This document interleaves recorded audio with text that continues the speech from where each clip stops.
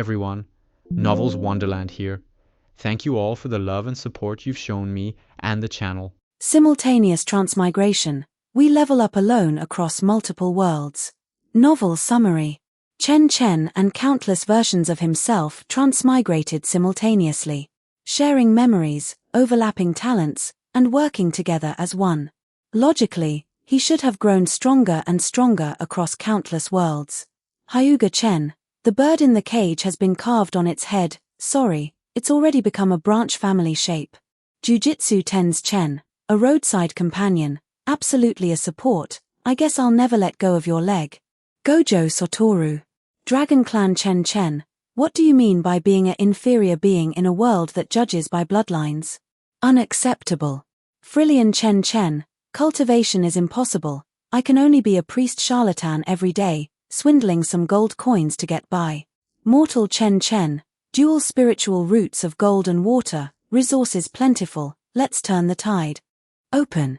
One-man Chen Chen, desireless and carefree, always smiling __ their souls simultaneously crossed distances, grasping each other's hands in the original space.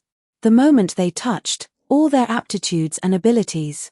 Chapter 1-78, The Tacit Understanding Between Self and Self. Wood, fire, water, earth, false spiritual root, rejected.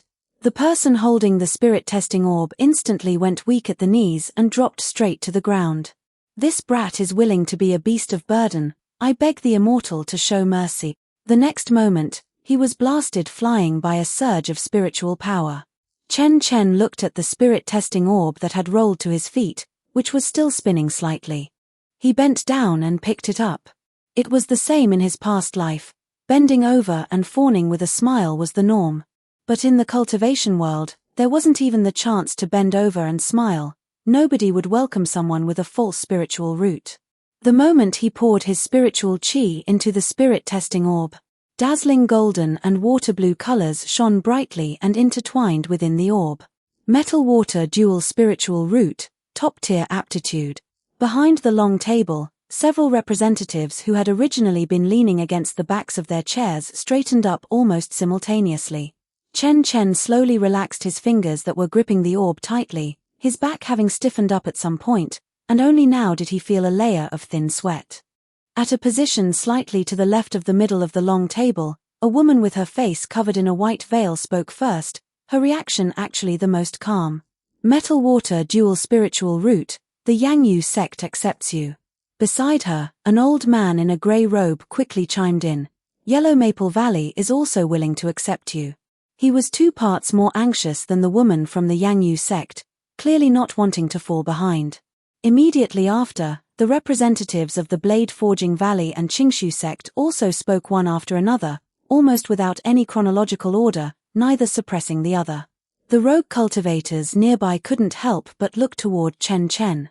To think it's a dual spiritual root. Even the Yang sect has spoken out. The whispering was filled with uncontrollable envy. Chen Chen didn't make a decision immediately, his gaze sweeping across the long table. He saw that Nangong Wan was still leisurely eating the chestnut cake beside her, as if she had already won him over. Chen Chen was crystal clear in his heart. This was the first true crossroads after transmigrating. If he remembered correctly, the Yang sect had the most solid foundation among the 7 sects of Yu State, and subsequent rounds of turbulence were also more stable than the others. Moreover, the person in front of him seemed to be none other than that Nangong Wan who later became deeply entangled with Han Li, considering everything comprehensively. This disciple is willing to enter the Yang sect. He bowed and gave a salute to Nangong Wan. Nangong Wan glanced at him, her veil concealed half her face, and those eyes were as pale as winter water, devoid of any superfluous emotions. She flipped her hand and took out a token. The token cut across the grand hall, hovered in front of Chen Chen, and steadily landed into his palm. Chen Chen put away the token and smoothly retreated to the side. When the recruitment ended, the Yang sect had accepted 4 or 5 people in this batch. Chen Chen was led to an open space at the side of the hall to wait, where newly recruited disciples were scattered here and there in 2s and 3s, nobody speaking loudly, sizing each other up out of the corners of their eyes. After a while, Nangong Wn walked out from inside the hall. She raised her hand in front of the open space, and a white silk handkerchief flew out from her sleeve. The palm-sized handkerchief unfolded against the wind, expanding to several jong wide within a few breaths, hovering 3 kai above the ground. The silver patterns embroidered on the corners of the silk handkerchief faintly shimmered with light, obviously not an ordinary magical instrument at first glance. "Get on." Chen Chen stepped on it. The tactile sensation underfoot was soft yet resilient, like stepping on semi-congealed water, with a slight bounce back. He sat cross-legged in the center of the silk handkerchief. The others boarded the handkerchief one after another, their movements all cautious, and nobody dared to make a sound. Once everyone was seated, Nangong Wn finally stepped onto the front end of the silk handkerchief, her back facing everyone. The silk handkerchief rose directly into the air. The ground rapidly shrank. The stone hall turned into a grey dot on the mountainside. The silk handkerchief passed through a layer of thin clouds, and the mountain terrain of U State below unfolded, the mountain ranges running like sand marks washed by water. Nangong Wn stood at the front of the handkerchief, her palace gown's sleeves fluttering slightly in the wind. She looked calm and composed, except that her expression wasn't very friendly. The few future fellow disciples beside her were so scared they didn't dare to speak. Chen Chen, however, felt that she probably just didn't want to run this errand, and besides, her chestnut cake was finished. Flying for a little under half an hour, a peak appeared ahead, towering a section higher than the surrounding ones. On the mountainside, flying eave pavilions loomed vaguely among the dense forest, the cluster of buildings becoming increasingly sparse further up the mountain terrain, and the highest few palace pavilions had already vanished into the clouds and mist. Chen Chen squinted and looked for a moment. The concentration of spiritual qi was obviously higher than outside the mountain gate, but only by a bit. The spiritual vein of the Yangyu sect wasn't as exaggerated as he had imagined. The silk handkerchief landed on the mountain gate platform. An elderly deacon was already waiting on the side, looking as though he had been waiting for quite some time. "Arrange for this batch." After saying this, Nangong Wn put away the silk handkerchief and directly turned into a streak of escaping light, leaving hurriedly. The elderly deacon gazed in the direction where the escaping light disappeared, then withdrew his gaze, long since used to it, glanced at the few people, and turned to walk inside. "Follow me." Along the way, Yangyu sect disciples occasionally passed by. Some looked them over a few times, while others didn't even raise their heads. Chen Chen was distributed a simple array formation used to mark his own cave dwelling and some introductory supplies. He just needed to circle off a small piece of land within the territory of the Yangyu sect as his cave dwelling. Riding the newly issued simple flying boat, Chen Chen finally chose a relatively secluded mountain peak as his cave dwelling, which also featured a small waterfall. Logically speaking, such a high-quality place shouldn't be the turn of latecomers. As soon as Chen Chen landed, his brows furrowed slightly. Compared to other places, the spiritual qi here was even thinner, and there were no other special features. Naturally, it wasn't favored by others. Chen Chen shook his head slightly. Lower was lower, spiritual qi matters could be resolved slowly, but this place was remote enough and nobody would disturb him, which was actually an advantage for him. He summoned his flying sword and made slight modifications based on the cave behind the waterfall, carving out his own cave dwelling. Sword marks crisscrossed the stone wall, and as he set up array flags, a thin layer of water ripples spread out, enveloping this mountain region before fading away. Inside the cave dwelling, there was only a stone bed, a meditation futon, and a few sets of disciple robes folded at the head of the bed. As for procuring other resources, it was already late, so he would wait until tomorrow to supplement them. Chen Chen came onto the stone bed to meditate, closing his eyes. He had walked through the circulation path of the sharp gold art countless times, and spiritual qi was slowly drawn into his dantian. Unknowing how much time had passed, the spiritual qi in his dantian suddenly became slightly chaotic, and immediately after, his mind sank.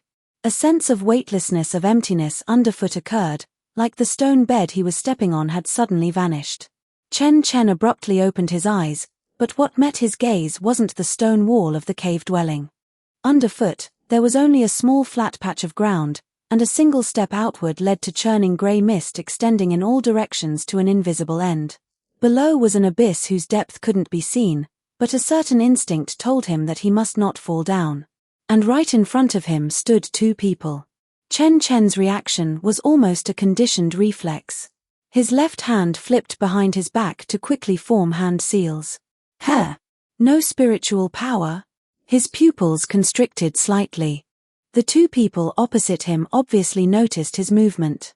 The person on the left wore a dark cyan Taoist robe, looking to be in his early 20s, with relaxed brows and eyes, his hair casually tied up, and a few strands of stray hair resting against his temples. Sitting cross-legged with one elbow resting on his knee, upon seeing Chen Chen's hand seals fall through, he turned his head to look at Hyuga Chen beside him. Hey, just like you, the first thing he did upon coming in was also to form hand seals. Hyuga Chen frowned slightly and didn't respond to his teasing. His eyes. The instant Chen Chen's gaze met them, his heart skipped a beat violently. That was a pair of pure white eyes, and right in the center of his forehead was a caged bird seal. Just as Chen Chen was about to continue speaking, a violent wave of dizziness struck him. #2 Chapter 2, Self-Reliance or Living Off a Woman? Chapter 2, Self-Reliance or Living Off a Woman?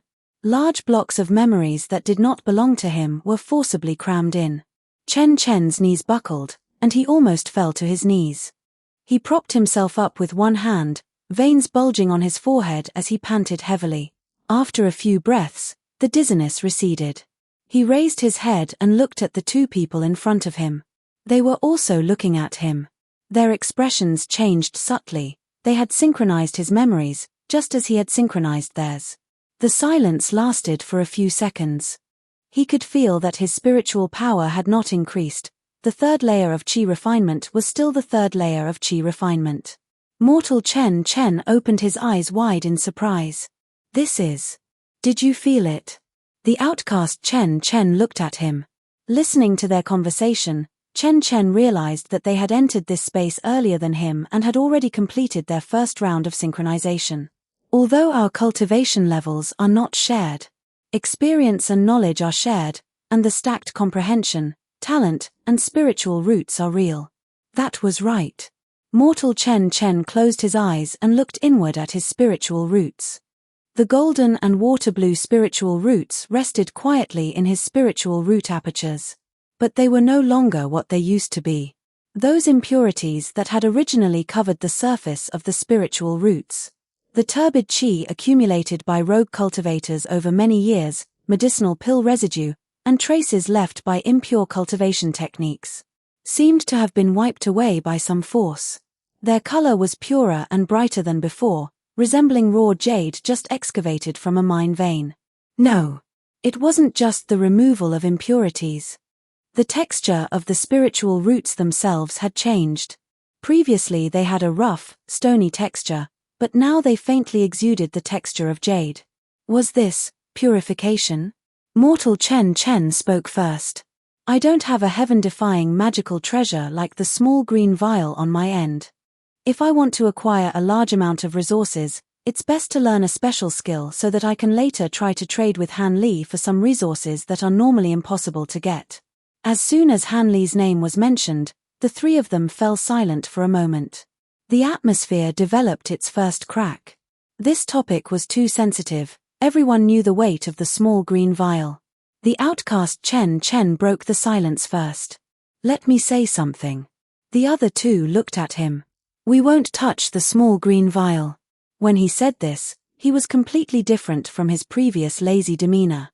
Things like reincarnation and karma are unpredictable right now, and the risks far outweigh the rewards. Any objections? Hyuga Chen was silent for a brief moment. Agreed.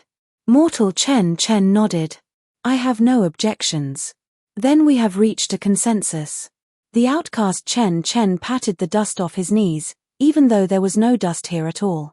All right, then let me add one more thing. In the future, we will most likely recruit newcomers. Before we figure out the rules, the first step is to list what each of us lacks. Whoever has resources or information that the other can use should prioritize solving it among ourselves. The outcast Chen Chen stood up and patted his clothes. I don't know when we'll meet next time, let's end it here for now. As soon as his voice fell, Chen Chen felt the ground beneath his feet empty out once again. The moment before falling into the abyss of grey fog, he saw the other two people also disappearing. Finally, he stopped abruptly, opening his eyes. It was the familiar stone wall. The sky was already growing slightly bright, and not much time had passed. Chen Chen shook his head, tied it up, and prepared to go take a look at the market. Early in the morning, Chen Chen went to the market at the foot of the mountain. Talismans, medicinal pills, low-grade magical instruments, and weapon-refining materials, nothing was missing. Seeing that he was wearing the grey robes of a new disciple, the stall vendors sized him up and practically didn't greet him. After walking around a circle, he squatted down in front of the stall of an elderly white-haired disciple. Laid out on the stall were several stacks of blank talisman paper, a small box of talisman ink, and some semi-finished talismans and books. They were all cheap goods used for practicing. In the memories synchronized from the outcast side, knowledge of talismans and rituals occupied a significant portion. Chen Chen skillfully flipped open a stack of talisman paper to check the quality of each sheet. 1 spirit stone for a stack of talisman paper, half a spirit stone for a box of talisman ink. Chen Chen fished out 2 low-grade spirit stones from his cuff and placed them on the stall cloth. A stack of talisman paper, a box of talisman ink. For the remaining half of a spirit stone, senior brother, how about throwing in a book on talismans? The elderly disciple raised his eyelids and glanced at him. Crouching in front of a talisman stall on the first day of arrival meant either he truly had a foundation or he was just wasting money blindly. All right. Without saying much and too lazy to care, he gathered the items together and pushed them over. Chen Chen put the blank talisman paper and talisman ink into his storage pouch. For the remaining time, Chen Chen resolved to raise his cultivation level in a short period first. Maybe he could use it later. Thus, he purchased some medicinal pills for consolidating his foundation and nourishing his constitution, as well as a talisman brush. Returning to his cave dwelling, the talisman paper was spread out on the stone bed. He dipped his brush in ink and hovered his wrist. The first one he drew was a basic fire talisman, following the brush-lifting experience from the outcast Chen Chen's memories. Spiritual power pushed forward at a steady speed along the back end of the ink marks. When the ink marks reached the middle section of the talisman paper, they suddenly deviated by a hair's breadth. Was it ruined on the very first try? Chen Chen frowned slightly and set the ruined piece aside. He continued to put brush to paper. As time gradually passed, the number of ruined talismans grew larger. In the end, there were only a dozen or so successful talismans. Chen Chen put down his brush and rubbed the space between his eyebrows. I should master the talisman paper on hand first, otherwise, the cost of rashly experimenting is not something I can bear right now. On the other side at this moment, Yangyu sect, inner sect, Nangong Wan's cave dwelling.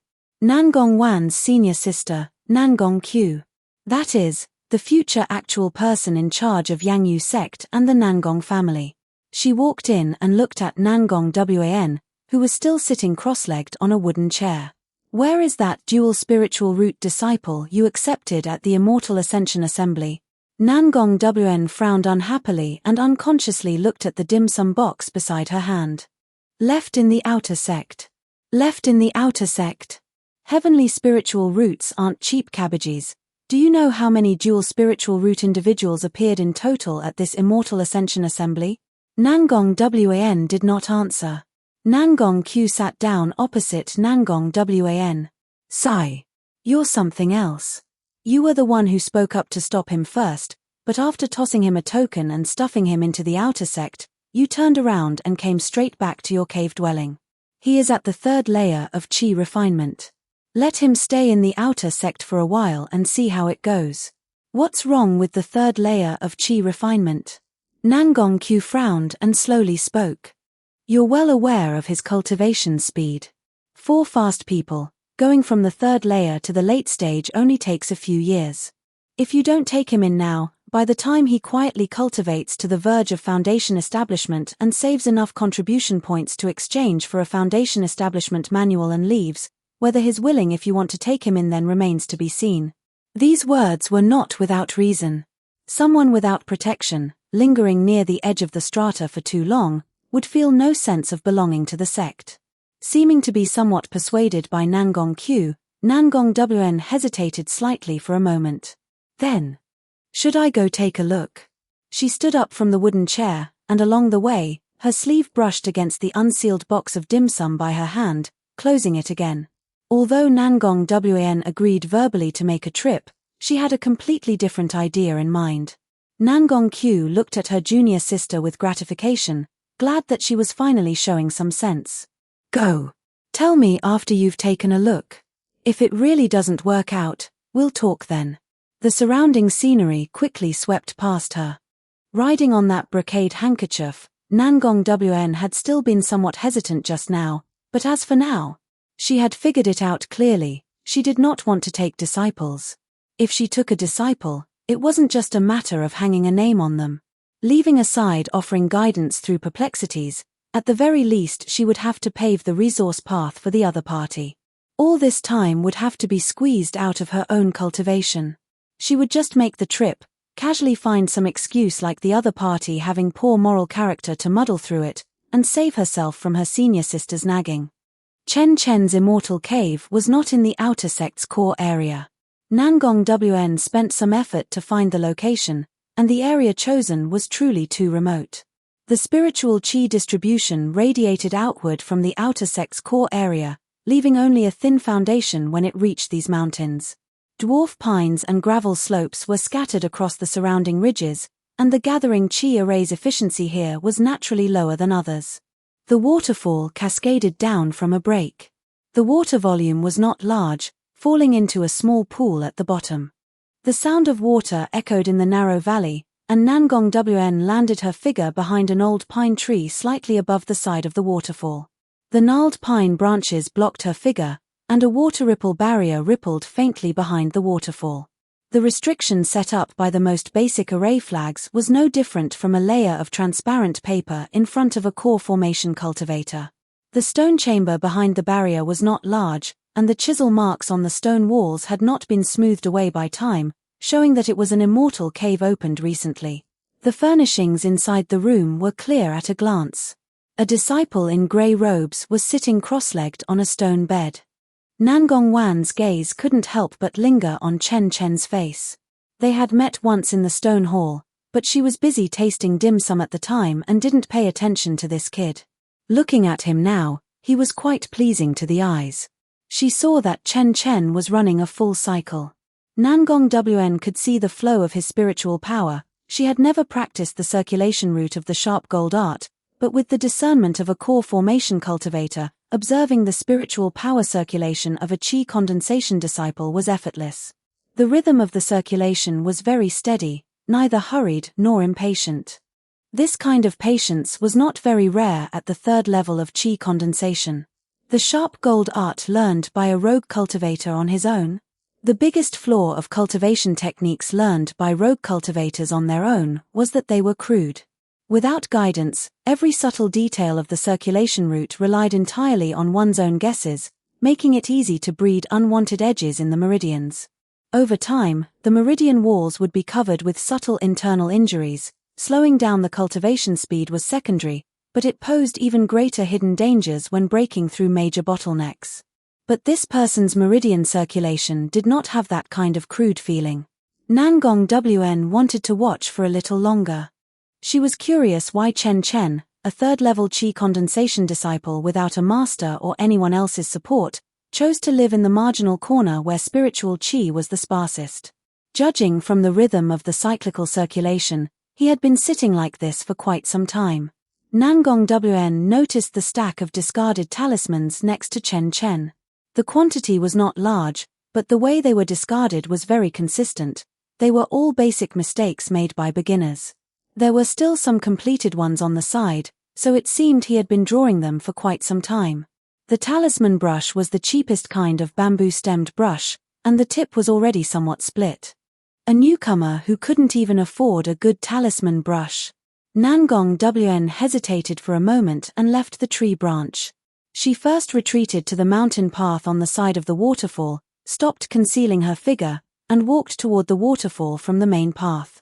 She raised her hand and made a virtual slash, and the water curtain parted in front of her. The water of the waterfall bypassed both sides of the break, revealing a footpath just wide enough for a person to pass through. Chen Chen noticed the abnormality, slowly withdrew his cultivation, and saw a familiar figure standing on the bank through the break. All possibilities of why would a core formation elder be standing at the entrance of his immortal cave flashed through his mind. Regardless, he first got off the stone bed, stopped a few steps away from her, and bowed. This disciple pays respects to the elder. You are learning to make talismans. I'm just exploring it myself by following some books. It doesn't count for much. For someone who started from scratch and self-taught to pull the talisman success rate to this level in such a short time, there were only two possibilities. Either someone was secretly guiding him, or he himself had a certain foundation or talent in talismans. The identity of a rogue cultivator ruled out the first possibility. That left only the second. The word lazy could not be associated with this person. Nangong Wan made her decision. Quite diligent. From now on, you are my named disciple. You can come to me with questions about cultivation. Before foundation establishment, I won't give you too much special care. How far you can go still depends on yourself. After speaking, she took out a transmission jade slip and a storage pouch from her storage bracelet, and flicked her fingertips gently. The jade slip and storage pouch flew to Chen Chen's side and landed steadily in his palm. Use this to contact me if anything happens. Also, this place is too poor. After a while, I will carve out an area for you. Chen Chen took them and immediately put them into his sleeve without a trace of hesitation. Thank you, L. Master. Nangong Wan didn't say anything more, turned into a streak of light, and left, even more hurriedly than the previous time. The water curtain closed, and the sound of the waterfall filled the immortal cave once again. Chen Chen lowered his head and glanced at the storage pouch in his hand. Once opened, all the items flew out. First was the token. The material was changed from bamboo and wood to jade. The front had the cloud patterns of the Yangyu sect, and the back was engraved with Nangong Wan's name and title. It was a personal token. 2 bottles of pills. Peiyuan pills, 10 pills per bottle. This kind of pill was a hard currency at the market stalls during the qi condensation period. When he was a rogue cultivator before, he had to scrimp and save for 2 months each time before he could bear to buy a bottle. Dozens of low-grade spiritual stones and 3 middle-grade spiritual stones. Among qi condensation disciples, these things were basically unseen, and older disciples running stalls couldn't even give change for them. A set of dark cyan disciple robes. Chen Chen hesitated for a moment, but still changed into this set. After all, accepting resources given by others meant he had to follow some rules. He put all the things away, leaving out Nangong Wan's token alone. This sharp gold art really couldn't be cultivated for another single moment. 3 years later. The immortal cave had changed location. The new immortal cave was on a hillside at the edge of the core area, with 3 stone chambers facing south. The gathering chi array of the new immortal cave was redeployed by himself. Chen Chen slowly ran a full cycle on the prayer mat rich in spiritual chi. Heavenly Heart Kanwan art. This cultivation technique was copied out by Chen Chen using his token to enter the inner sect scripture pavilion after Nangong Wan took him as a disciple. The Heavenly Heart star belonged to metal, and the Kanwan palace belonged to water. Stars falling into the Khan palace meant metal and water generating each other, which precisely corresponded to his metal-water dual spiritual roots. Unfortunately, it was only an incomplete fragment, and could only be cultivated up to the early stage of core formation. Early stage of core formation. It will be enough for a long time. Over the past 3 years, this circulation had been run countless times. From the 3rd level of qi condensation to perfection, the cultivation efficiency after the purification of the dual spiritual roots, coupled with sufficient spiritual stones and pills, made this speed already very fast. Logically speaking, it could have been even faster. Thinking of imitating the 3-turn heavy origin technique, Chen Chen had burned away countless pills and spiritual stones, constantly consolidating his magic power, but the effect was not strong. So he gave up. During these 3 years, his auxiliary skills were also advancing along with his cultivation. Talisman making was the most proficient. The talisman intuition translated over from the outcast Chen Chen had always been playing a role. Alchemy and weapon refining had just crossed the threshold. Although he had entered the doorway in terms of array formations, the Yangyu sect kept a tight grip on knowledge in this area. It seemed he could only place his hopes on that Shinruian. Externally, I only need to display my talisman-making craftsmanship. There's no need to let others know about the rest. The cultivation technique had been changed, and the cultivation level had reached it, but the matter of the foundation establishment pill had always had no resolution. Now that he was at the perfection of qi condensation, the matter of the foundation establishment pill can wait no longer. #4 Chapter 4. Chen Chen thought about it carefully for a moment. Over the past 3 years, he had only actively contacted Nangong Wan a handful of times. Directly sending a message saying this disciple needs a foundation establishment pill. That was too shameless. Chen Chen recalled the previous Immortal Ascension Assembly. Behind the long table in the stone hall, Nangong Wan had been eating the chestnut cake by her hand from beginning to end. She didn't care at all about the open and covert struggles among the representatives of the 7 sects around her. Why not bring a portion of chestnut cake as an excuse? Whether Nangong Wan accepted it or didn't touch it, the pastry itself wasn't important. The chestnut cake was square in shape, light yellow on the surface, and sprinkled with a thin layer of powdered sugar. Chen Chen specially went to the mortal market at the foot of the mountain to get a portion. It was wrapped in oil paper and tied with a thin hemp rope. He took out his token in front of the restriction barrier. "Come in." The immortal cave was brighter than outside. The night-luminescent pearls on the stone walls lost their color in the daylight, leaving only a blurry circle of soft halo. Nangong Wan sat behind the stone table, with scrolls spread out in front of her and several jade slips floating in mid-air. Chen Chen finished paying his respects. He first placed the oil paper package on a corner of the stone table. Nangong Wan's gaze naturally moved to the oil paper package. She raised her eyes to look at Chen Chen, and slightly frowned. "What is this?" "Chestnut cake. 3 years ago at the Immortal Ascension Assembly, I saw Master eating it, so I figured Master liked it. You came just to deliver this?" It seemed he was right. Nangong Wan indeed fell for this trick, which was equivalent to giving her a way out. "Of course I couldn't hide it from Master." Nangong Wan put away the oil paper package and nodded slightly, feeling for the first time that her taciturn disciple had made some progress. "Speak." "This disciple has been at the Qi Condensation Great Circle for some time now. Please bestow me a foundation establishment pill, Master." Only after hearing this did Nangong Wan react, taking a serious look at Chen Chen's cultivation. His spiritual energy was abundant and his magic power was profound. It seemed he had been holding back for a long time. "How long?" "About half a month." "You should have come to find me half a month ago. Why wait until today?" Chen Chen directly told the truth. "I originally wanted to wait until I accumulated more contribution points before speaking up, but yesterday during breath adjustment, my spiritual energy was already overflowing from my meridians, so I couldn't wait any longer." Hearing this, Nangong Wan immediately frowned with dissatisfaction, crossing her arms. "In your eyes, is this seat so unreliable?"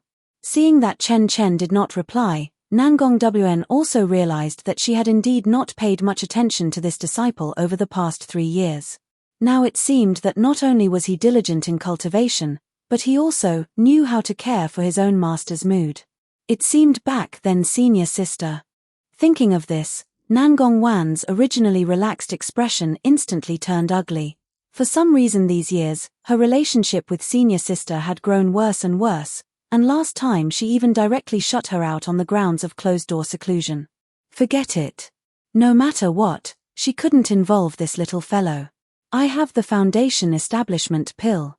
You can redeem it at full price with contribution points, or have Master guarantee it on credit and pay it back later. Which one do you want?" "This disciple's contributions are enough. This trip is also to ask for Master's opinion. Watching Nangong Wn stage a wave of changing 3 expressions in 3 seconds in front of him, Chen Chen was unsure for a moment, thinking it better to just take the items and leave. Women. Hair. Nangong Wn took out a cyan jade bottle from her storage bracelet and placed it on the stone table. All right. Chen Chen took the medicine bottle and put it into his sleeve. After finishing the serious business, the immortal cave fell silent for a few breaths.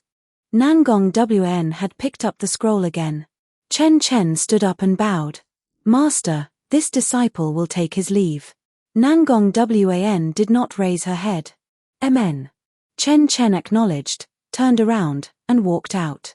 Returning to his immortal cave, all the seals on the stone door were activated, and the spirit gathering array was adjusted to its maximum. The medicine bottle was opened, there was only one foundation establishment pill inside, and a faint purple halo overflowed from the mouth of the bottle. When he got close, a pungent sensation rushed into his nasal cavity, and the root of his tongue tightened. He sat cross-legged on the stone bed. The circulation route of the heavenly heart ridge art had already been run through countless times in his consciousness, and the dual-attribute spiritual energy of gold and water alternated through his meridians. He raised his hand, tilted his head back, and the elixir entered his throat. The medicinal power of the dissolved foundation establishment pill wrapped around all the spiritual energy in his meridians, squeezing from the dantian toward his limbs and bones. The pressure borne by the meridians suddenly increased, from the dantian to the chest, and from the chest to the fingertips, a continuous dull pain radiated outward along the route of the meridians. Gold generates water, water moistens gold, and the medicinal power drove the 2 attributes to advance alternately. The spiritual energy in the meridians began to undergo qualitative changes under compression, and the gaseous state gradually became thick. Every time the circulation completed one full cycle, the volume of spiritual energy became a fraction smaller and the density became a fraction greater. Until finally, there was an extra mass of condensed spiritual liquid in the dantian that was countless times heavier than before. That sinking sensation spread from the dantian to the limbs, and spiritual energy surged within the meridians. Chen Chen opened his eyes. The spirit gathering array was still operating, and the concentration of spiritual energy in the immortal cave had dropped somewhat compared to before. Outside the skylight was a dazzling blinding noon white. The scimitar was unsheathed. The golden gang slash attached to the blade, slicing diagonally upwards from the soft scales of the ironclaw hedgehog's lower jaw. The blade did not enter deep, just enough to sever the spine. Poochie. Chen Chen shook off the blood on the blade, squatted down to sever the head with a single slash from the lower jaw joint, dismembered the corpse, and put it into the storage bag. The first battle after foundation establishment. During the chi condensation stage, encountering this thing would require walking around it. Now, from ambush to slaughter took only a moment's work.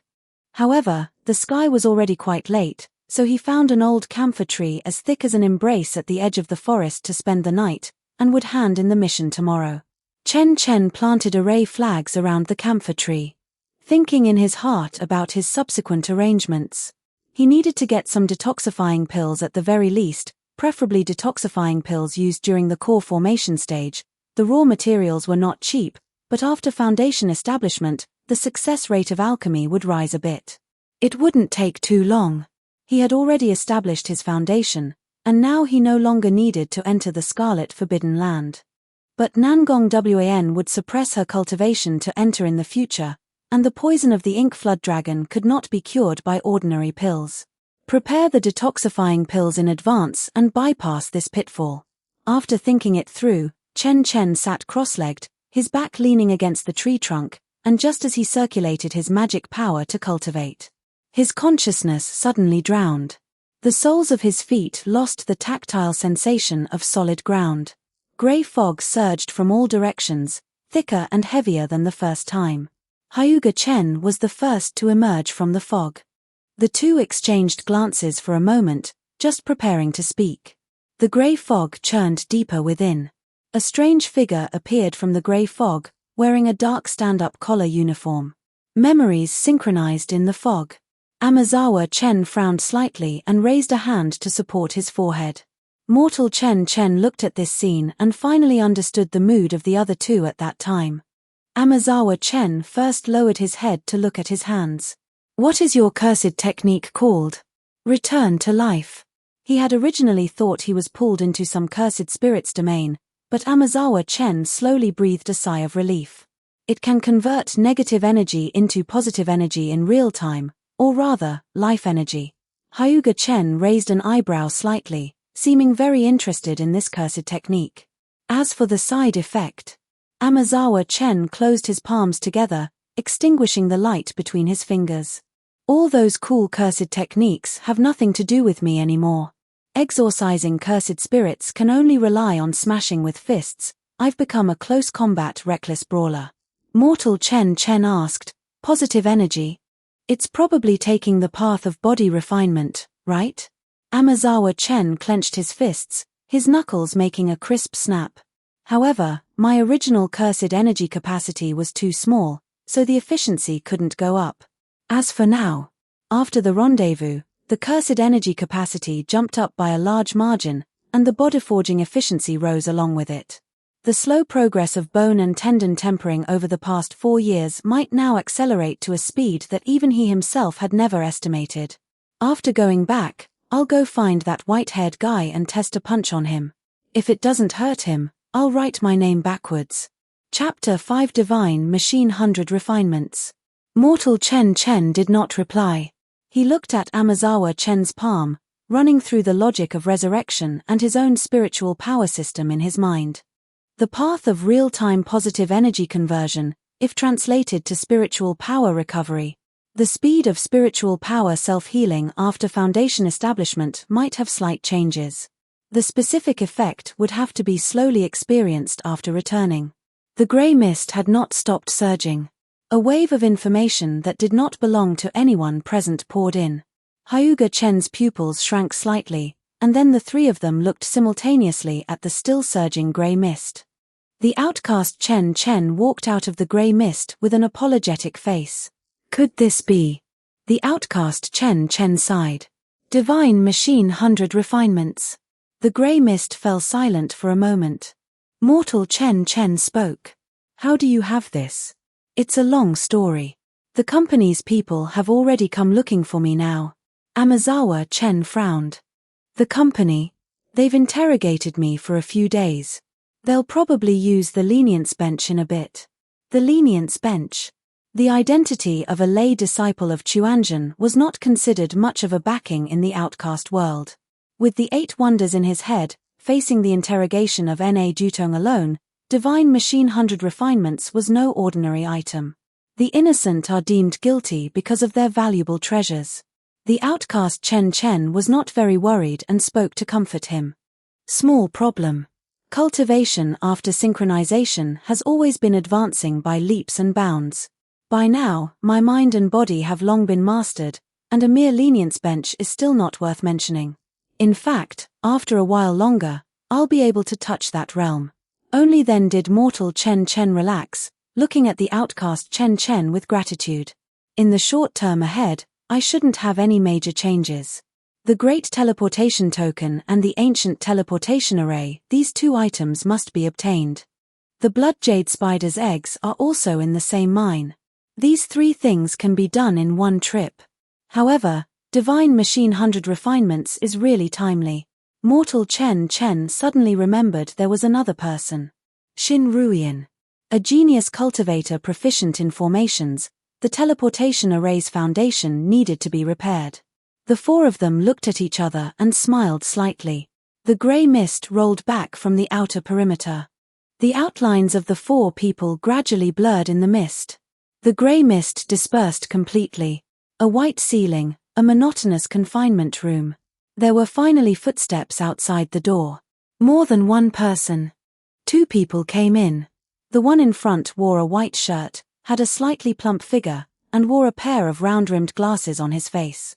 The one behind had half an unlit cigarette hanging from his mouth, a company work badge hanging around his neck.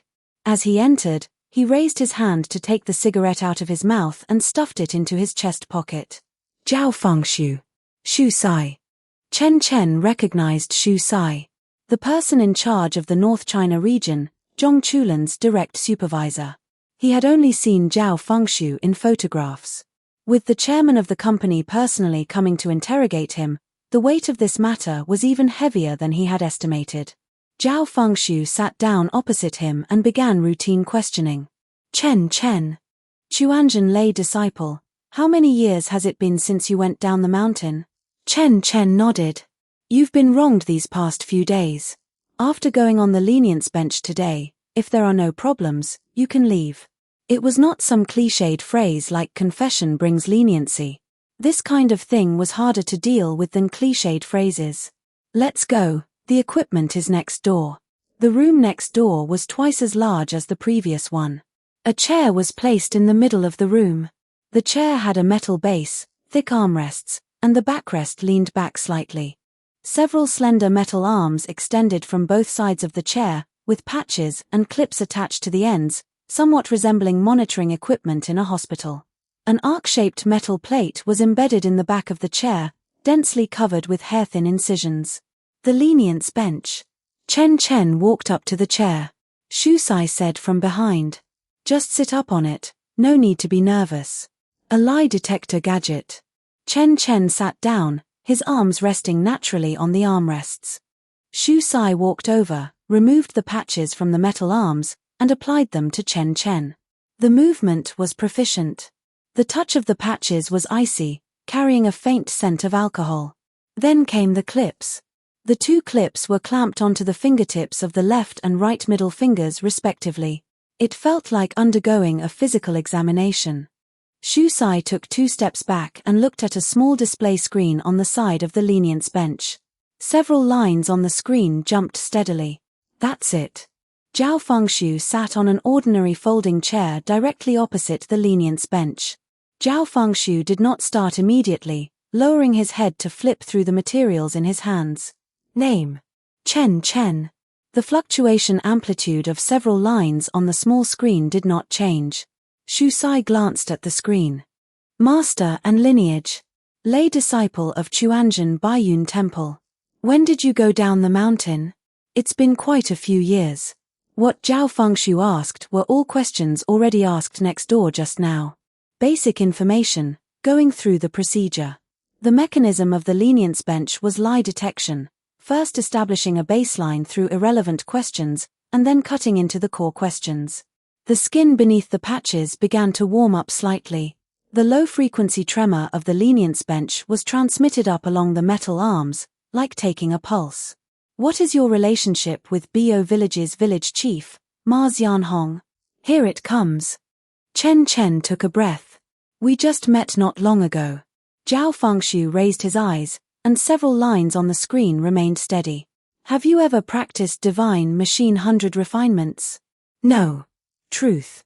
He had been locked up right after coming out of the origin space. How could he have time to practice? Zhao Fengshu turned a page of paper. You know that divine machine 100 refinements is one of the 8 wonders. I know. Do you know how the outcast world will treat someone who holds the 8 wonders?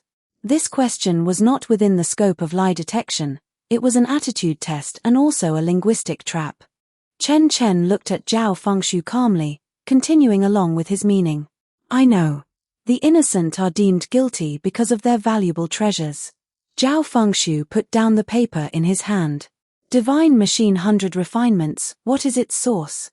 But these words could not be spoken out loud, they needed to be processed on top of the truth. Ma Xianhong gave it to me. The patches of the lenience bench were pressed against his skin, and every subtle fluctuation of qi in his meridians was transmitted by the metal arms to the arc-shaped plate behind him. The lines on the screen showed no change whatsoever. Zhao Fengshu continued to ask, his eyes behind his lenses narrowing slightly. Did you participate in any matters of Bo Village? No. Zhao Fengshu stood up, walked to the side of the lenience bench, and took a look at the small screen himself. The jump amplitude of several lines was always maintained within a small range.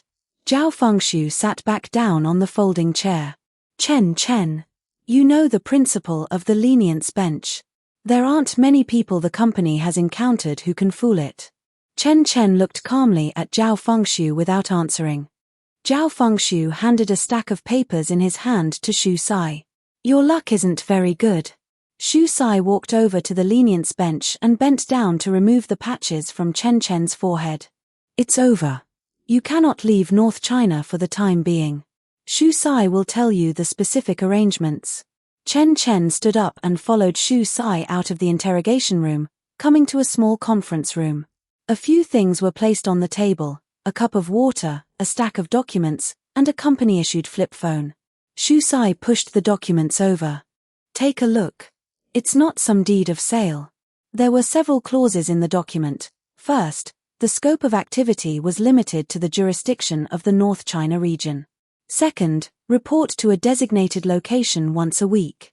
Third, do not impart divine machine 100 refinements without authorization. Fourth, the company reserves the right to summon at any time. Fifth, if encountering contact from external forces, one must report in a timely manner.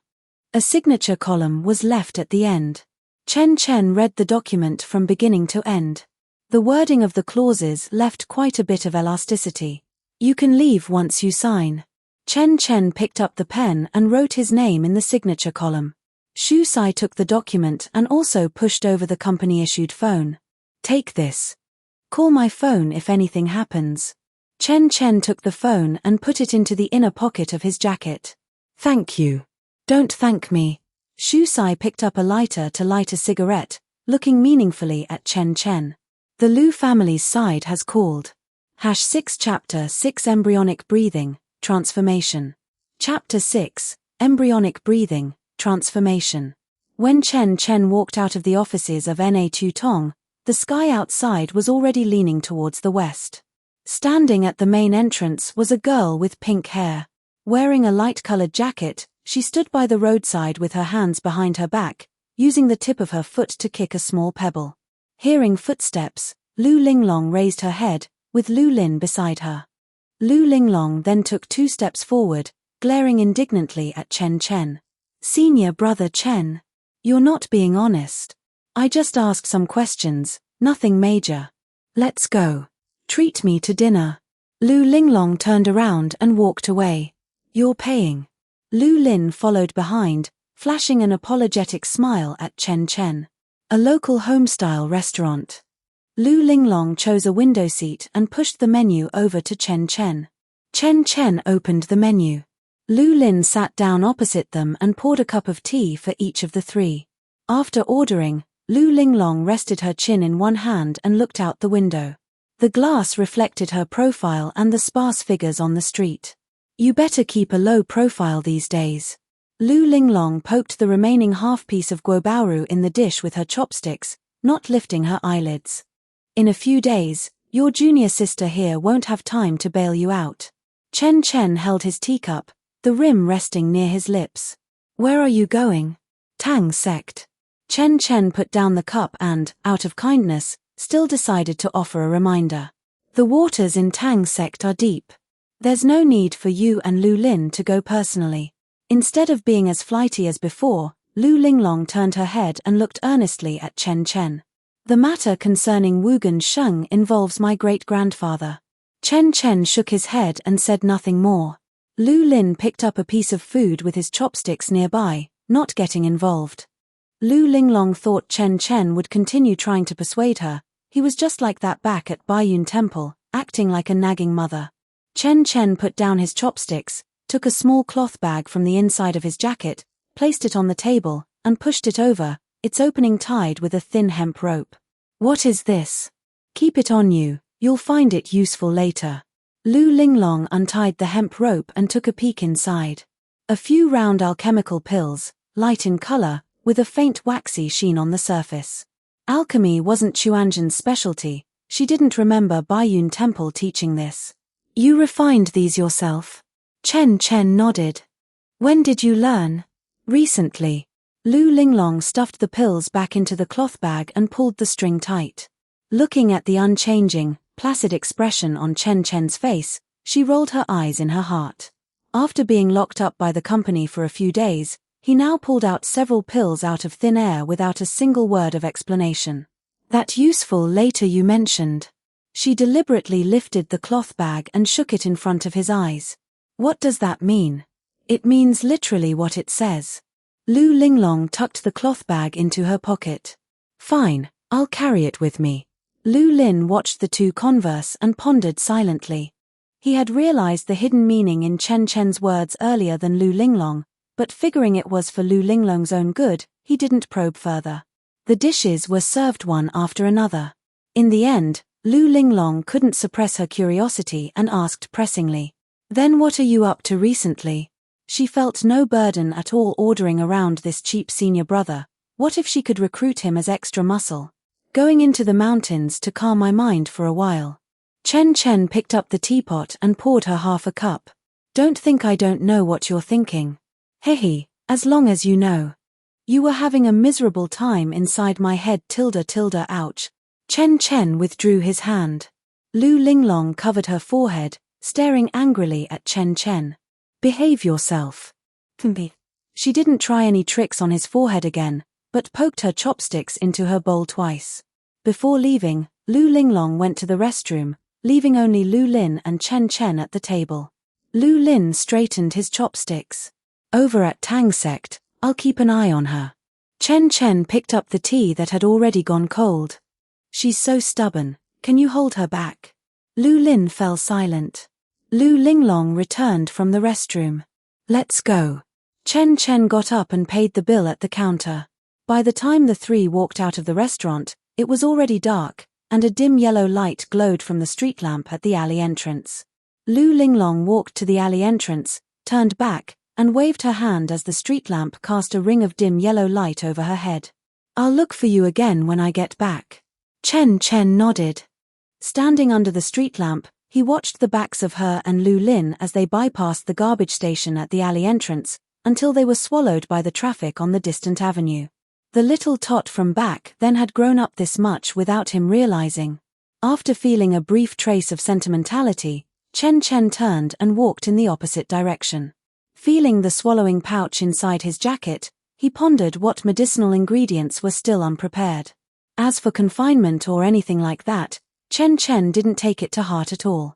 On the north slope of Mount Everest, above the advanced base camp, the air is thin after passing 6,500 meters above sea level. Every single step is a challenge to the upper limits of the human body. A commercial mountaineering team was crawling up the snow slope, the formation stretched very long, with several Sherpa guides in the front, clients in the middle, and two backup guides bringing up the rear. Everyone's face was wrapped in windproof masks, and the white mist they exhaled puffed in clusters against the edges of their goggles, freezing into fine ice crystals. The wind wasn't very strong, but as it brushed across their faces along the snow surface, it still caused bursts of dry, stinging pain. A young guide at the tail end of the team suddenly stopped and pushed his goggles up. Keep moving. A nearby teammate tapped his boot with an ice axe, his tone impatient. There's someone over there. Are you out of your mind? The teammate looked obliquely upward along the young guide's line of sight, his hand slowly groping for the binoculars on his chest. The snow slope extended towards the upper right. After passing a few exposed black rock walls, the slope became steep, and further up was the boundary line between the glacier and accumulated snow. On that boundary line, a dark little dot was moving. The teammate pulled the binoculars out from his chest and adjusted the focus. Inside the binoculars was a person.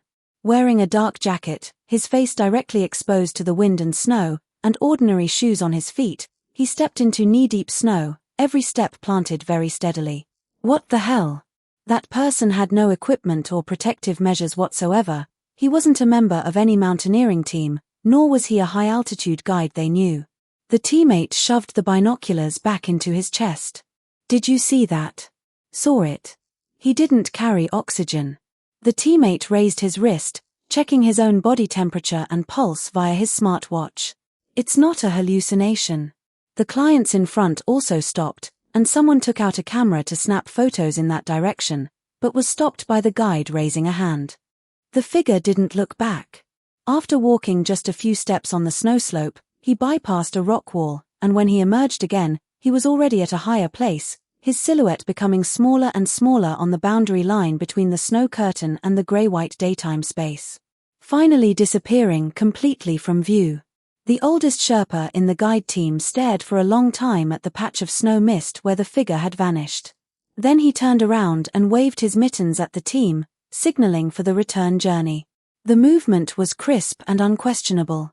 The expression on his face was hidden by the windproof mask, only his pair of eyes remained narrowed, not leaving that direction. The team began to move forward again, leaving a string of uneven footprints on the snow. Chen Chen naturally noticed this team of ordinary people. He paid them no mind. Continuing to climb upward, the falling snow was blown away by an invisible wind, unable to touch a single bit of Chen Chen. The altitude had already passed 7,000 meters. Chuanzhen's embryonic breathing technique naturally activated in such an environment, but it was far from reaching the exaggerated degree of Chen Chen's, where his skin pores replaced part of the gas exchange of his mouth and nose. The extreme cold was a natural tempering for the meridians. Ahead was a not too wide ice crevasse, and a few hundred steps further up was an ice slope, on the left side of which was a naturally formed depression. An ice cave. This was the destination. Chapter 7, Above 1,000 miles. The ice cave was deeper than he had anticipated. The entrance was narrow, requiring him to turn sideways to squeeze through, but after taking a dozen steps inward, it suddenly opened up. The cave chamber was small, just large enough to accommodate an alchemy furnace and space for a person to sit cross-legged. Several icicles of varying lengths hung from the ceiling. The cave walls were formed by millennia-old glacier, exuding a faint blue hue. Light refracted in from the entrance, making the entire wall glow faintly.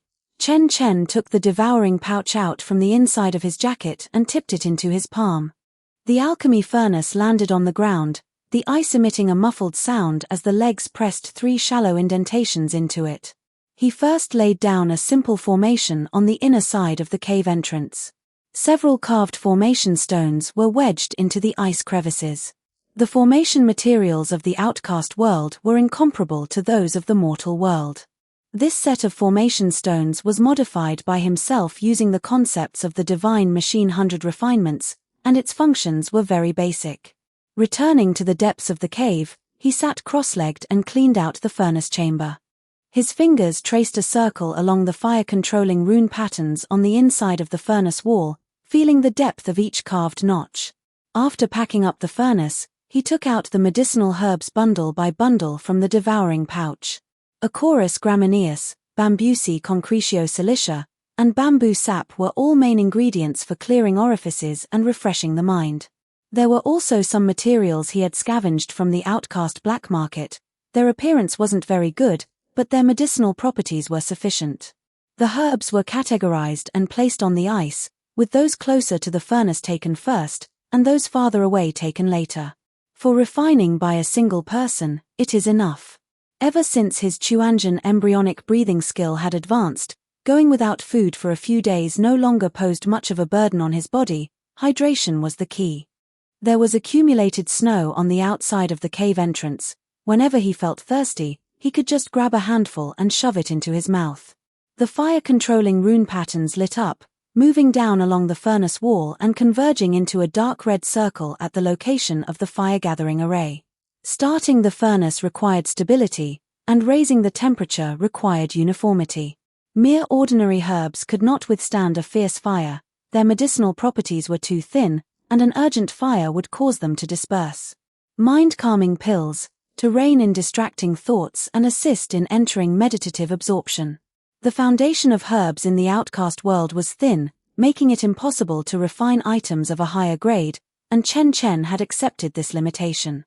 After several rounds, he had stayed in the ice cave for more than 10 days.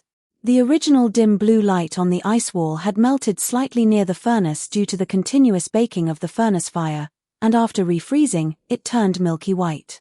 Finally came the most crucial furnace before his closed-door seclusion.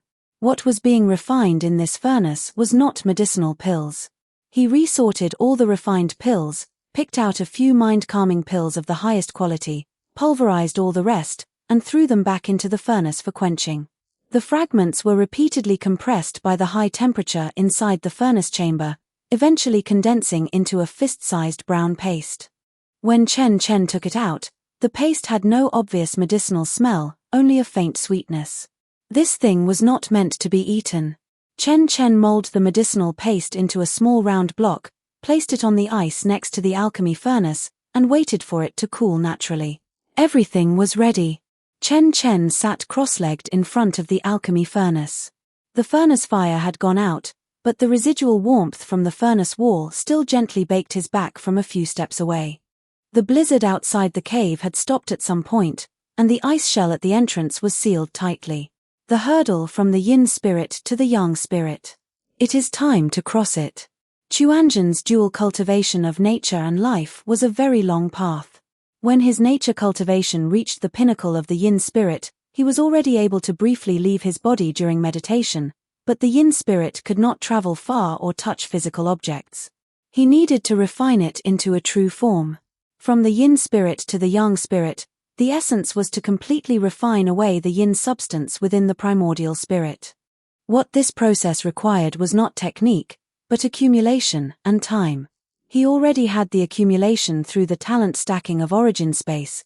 Time could not be saved, but it could be compressed using the environment. Extreme cold was the most suitable furnace. The external environment acted as a pressure, forcing the body to contract, the meridians to tighten, and the breath of qi to sink inward.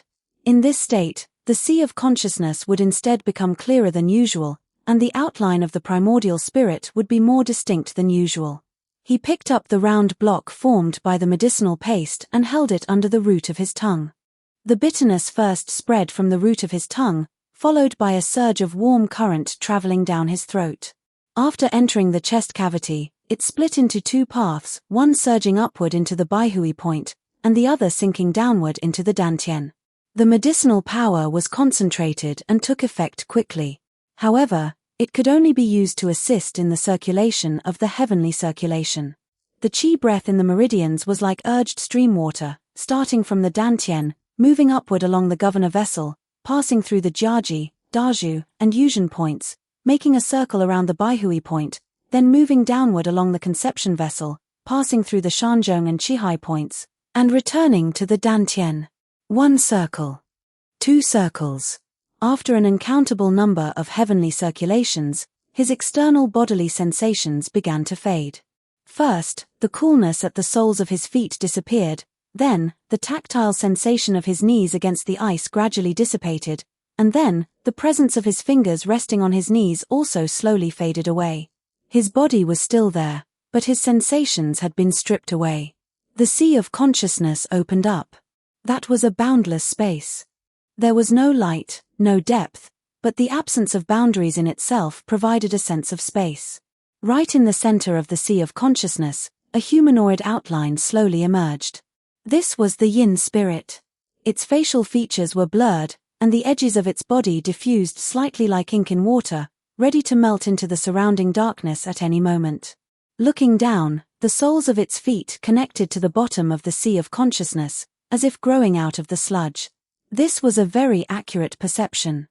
The key problem of the yin spirit was being heavy. It had no real weight, but in the practitioner's subjective perception, it felt as heavy as if it were tied with lead blocks. This feeling came from the residual yin substance within the primordial spirit. The heavier the yin substance, the more pronounced the sinking feeling. Chen Chen stood still in place from the perspective of the yin spirit. The medicinal power was still circulating within his body, and that warm current could be faintly felt across the boundary of the sea of consciousness, like the sound of drums coming from afar. Chuanzhen's dual cultivation of nature and life had a fork here. After life cultivation reached a certain level, the strength of the body's meridians was sufficient to support the yang spirit leaving the body, but nature cultivation was not in place, and the yin substance had not been completely refined away, so the yang spirit could not come out. Conversely, if nature cultivation arrived but life cultivation was insufficient, the meridians could not withstand the impact when the yang spirit left the body, and the person would be directly torn apart. His nature cultivation had already established its foundation back at Baiyun Temple. Together with Lu Linglong, he flipped through ancient texts in the scripture pavilion. That girl got sleepy after glancing at it for 2 seconds, while he copied Chuanzhen's alchemy scriptures from beginning to end. Over the dozen or so years of dual cultivation of nature and life that followed, every step had been taken very steadily. The multiple synchronizations of origin space pushed his talent up by a large margin. Now the yin spirit was already standing in front of the threshold of the yang spirit. All that remained was to refine away the yin substance completely. Within the sea of consciousness, the body of the yin spirit began to tremble slightly. As the medicinal power permeated to the edge of the sea of consciousness, the darkness around the yin spirit began to fluctuate slightly, the yin substance was disturbed, and the layer of gloom attached to the primordial spirit's meridians began to loosen. What Chen Chen had been waiting for was this exact moment. The yin spirit raised its hand and flipped its palm in front of itself. The yin substance began to ooze outward from the meridians of the palm. It was neither liquid nor gas, it was more like a transparent medium of different density being squeezed out from the interior of the primordial spirit. For every fraction that oozed out, the outline of the palm became a fraction clearer. The previously blurred palm print slowly emerged, the contour of the fingertips went from blunt to distinct, and the edge lines of the nails became clear. The muscle lines of the forearm emerged after the yin substance receded, with the origin and insertion points of every single muscle fiber clearly distinguishable. Elbow joint, upper arm, shoulder. The yin substance was like a layer of wax being slowly scraped off. With every layer that receded, the surface of the primordial spirit became brighter. An inner sense of clarity spontaneously emanated through the body. Just like eyes that had been covered for a long time being suddenly uncovered, every single thing seen was sharp to the point of being dazzling. #8 Chapter 8 8,000 miles away. Chapter 8 Miles away. The true physical body was still sitting cross-legged in the ice cave, its chest slightly warm, and its heartbeat nearly half slower than usual. The heartbeat is already slow in the embryonic breathing state, and now it is even slower. Thump, thump, thump. The position of the dantian was exposed after the yin substance receded. The yin substance of the legs receded downward from the roots of the thighs, passing through the knees, calves, ankles, and finally to the soles of the feet. Every joint became light after the yin substance receded. When the last bit of yin substance on the soles of the feet dissipated, the feeling of being unable to pull out from the mud under the yin god's feet vanished. Now, the feet were suspended in the air, resting naturally in the darkness of the sea of consciousness. Starting first from the eye sockets. The sea of consciousness was originally a lightless space, but at this moment he could see the other parts of his body, every single contour clear. When the last piece of yin substance left the Baihui acupoint at the top of the crown, the entire body of the yin god drifted upward. It became light. It was a completely different feeling. Originally, the body in the yin god state sank to the bottom of the sea of consciousness, and every movement required using willpower to drag it, like walking underwater while dragging a lead ball. The primordial spirit floated in the exact center of the sea of consciousness without needing any effort. Wherever the willpower pointed, the body drifted there. The young god. Inside the ice cave, Chen Chen's physical body sat cross-legged in front of the alchemy furnace. The breathing had completely stopped. Under the embryonic breathing state, the skin pores were conducting trace amounts of gas exchange, and the chest cavity was still. The heartbeat was so slow it was almost unmeasurable, and the body temperature was much lower than normal, but a small patch of skin right in the middle of the forehead at the yin-tang acupoint was slightly reddish. The residual heat of the alchemy furnace had completely dissipated. The light filtering through the ice shell at the cave entrance changed from daylight to a dim grayish-blue, and outside was roughly evening.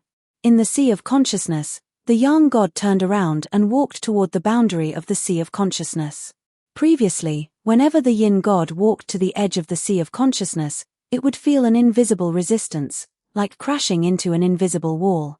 Now that resistance had vanished. The boundary of the sea of consciousness was still there, but it was no longer an enclosing wall, feeling more like a layer of gauze that could be pushed open. The young god reached out its hand. Its fingers passed through the boundary of the sea of consciousness and entered a brand new perceptual region. Overhead. The young god walked upward. Passing through yin-tang, passing through the forehead, and further up.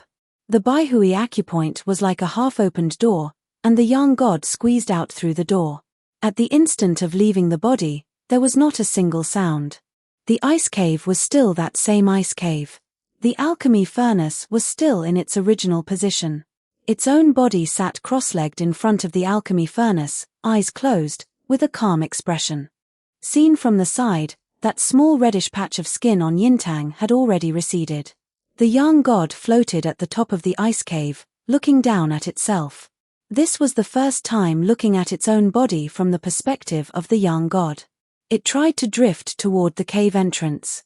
Passing through the ice shell, there was no resistance.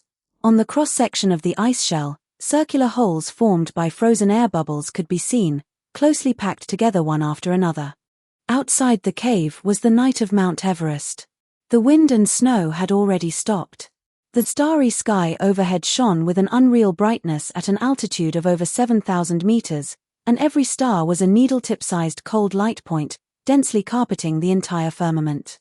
Moonlight shone upon the snow slope, reflecting a pale blue-silver light from the snow surface, and the junction where light and shadow met was as sharp as a knife. The heaven and earth were desolate and quiet. The young god moved further upward. The peak of Mount Everest was faintly visible, with a wind-carved, blade-shaped snow cornice suspended at the highest point. It stood firmly. The young god floated in the night sky thousands of meters up, spreading open its hands and looking down at the entire earth. It succeeded. After coming out of the Tang sect, Lu Linglong did not speak a single word in the car. She turned sideways, resting her forehead against the car window glass. The glass was chillingly hard, tunnels followed one after another, and the car headlights swept rings upon rings of moving dark yellow light spots across the tunnel walls. The sole remaining wound on her forehead now had only a faint little scab left. Her hair hung down to cover it, and it couldn't be seen without a careful look. Tang Tingting's heavy blow truly made her head swell up like a rice dumpling. Only then did she know the effect of the Runchun pill. The medicinal pellet melted beneath the root of her tongue, and its medicinal power utilized the qi and blood to make the injury heal rapidly, leaving by now only an itch at the edge of the scab. Tang Miaoxing was dead. The sect leader of a faction, even if she didn't kill him, she would have to face Lu Jin after returning. Lu Linglong was clear about her great-grandfather's affairs, and she did not regret this trip to the Tang sect. Lu Lin sat beside her, and the siblings exchanged glances several times. "How should we tell Grandpa after we go back?" "Just say whatever we should say." Lu Lin was silent for a moment and nodded. Glancing at her forehead where the scab cast a dark red hue under the lights, Lu Linglong noticed his gaze and raised her hand to brush her hair forward. "It doesn't hurt anymore." Lu Lin said nothing more. As for that person Chen Chen, the time he had known him was not as long as Lu Linglong's. Lu Linglong could handle this kind of matter herself. Transferring to the high-speed rail, it was already nightfall when they arrived at Beijing West Railway Station. The two took a cab back to the Lu family residence. Along the way, the only sound in the carriage was the mechanical female voice of the navigation broadcasting road conditions. Lu Linglong leaned against the back seat, constantly clutching the empty cloth pouch on the inside of her jacket. The car stopped at the entrance of the Lu family residence. The copper rings on the vermilion lacquered main gates emitted a dull metallic luster under the streetlights. Lu Linglong stood at the entrance for a moment. The night wind blew over, sweeping the stray hairs in front of her forehead onto the scab, making it itch enough to make her frown. Lu Lin walked up from behind and stood beside her. Sooner or later, this hurdle must be crossed. Lu Linglong took a deep breath. Her hand pressed against the door panel, her palm touching the icy wood, and she pushed hard. The door hinge emitted a deep grinding sound. The courtyard was very quiet, the bluestone slab path was swept clean, and the lights in the main hall were not turned on. The window of the study emitted a patch of warm yellow light. Lu Jin had not slept yet. Lu Linglong walked across the courtyard, past the main hall, and stopped at the door of the study. She raised her hand to knock on the door, then suddenly turned back to look at Lu Lin. Lu Lin nodded toward the direction of the door with his chin. The door was pushed open. The light from the study suddenly spilled out. An old sandalwood tea table, 2 cups of tea. Lu Jin sat on one chair, and the person sitting on the chair opposite had their profile turned toward the door. Chen Chen. Lu Linglong's hand was still pressed against the door panel. Chen Chen's profile was just a few steps away, but he did not turn his head to look at her. He was still wearing the dark coat he had on when he left after that meal in the alley, the lapels completely motionless. Beneath the tea table, his shadow was stretched very long by the light. Lu Jin turned his head over. His gaze first fell on Lu Linglong's face, lingering for a fraction of a second on that new scab on her forehead. "Get out." The voice was not loud, but every single word landed heavily. Lu Linglong opened her mouth slightly, but Lu Lin had already grabbed her sleeve and pulled her backward, closing the door once again. The silence in the corridor closed back in. After the door was closed, the study grew quiet again. Lu Jin rested one hand on the armrest. At his advanced age, he had seen too many people, and this childhood friend of his own granddaughter could be considered an extraordinary person. "Continue speaking. This junior has come to ask Elder Lu for something. What can this old bag of bones of mine? The Way of Heaven talisman." Lu Jin slowly leaned back against the chair back. The rattan chair let out a faint creak as he looked sideways into Chen Chen's eyes. Meaningfully. Chapter 9, The Aggrieved Party, Caged Bird Seal. Lu Jin leaned back against his chair. The rattan chair emitted a faint creak as he looked sideways into Chen Chen's eyes. Lu Jin remained silent for a moment. Chen Chen was a child he had essentially watched grow up together. Remembering how Linglong had told him years ago that there was a fellow practitioner at Baiyun Temple, words spoken several years ago, he hadn't taken them to heart back then. Thinking about it now, the fact that Lu Linglong's issues had remained stable until now might even be thanks to the painstaking efforts of that person. He wasn't old and blind either. The person sitting before him was not Chen Chen in the flesh, but rather his Yang Shun. Linglong has had this temper since she was little. She can't be persuaded. Lu Jin looked at Chen Chen. At this moment, he was both a loving elder and a guardian grateful to the other party. "These past few years, thank you for taking care of Linglong." Lu Jin's gaze swept toward the study door. The scab on Lu Linglong's forehead from just a moment ago was still fresh in his mind.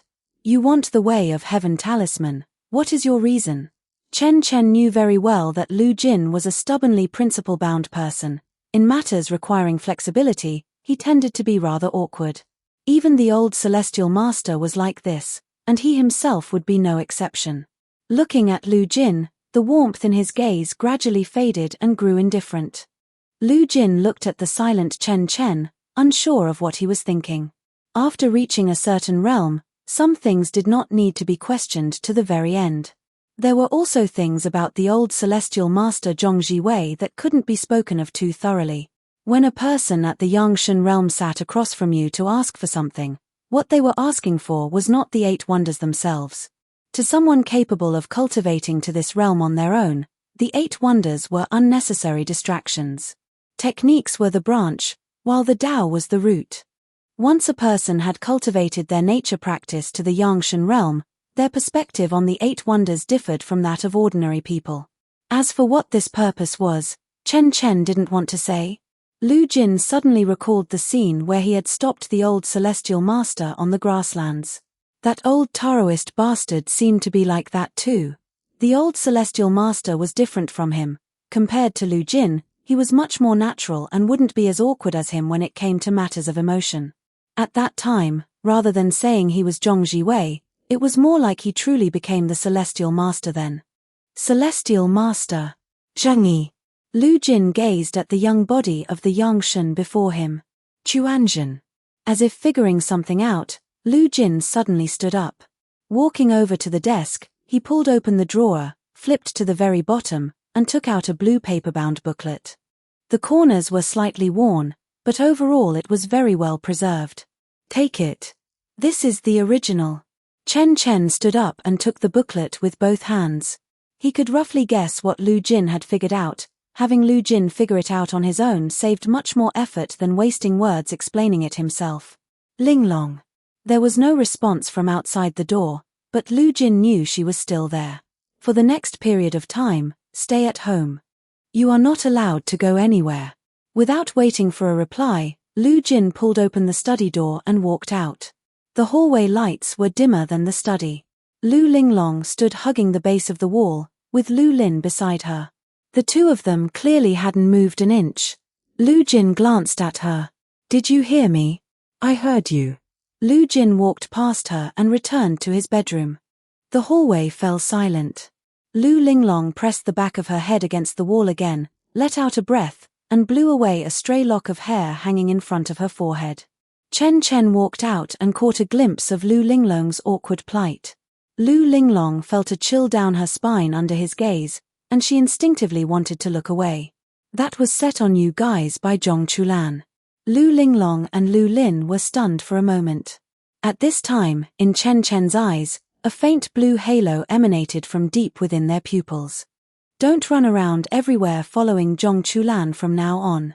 Lu Linglong leaned against the wall, crossing her arms in front of her chest. "Since when did you learn to speak to me in that tone, old mother?" Back then, she complained that he managed her too much. He would urge her to practice martial arts early in the morning, urge her to finish copying the alchemy scriptures, and urge her to wear more clothes in the winter. "TSK. You just learned your lesson at the Tang sect, and your skin is itching for a beating again?" Lu Linglong raised a hand to touch the corner of her forehead. The edge of the scab was itching, but she held back and didn't scratch it. "So what if it is?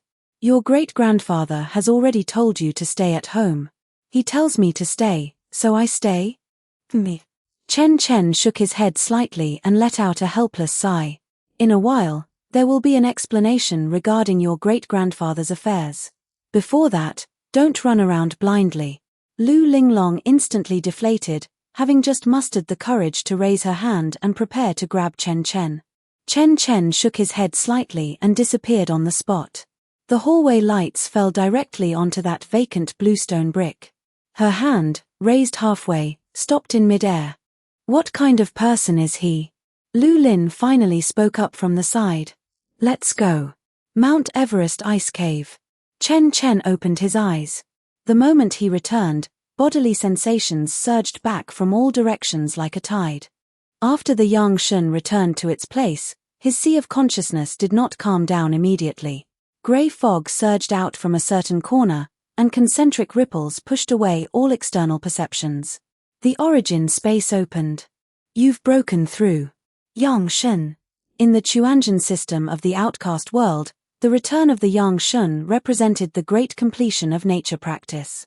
Translated into the immortal cultivation system of the mortal world, it corresponded to the premature tempering of the primordial spirit. Before forming a core, the primordial spirits of mortal cultivators typically grew passively along with their realm, lacking a path to actively refine the spirit. Generally, only special cultivation methods like the Great Derivative Technique could temper divine sense. Once nature practice reaches this step, the outlines within the origin space will become more solid. The specific effects will have to wait for each of you to return and experience. Hyuga Chen was silent for a moment. "Is there any reaction from the caged bird seal?" "None." Hyuga Chen felt somewhat disappointed, though it didn't show on his face. Mortal Chen Chen took up the conversation. "Translating the void drawing talisman technique of the Way of Heaven talisman over should probably bump my talisman making grade up a tier. Right now, high-tier primary talismans still rely on talisman paper and ink. Once your insights synchronize over, I should be able to try conjuring talismans barehanded. It's not just about drawing talismans. The essence of the Way of Heaven talisman is using subjective intent to manipulate the objective world." Mortal Chen Chen's gaze shifted slightly, understanding the outcast Chen Chen's underlying meaning. "The objective world, huh? My objective world, isn't that the heavenly Tao?" The fourth figure walked out from the fog. Their gait was languid, and as they walked out, one hand was still rubbing the back of their neck. Amazawa Chen. Over at Jujitsu High, they were exorcising a Grade 2 cursed spirit, which dragged on for a bit. "Have I arrived?" The outcast Chen Chen nodded. Hyuga Chen stood to the side, not participating in this discussion. His world had neither talismans nor formations, but when he spoke, he pulled the topic toward a more practical direction. "What about the caged bird seal?" The caged bird seal is merely a sealing technique. It simply cannot compare to something at the level of the Way of Heaven talisman. The outcast Chen Chen smiled and looked toward Hyuga Chen's Byakugan. It was specifically prepared for you. Thanks. The grey fog rolled back from all four corners. After all the outlines completely dissipated, the origin space returned to an endless expanse of grey once more. Konoha Village. On the edge of the Hyuga clan residential area, inside a cramped single room. Hyuga Chen opened his eyes. #10 Chapter 10 The Caged Bird, When Will It Fly? Chapter 10, Caged Bird Seal, When Will It Fly? Hyuga Tetsu's fingers pressed against Hyuga Chen's forehead, and chakra seeped in from his fingertips. The patterns of the caged bird seal grew slightly warm beneath the skin. Hyuga Tetsu withdrew his hand and made a mark on the recording board.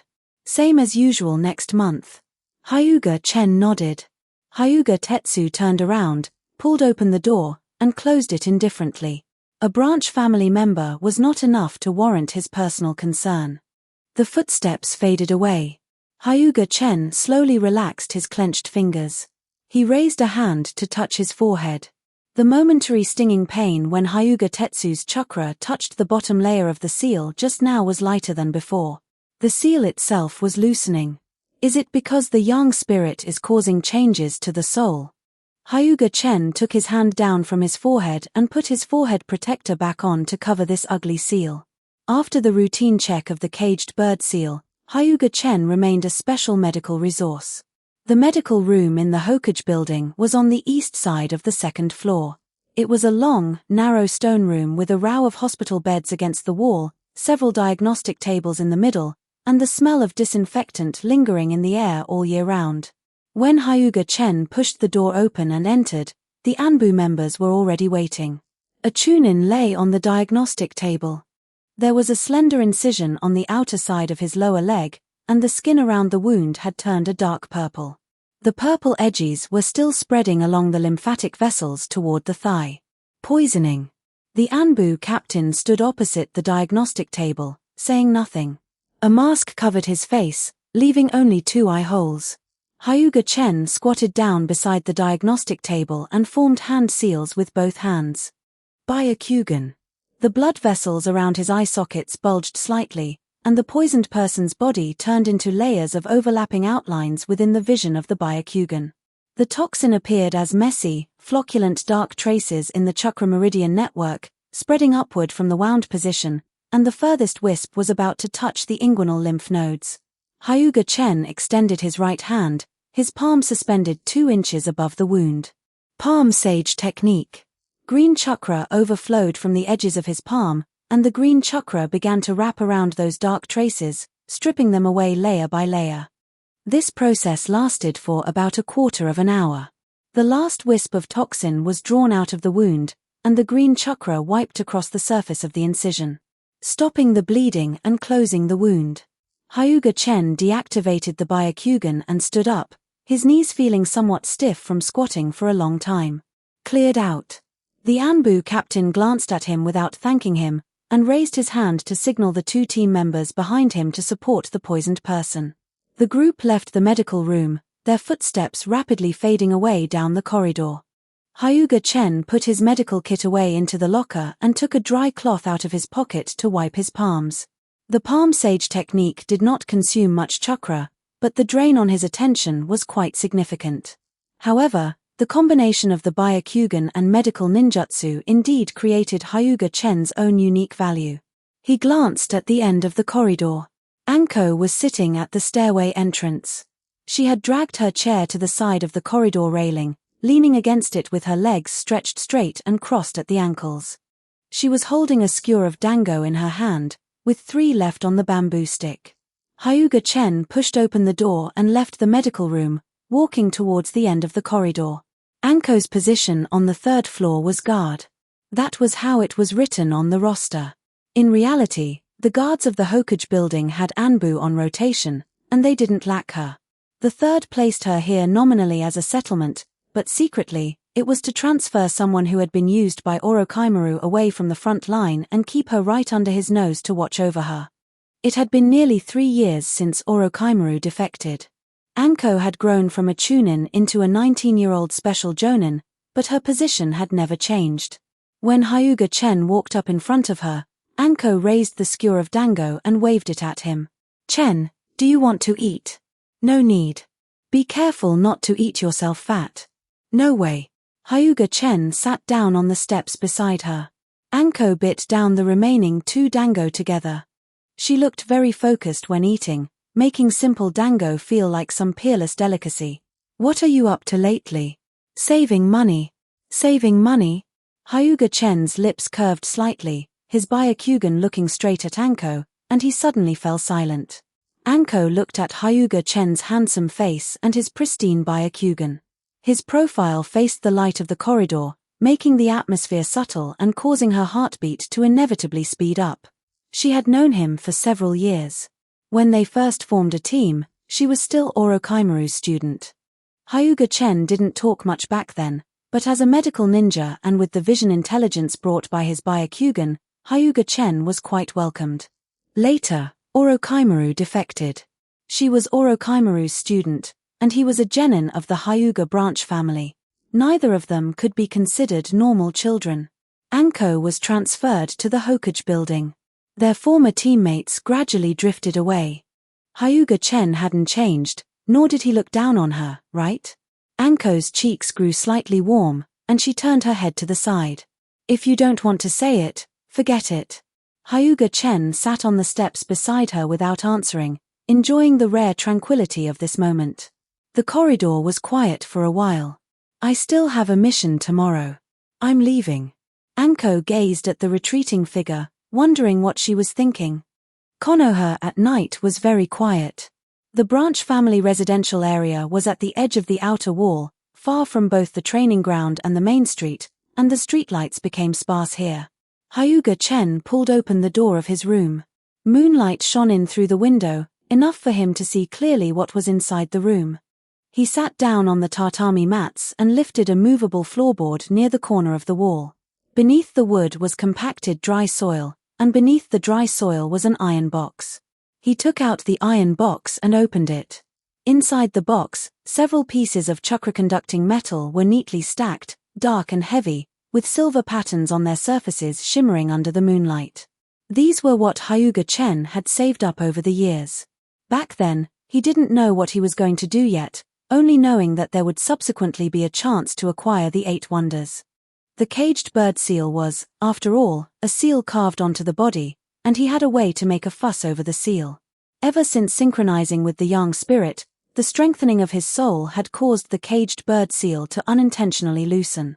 Hyuga Chen knew that the opportunity had come. After countless rounds of repeated deliberation, he finally finalized this plan. He picked up a piece of metal and turned it over in his palm. The weight was not enough. The last batch was still missing. According to the current saving speed, if the mission frequency remained unchanged, another month would be enough. After confirming that there was nothing wrong with the metal, he put it back into the secret compartment and covered the floorboard back up. And 1 month later would precisely be the time when the Hyuga became Konoha's premier dojutsu bloodline family. That was his only chance. The last batch is still missing. He lay down flat on his back with his arms resting behind his head. He closed his eyes. His thoughts drifted back a few years. The first origin gathering was when he was 11 years old. Before that, he was just an ordinary child of the branch family. His gentle fist was a bit steadier than his peers, but no matter how steadily a branch family child practiced, they could not learn high-level techniques. In the ninja world, fuinjutsu is a rare specialized skill. The Uzumaki clan monopolized the top-tier fuinjutsu heritage, which ordinary people could not access. Until he gathered with himself from other worlds. The problem of the caged bird seal was thus readily resolved. Chakra-conducting metal was the carrier used to accomplish this matter. Using the Divine Machine 100 refinements, the metal would be forged into a thin helmet that fit the skull, and the inner wall would be engraved with the decomposition spell formula translated from the Way of Heaven talisman. In this way, he would be able to truly uproot this shackle on his soul. High-purity chakra-conducting metal was not something an edge figure like him could acquire in the short term.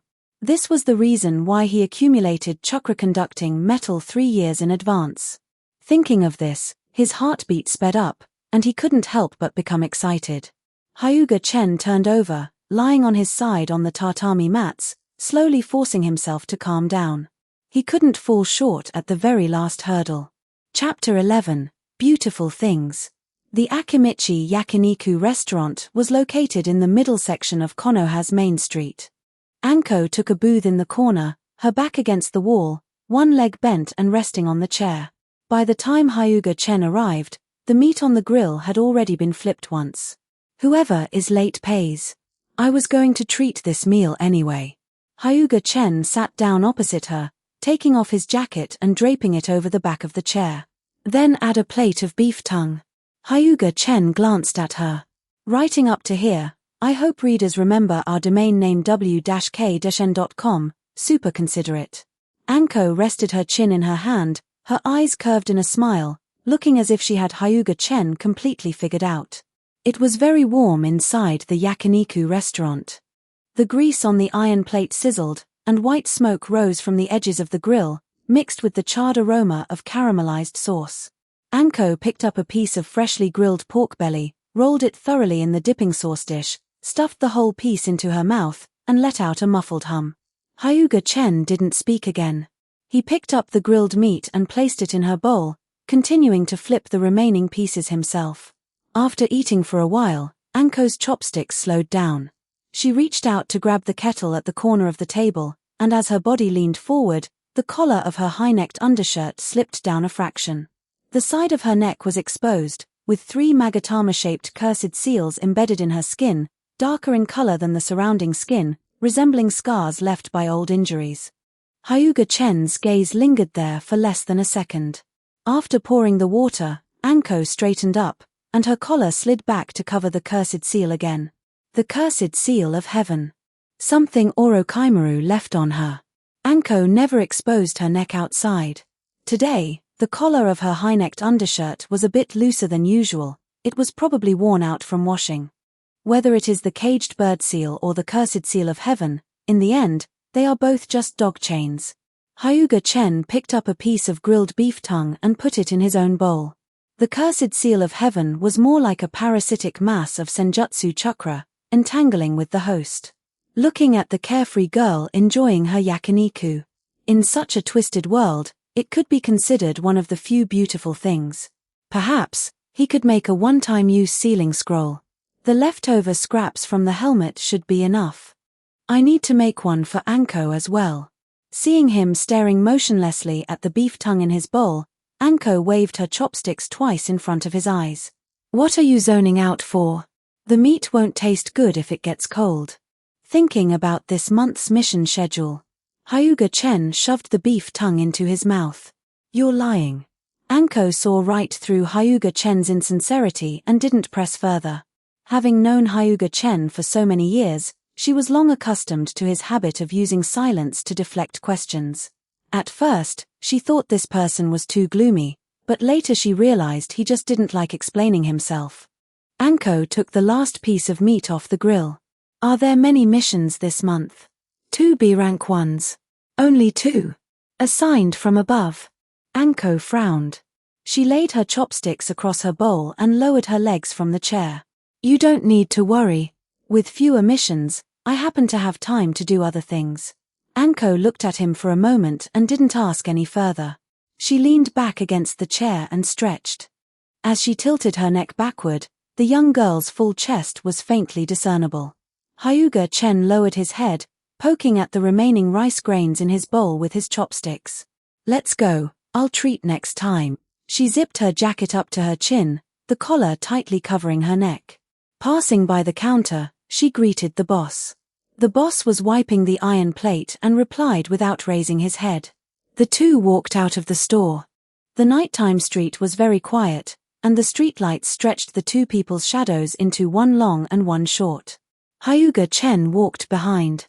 He looked at her back, watching the wind blow a strand of her short hair messy against the side of her neck, covering that small section of skin that the high collar couldn't cover. It won't be much longer. He quickened his pace by 2 steps and walked side by side with Anko. Deep underground in Konoha village. The route headquarters. The corridor had no windows. The walls were crudely chiseled rock faces, and the faint firelight illuminated sparse silhouettes. Aburaim Torun walked for a long way down the corridor and stopped in front of an unmarked iron door. He knocked twice. The door opened from the inside. Danzo sat on the chair. His right hand was wrapped in bandages, and his left hand rested on the armrest.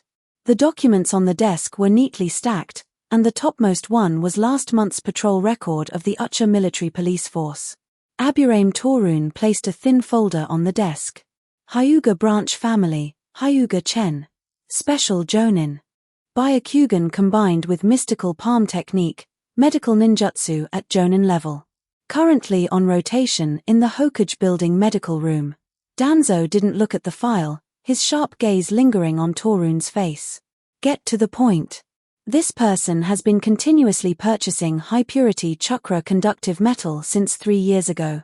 Each time the amount is small, but cumulatively it exceeds several times normal medical use. It is still continuing. Danzo's right index finger tapped on the chair armrest once. Purpose unknown. Chakra conductive metal is usually used for forging ninja tools. It should be used for forging chakra scalpels or other self-defense weapons. Danzo turned the folder to the first page, which had Hyuga Chen's ID photo pasted on it. His forehead protector covered his forehead, his white eyes stared straight at the camera, and his expression was very plain. A branch family member, why buy this? Danzo closed the folder. Normally, a branch family member of the Hyuga would not catch his eye at all, but he was very close to the carrier of the cursed seal left by Orochimaru. Even after thoroughly investigating it back and forth, Danzo still felt there was a problem. The time on the Ucha side is approaching. Don't waste manpower on such matters, arrange the people in advance. Yes. On the day the mission reward was credited, Hyuga Chen stood at the entrance of the mission assignment office for a moment. The envelope was thinner than usual. Deducting the room and board withholdings during the mission, the remaining amount was just enough to buy the final batch of chakra conductive metal. Folding the envelope and stuffing it inside his jacket, he walked out of the Hokage building. That afternoon, he didn't go directly to the ninja tool dealer. He first went to the medical room and cleared out the remaining half bottle of disinfecting alcohol and a roll of unused bandages from the locker. In the cabinet was also an unopened box of candied chestnuts that Anko had shoved into his hands last week, saying his complexion was too poor and he needed to eat sweet things. Hesitating for a moment, he pushed the chestnut box further inside and closed the cabinet door. The ninja tool dealer on Konoha's Main Street was an old shop with a narrow storefront. Kunai, shuriken, and explosive tags were displayed on the shelves behind the counter, and the chakra conductive metal was placed in a locked glass cabinet at the very back. The shop owner was a retired chunin with 2 fingers missing from his left hand, and his movements when giving change were more cumbersome than ordinary people. How much this time? Same as last time. The old shop owner glanced at him. A medical ninja repeatedly purchasing chakra conductive metal was not a common occurrence in itself. But people in business wouldn't ask too many questions. He turned around, unlocked it, took out several dark metal blocks from the glass cabinet, wrapped them in oiled paper, and tied them tightly with hemp rope. Hyuga Chen paid the money. Weighing the paper package in his hand, the weight was just right. When he returned to the branch family room, the sky had already darkened. He took the iron box out of the secret compartment and lined up the newly bought metal blocks side by side with the previous stock. Moonlight shone through the window, and the silver patterns on the metal surface glowed faintly in the dark. The weight was enough. He closed the iron box again and sat cross-legged on the tatami mat. His heartbeat was a few beats faster than usual, and his palms were slightly damp. Finally, #12 Chapter 12 Freedom. Chapter 12, Freedom. The final step. Hyuga Chen extended his right index finger, condensing chakra at his fingertip, and began carving on the inner wall of the helmet. The chakra seeped into the metal surface bit by bit along his preset trajectory, and the part left inside formed the base color of the patterns. One cut, then another. Every single rune must correspond 1-to-1 with the spell seal nodes of the caged bird seal.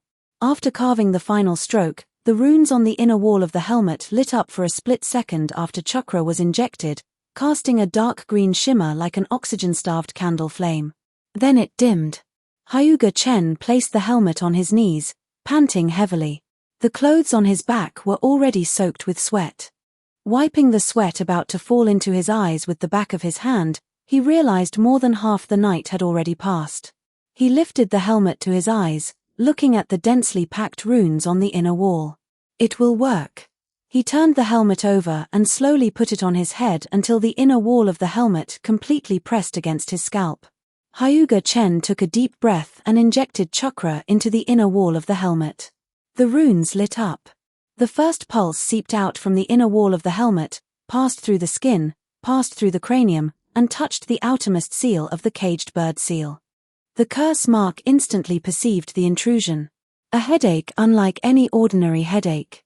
Something on the inside of the cranium was squeezing the bone from the inside out. Hyuga Chen's hands gripped the fabric on his knees, and all colors in his field of vision began to fade. Blindness. Tinnitus followed closely behind.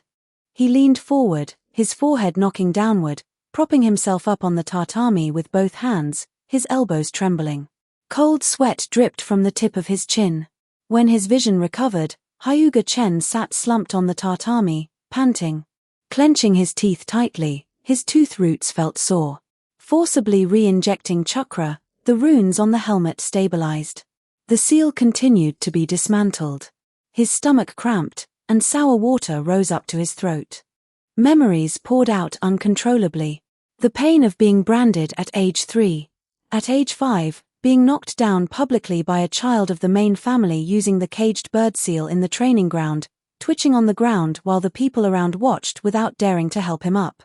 At age 7, maintaining average grades in every Ninja Academy exam. At age 11, the first Origin rendezvous, where he saw 2 other selves in the grey fog space, the 3 of them staring at each other in silence for a long time.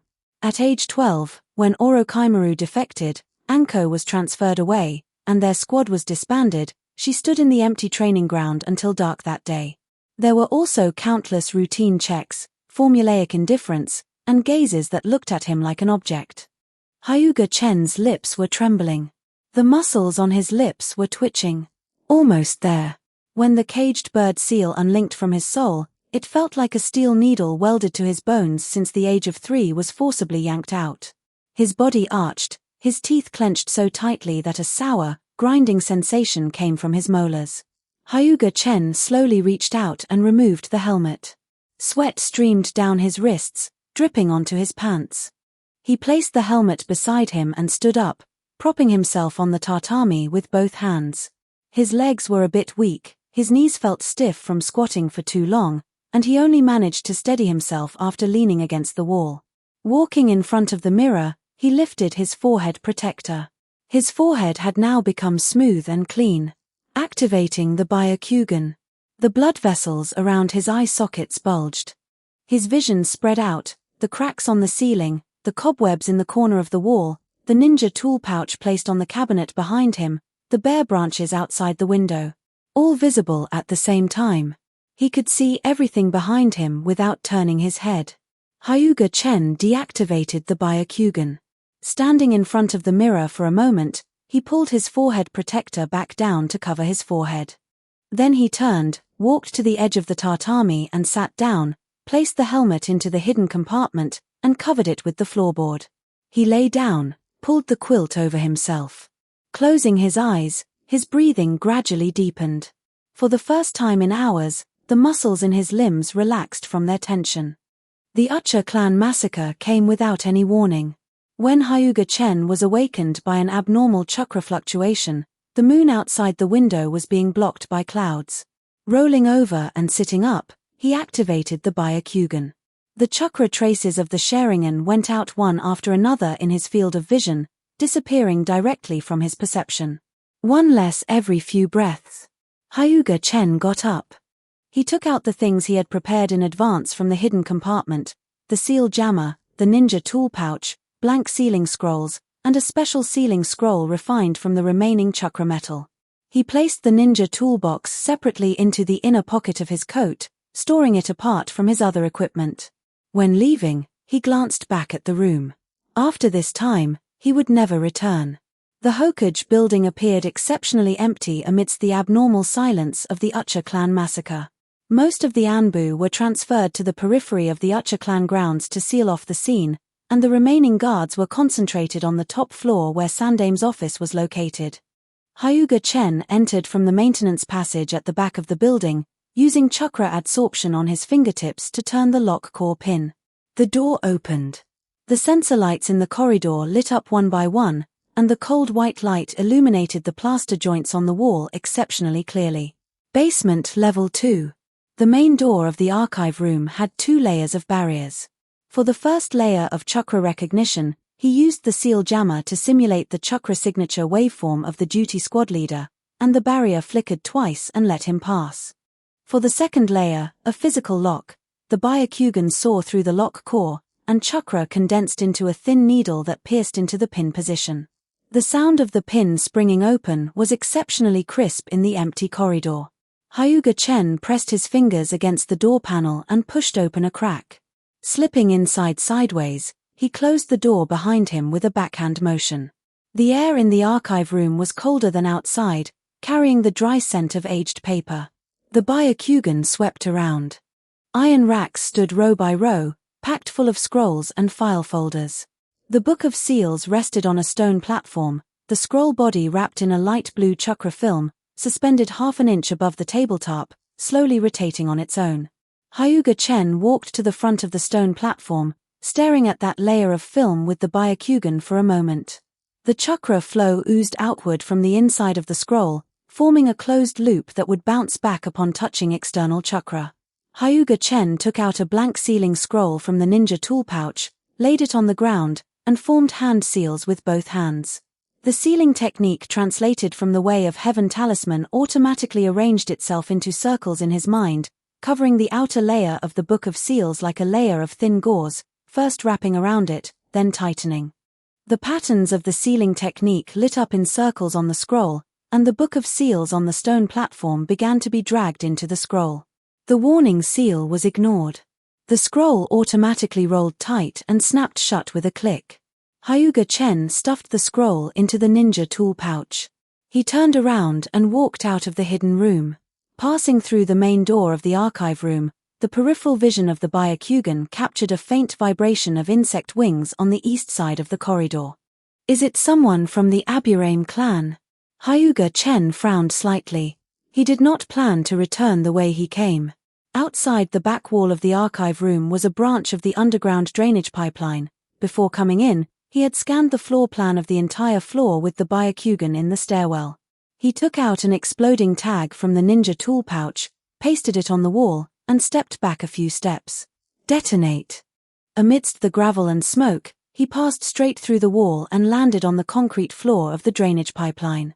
The stone door of the hidden room behind him was half collapsed by the shockwave, and the chakra fluctuation of the alarm transmitted over from the ceiling floorboards above. Must hurry.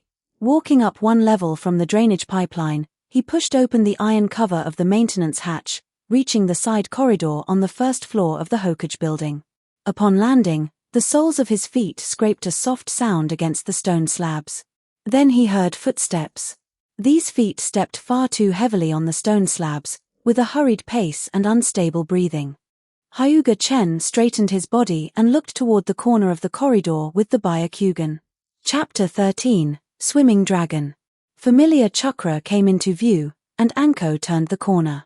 She was wearing casual clothes, her hair tied up casually, with a few stray strands scattered in front of her ears.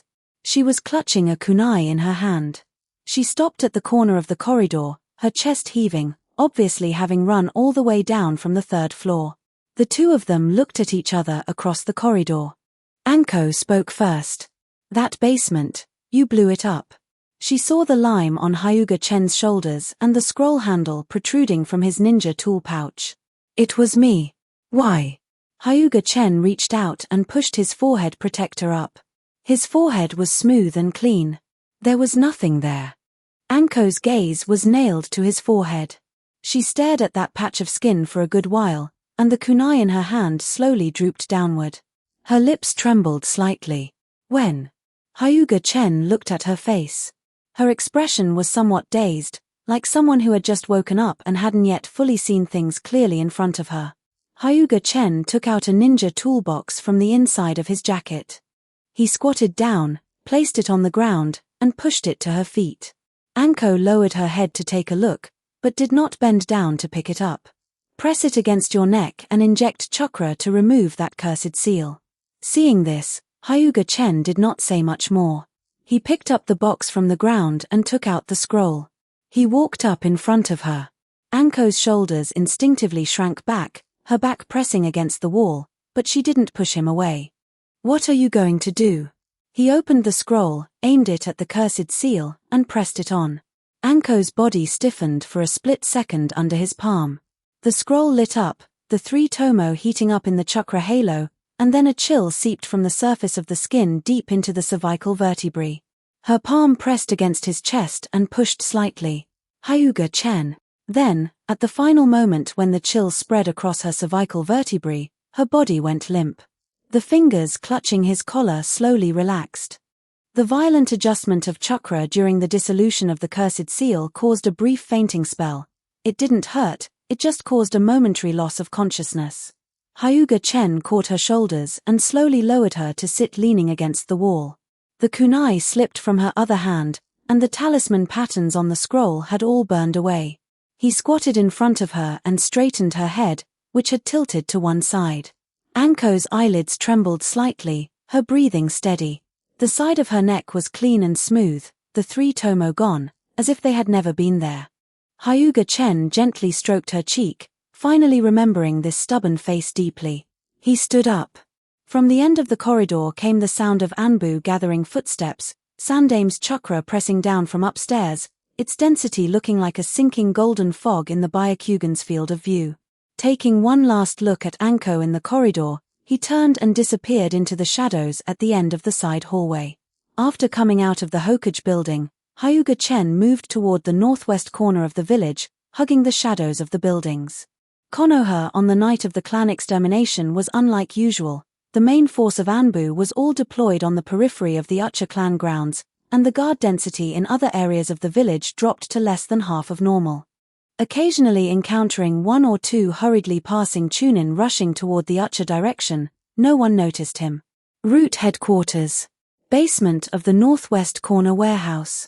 After the first Origin rendezvous, he began to pay attention to the locations of various important facilities in Konoha.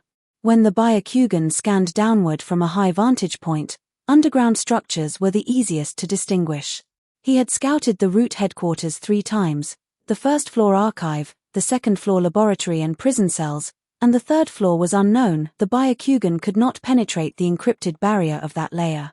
The target is the second floor. Hashirama cells. He had repeatedly deliberated on this matter with his other selves in the Origin rendezvous. The scarcest thing in the ninja world was this kind of top-tier biological material. Getting the samples first meant how to use them subsequently could be studied slowly. Amazawa Chen's rejuvenation positive energy might have a buffering effect on cellular rejection. The outcast Chen's way of heaven talisman could attempt to construct compatibility seals on the cells. Mortal Chen's alchemy knowledge might be able to translate some kind of harmonizing formula. Cross-world resource integration was their greatest advantage. Hashirama cells could only truly be squeezed for value in their hands. The night of the clan extermination was the only opportunity. All of Konoha's attention was on the Ucha, and in order to acquire the Sharingan, Root's remaining defensive strength was hollowed out to the utmost. Missing tonight, there would be no second time. There was a smell of rust and accumulated dust in the abandoned chimney of the warehouse's back wall. Hyuga Chen climbed down the maintenance ladder on the inner wall of the chimney, his palms rubbing against the rust with a rough friction sound. Crawling to the mezzanine position between the second and third floors, he braced his feet against the inner wall and looked outward with the Byakugan pressed against the brick wall. Root's corridor unfolded clearly in the Byakugan's field of vision. The personnel left behind to guard tonight were even fewer than he had estimated. Only 2 people were patrolling the first floor with regular stepping frequencies, not elites like the Aburame clan members, but ordinary root members. The second floor corridor was empty. the light at the laboratory door was on, and there was no one inside. The chakra characteristics of the culture tanks and constant temperature cabinets were consistent with his prediction. In the innermost constant temperature cabinet, the chakra of several sealed culture fluids presented a woody cyan green color, unlike any other samples. Confirmed to be Hashirama cells. He used a kunai to pry open the iron grating of the mezzanine ventilation duct, flipping down into a storage room at the end of the second-floor corridor. Upon landing, his knees were slightly bent, his respiration controlled to the steady mode translated from the Chuanjian embryonic breathing technique, and his heartbeat did not accelerate. He moved quickly in the corridor, the complete field of view of the Byakugan allowing him to simultaneously see all movements in the corridor ahead, the corner behind, and the ceiling overhead. This feeling was completely different from when the caged bird seal was still present. That wedge-shaped blind spot in the past forced him to frequently turn his head to make up for blind spots every time he moved in an unfamiliar environment, and the action of turning his head itself was a flaw. Now it was no longer necessary. 360 degrees were all in his field of vision, like walking out of a cramped single-window cell into an open field. There were a total of 4 tubes of Hashirama cells in the constant temperature cabinet. Hyuga Chen took them out, checked the seals, confirmed there was no damage, and shoved them into the side pocket of his ninja tool pouch. The scroll of the Book of Seals occupied the main pocket, the Hashirama cells were placed in the side pocket, separated in the middle by the shuriken pouch. He zipped it up and turned around. The edge of the Byakugan's field of vision captured new chakra approaching at the east end of the corridor. Not the steady, low speed of patrol, the density was higher and the moving speed was faster. Danzo returned earlier than estimated. Danzo's chakra was completely different from a normal person's in the Byakugan's field of vision. Beneath the bandages wrapped around his right arm was a Hashirama cell transplant, and the chakra of that section was in a state where woody cyan green and human blue intertwined, unstable. There was also an abnormal chakra reaction on the left side of his abdomen, compressed very small, which was some kind of sealing technique. He was approaching the second floor, without any followers by his side. Hyuga Chen did not go out through the front door. Pushing open the back window of the laboratory, outside was the narrow gap of the drainage pipe between Root's outer wall and the inner rock wall. The space was narrow, just enough to accommodate one person passing sideways. He flipped out of the window, supported both walls with his hands, and climbed upward with his body suspended in the air. The Chuanjian embryonic breathing technique suppressed his breathing to almost silent, and chakra adsorbed onto his palms and soles of his feet. Climbing out of the warehouse's outer wall, he returned to the ground. Cold air poured into his lungs, carrying the fishy smell of the night soil. He squatted in the shadows of the warehouse's back wall for a moment, confirming there were no ambushes around. Moonlight leaked through the gaps in the clouds, shining on the weeds at his feet. He stood up, running towards the direction of the dilapidated low wall in the northwest corner of the village. Directly diving into the woods. Pine needles made a fine snapping sound underfoot, and branches brushed past the sides of his face. Running for about a quarter of an hour, Konoha behind him could no longer be heard. He stopped under a crooked-necked fir tree, pulled military ration pills out of his ninja tool pouch, shoved them into his mouth, chewed them up, and swallowed them. Sitting down against the tree trunk. Placing the ninja tool pouch on his knees, he unzipped it to check his gains. The sealing scroll of the Book of Seals, 4 tubes of Hashirama cell samples, a seal jammer, a few remaining shuriken, and 2 explosive tags. Hyuga Chen rested against the tree trunk for a moment, brushing off the pine needles and soil on his knees. Continuing northward in the dense forest where the moonlight could not reach. He must cross the border of the Land of Fire before dawn. The olfactory marking of the destructive bugs has a validity period of 3 days, and Torun will not cancel the tracking just because of the clan extermination night.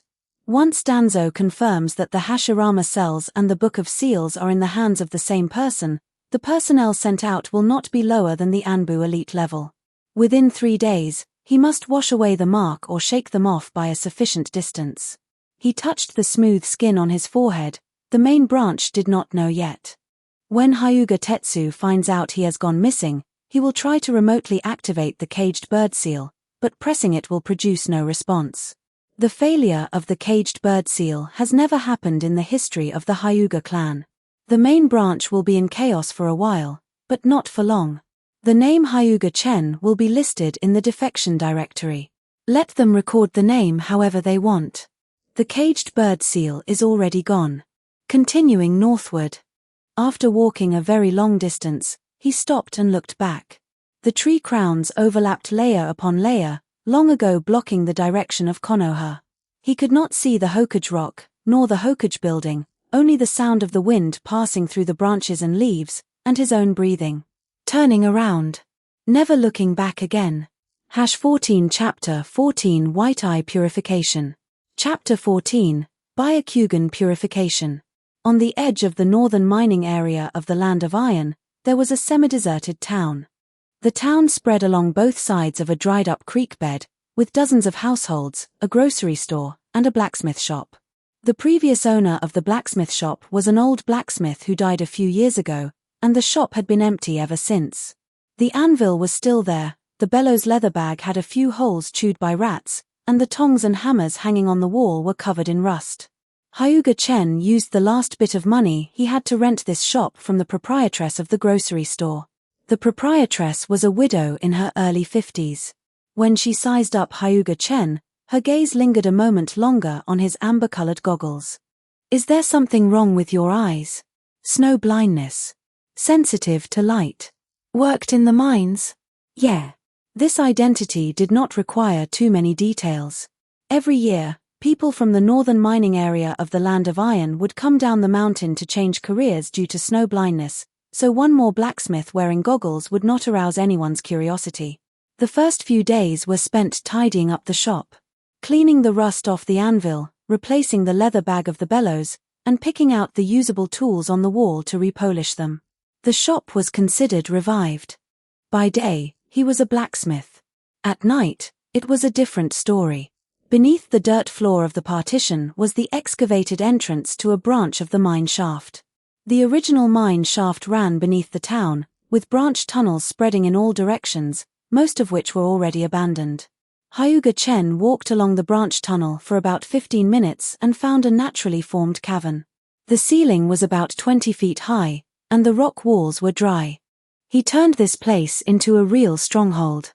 The Book of Seals was fully unfurled here.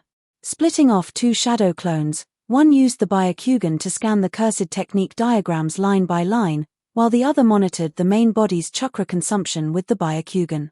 The main body sat cross-legged in the center, reading through each entry one by one.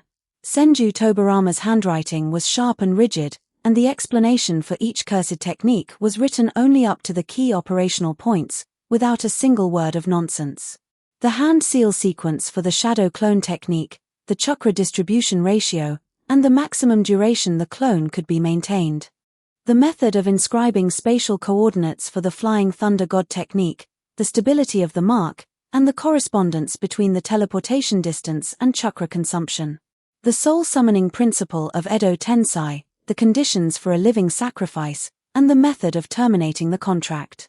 The core of the Flying Thunder God technique's cursed technique was to inscribe spatial coordinates on a target.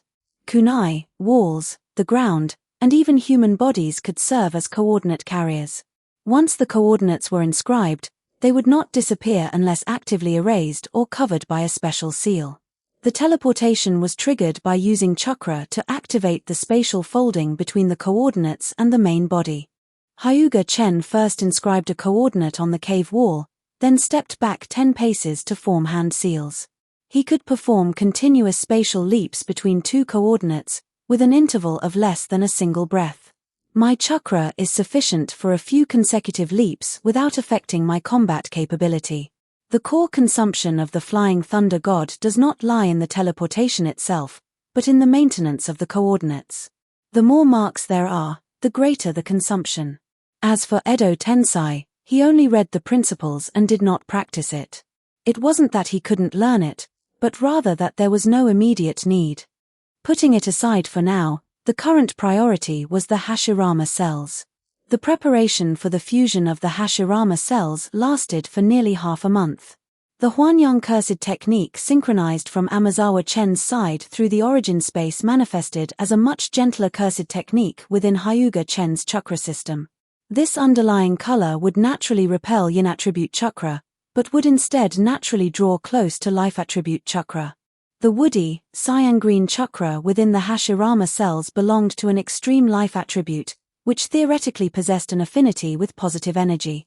Hyuga Chen drew up a stabilizing seal cursed technique and used chakra-conductive metal to make a thin sheet that could be pasted on his chest.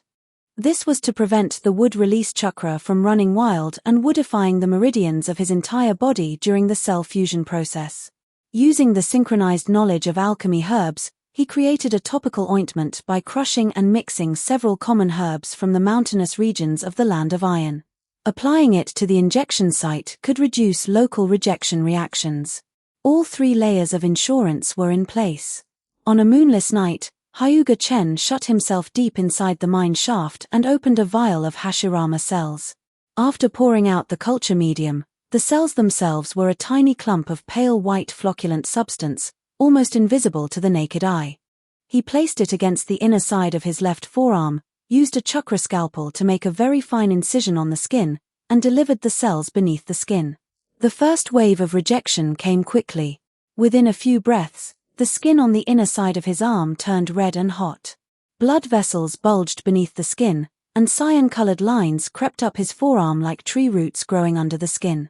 Hyuga Chen bit down on a roll of gauze and formed hand seals with his right hand to activate the sealing sheet on his chest. The metal sheet was pressed against his chest. Once chakra was injected, it emitted a low hum, and the sealing cursed technique seeped into his arm along his meridians, pushing back the expanding wood-release chakra. The Huanyang cursed technique opened a tiny pathway in the depths of his consciousness. The chakra of the Hashirama cells was intercepted by the cursed technique, gradually transforming into pure yang release chakra and a strange physical energy. Hyuga Chen kept his Byakugan active at all times, watching the progress. The yang release chakra and this strange physical energy fused into his meridians, finally converging into his Byakugan. This is. A warm feeling flooded both eyeballs until this portion of the Hashirama cells was completely squeezed dry and integrated into his body. The Byakugan immediately sent back waves of coolness that spread throughout his body. The gauze in his mouth was already soaked with saliva. The skin on his arm had cracked with several fine cuts. As dawn was about to break, Hyuga Chen took the gauze out of his mouth and used his right hand to support himself against the rock wall as he stood up. His knees had been bent all night. Looking down at his left forearm, he clenched and unclenched his fist. The range of motion and strength of his fingers were normal. He applied the palm healing technique over the dark spots for a final check, confirming there was no residual rejection reaction. The first stage is past. I still need to observe for a few days to make sure the cells won't go wild after dormant in my body for a while. The first snow of the winter in the Land of Iron fell a few days later. The snow began to fall in the evening and had not stopped by the early hours of the next morning. When Hyuga Chen pushed open the front door early in the morning, the town's roofs and roads were completely flattened by the snow, leaving only a shallow depression where the dried-up creek used to be. The usual dust in the air was gone, replaced only by a clean coolness pressed down by the falling snow. He lit a charcoal fire in the hearth and began forging a batch of horseshoes. The mine's carriage fleet needed replacements every so often, which was the shop's most stable source of income. The bellows creaked rhythmically as they were pulled, the charcoal fire in the hearth turning from dark red to orange-yellow and then to a brilliant white. The iron bars were heated in the fire until soft, then clamped out and placed on the anvil to be hammered. The hammer fell on the red-hot iron with a dull thud, sparks splashing onto his leather apron and burning tiny holes into it. As noon approached, 2 people walked past the front of the shop. Hyuga Chen did not look up, his hammer falling as usual. But he heard their footsteps. The 2 people had identical stride frequencies, and their stride lengths were unnaturally uniform. Every step these 2 took fell on the exact same rhythm, trained legs and feet, a habit that could not be shaken. In the interval between hammer strikes, he looked up and glanced over. The 2 walked past the front of the shop and headed in the direction of the grocery store. Nothing seemed unusual from their backs. They were both in plain clothes, thick cotton robes, wrapped in scarves, dressed like passing merchants. But merchants would not travel in this kind of weather. On a snowy day, they should be staying in a post station or a tea shed, waiting for the roads to clear before moving on. Are they pursuers? Chapter 15, Relentless Pursuit. It was pursuers. They were questioning the landlady in the grocery store. Hyuga Chen didn't need to listen to guess the gist of it. Unfamiliar faces, foreign accents, when they arrived, whether they lived alone or with companions. Hyuga Chen dipped the horseshoe into the water bucket. Steam rose, fogging up the lenses of his goggles. Using this posture as cover, he peered out through the shop's earthen wall. Two chakra outlines were emerging from the grocery store, heading towards the exit of the town. Their chakra reserves were above the Chunin level. Hyuga Chen straightened his back and stacked the quenched horseshoe into the pile of finished products. The white light reflecting off the snow was blindingly bright. Even someone without snow blindness would get sore eyes after staying in this light for too long. As the two walked past the front of the shop, one of them slowed down by half a beat, turning his head to glance inside. Hyuga Chen didn't look up, his hammer falling as usual. The footsteps crunched away into the snow. He set the hammer down on the anvil and walked into the back room. Beneath the dirt floor of the partition was a mine shaft entrance. A side tunnel of the mine led to the abandoned mine entrance on the back mountain. He mapped out the location of the abandoned mine entrance in his mind. If he needed to make a move outside the shop, the back mountain was the optimal choice. No witnesses, deep enough snow, and plenty of space to bury bodies. He took 2 kunai out of his ninja tool pouch and carved a flying thunder god coordinate onto each of their handles. Once finished, he slipped them into the hidden pockets on the inside of his left and right pant legs, letting his trousers fall back down to cover them. The snow had stopped, and the road had been packed into a layer of icy crust that crunched beneath footsteps. Hyuga Chen was fitting a wooden handle onto a hoe when he heard footsteps coming from across the creek. He didn't look up.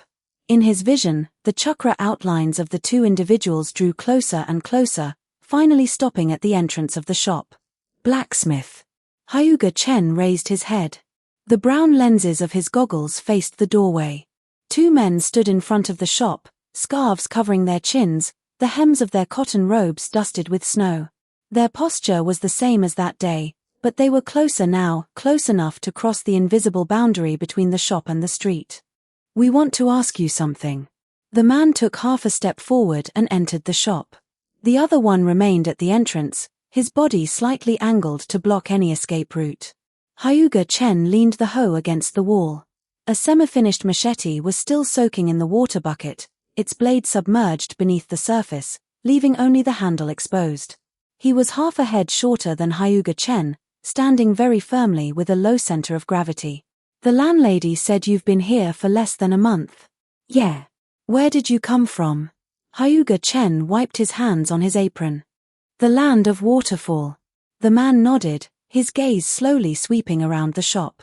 The anvil, the bellows, the tools hanging on the wall, the iron bars piled on the floor. Finally, it landed on Hyuga Chen's face, stopping on his goggles. "You wear goggles indoors too? Snow blindness. Got it in the mining area?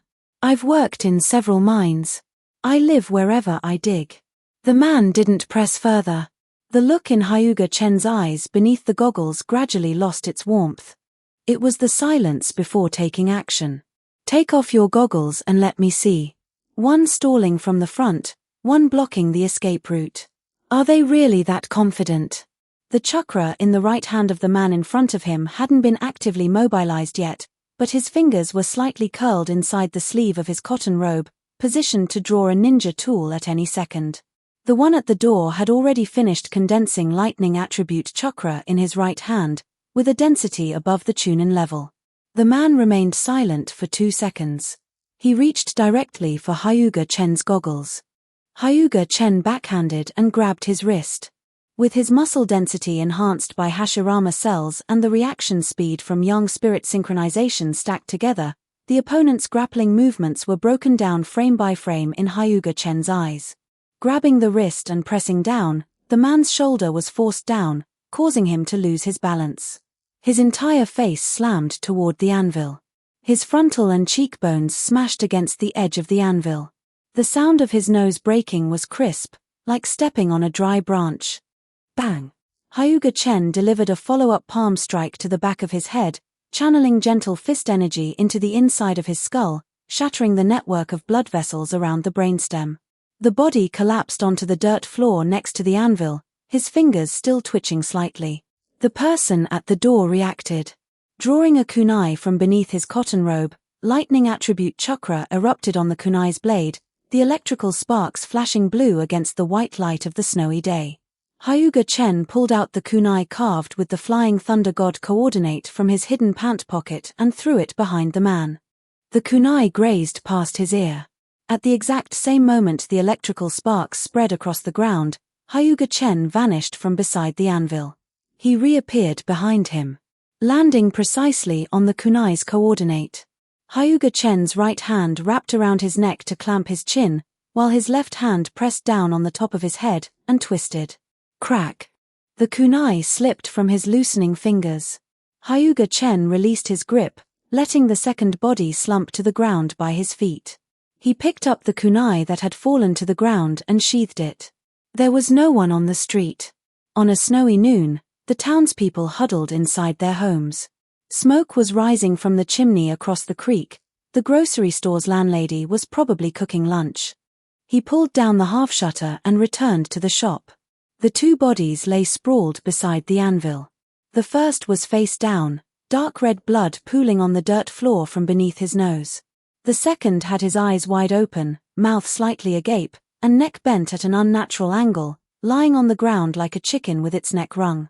Hyuga Chen squatted down to search them. Ninja tool pouches, kunai, shuriken, military ration pills, and a simple codebook. Standard Anbu equipment. The headbands were rolled up in the innermost layer of the ninja tool pouches, Konoha's Uzumaki crest glinting faintly in the firelight. He took all of their ninja tools and personal belongings. Then, grabbing the first man by the ankles, he dragged him toward the partition, the body leaving a dark red smear on the floor. He did the same with the second.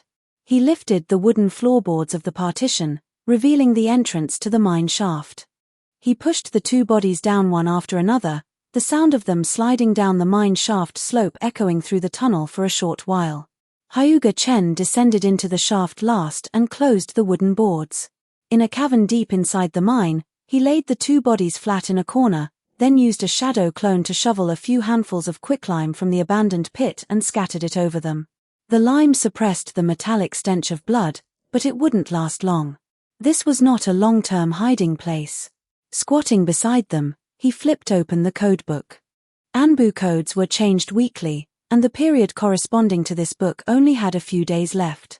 If they missed the contact deadline, Konoha would mark these two as missing. Once their deaths were confirmed, reinforcements would be deployed. A few days. At most a few days. He closed the codebook, stuffed it into his ninja tool pouch, and stood up. The candlelight flickered in the mine shaft, and the flying thunder god coordinates on the cave walls glowed with the faint light of chakra in his Byakugan's vision. The previous coordinates, combined with the new ones carved tonight, amounted to several in total, arranged in a row. I must speed up. I need to go through all the ninjutsu in the Book of Seals. The flying thunder god coordinates must be placed far enough. What I can do in a few days is very limited. He recalled the warmth that surged into his Byakugan on the day of the fusion. When the yang released chakra and that strange physical energy wrapped together and poured into his eyeballs, his eyes felt as if they were soaked in warm water. Then, a cool sensation seeped out from his eye sockets, traveling along his meridians to his entire body. That thing isn't ordinary yang release. There is something else inside Hashirama cells, which only became clear after the yang return cursed technique extracted it. Since then, the visual acuity of both my eyes has improved. He couldn't reach a definitive conclusion for now. But there was a direction. The evolution of the Byakugan required the triggering of the Otsutsuki lineage. If the energy carried within Hashirama cells was related to the Otsutsuki, it meant this path was viable. The next step is verification. Fuse another vial and observe the Byakugan's reaction. If the change is continuous, it means the evolutionary pathway has been opened. All that remains is to find Taneri. Blowing out the candle, he walked back along the side tunnel. When he returned to the shop's partition, the charcoal fire in the furnace was still burning. Its red glow reflected off the anvil, illuminating the residual bloodstains on its surface into a deep brown. Hyuga Chen picked up a rag, dipped it in water, and squatted beside the anvil to wipe away the bloodstains. Wringing the rag out in cold water several times, he picked up the basin, walked into the backyard, and splashed the water onto the snow. The moment the bloody water hit the snow, it spread across the white surface in a wide smudge, like a flower unfurling its petals. Then, it was covered by fresh snow. Standing in the backyard, his goggles faced the sky. Snowflakes fell onto the lenses, and cold air rushed into his lungs. He felt slightly sobered. #16 Chapter 16 The Third Party. Chapter 16 The Third Party. The stone-paved ground beneath his feet vanished. When his feet touched solid ground again, he was standing on that flat, grey floor. Grey mist churned around him. Origin space. Hyuga Chen stood still. He pushed his goggles up to his forehead, revealing a complete pair of Byakugan. All four of us are here. The outcast Chen swept his gaze around, his eyes resting on Hyuga Chen. Those Byakugan had become even purer than before, and more importantly, the caged bird seal on his forehead had vanished. Something happened on your end. It's fine. Hyuga Chen's gaze swept across the other three. Rather than that, I've come to ask you all for a favor. The outcast Chen smiled slightly. We are all the same person, there's no need to be so polite. I tried integrating the Hashirama cells myself, but there are still some flaws. He rolled up his left sleeve, revealing a dark spot the size of a fingernail on the inside of his forearm, looking like a faded old scar. After the return of Yang technique broke down the Hashirama cells, the contents split into two parts. One part is pure Yang release chakra, which can be directly absorbed. The other part. He paused, thinking for a moment before finding a more accurate term. It's more like a genetic completion. After the Huanyang stripped it away, it was funneled separately into both eyeballs. Amazawa Chen looked at him, raising an eyebrow slightly. An evolution? Hard to say. The outcast Chen looked up. The Senju are descendants of Ashura. Ashura is the son of the Sage of Six Paths, and tracing it further back, this lineage carries the blood of the Otsutsuki. If the mass extracted by the Huanyang directly stimulates the Byakugan, then it isn't ordinary Yang release. Fragments of Otsutsuki genes. Mortal Chen voiced this conclusion, looking at Hyuga Chen's left arm. Hashirama cells are an Otsutsuki bloodline diluted and degraded who knows how many times, specifically, Ashura's chakra residing within Hashirama. Otherwise, it would be no different from a simple transplant or grafting. The concentration is low, but it's enough for the current Byakugan. However, thinking you can reach a higher level relying solely on this is just wishful thinking. Hyuga Chen nodded. That's easy to solve.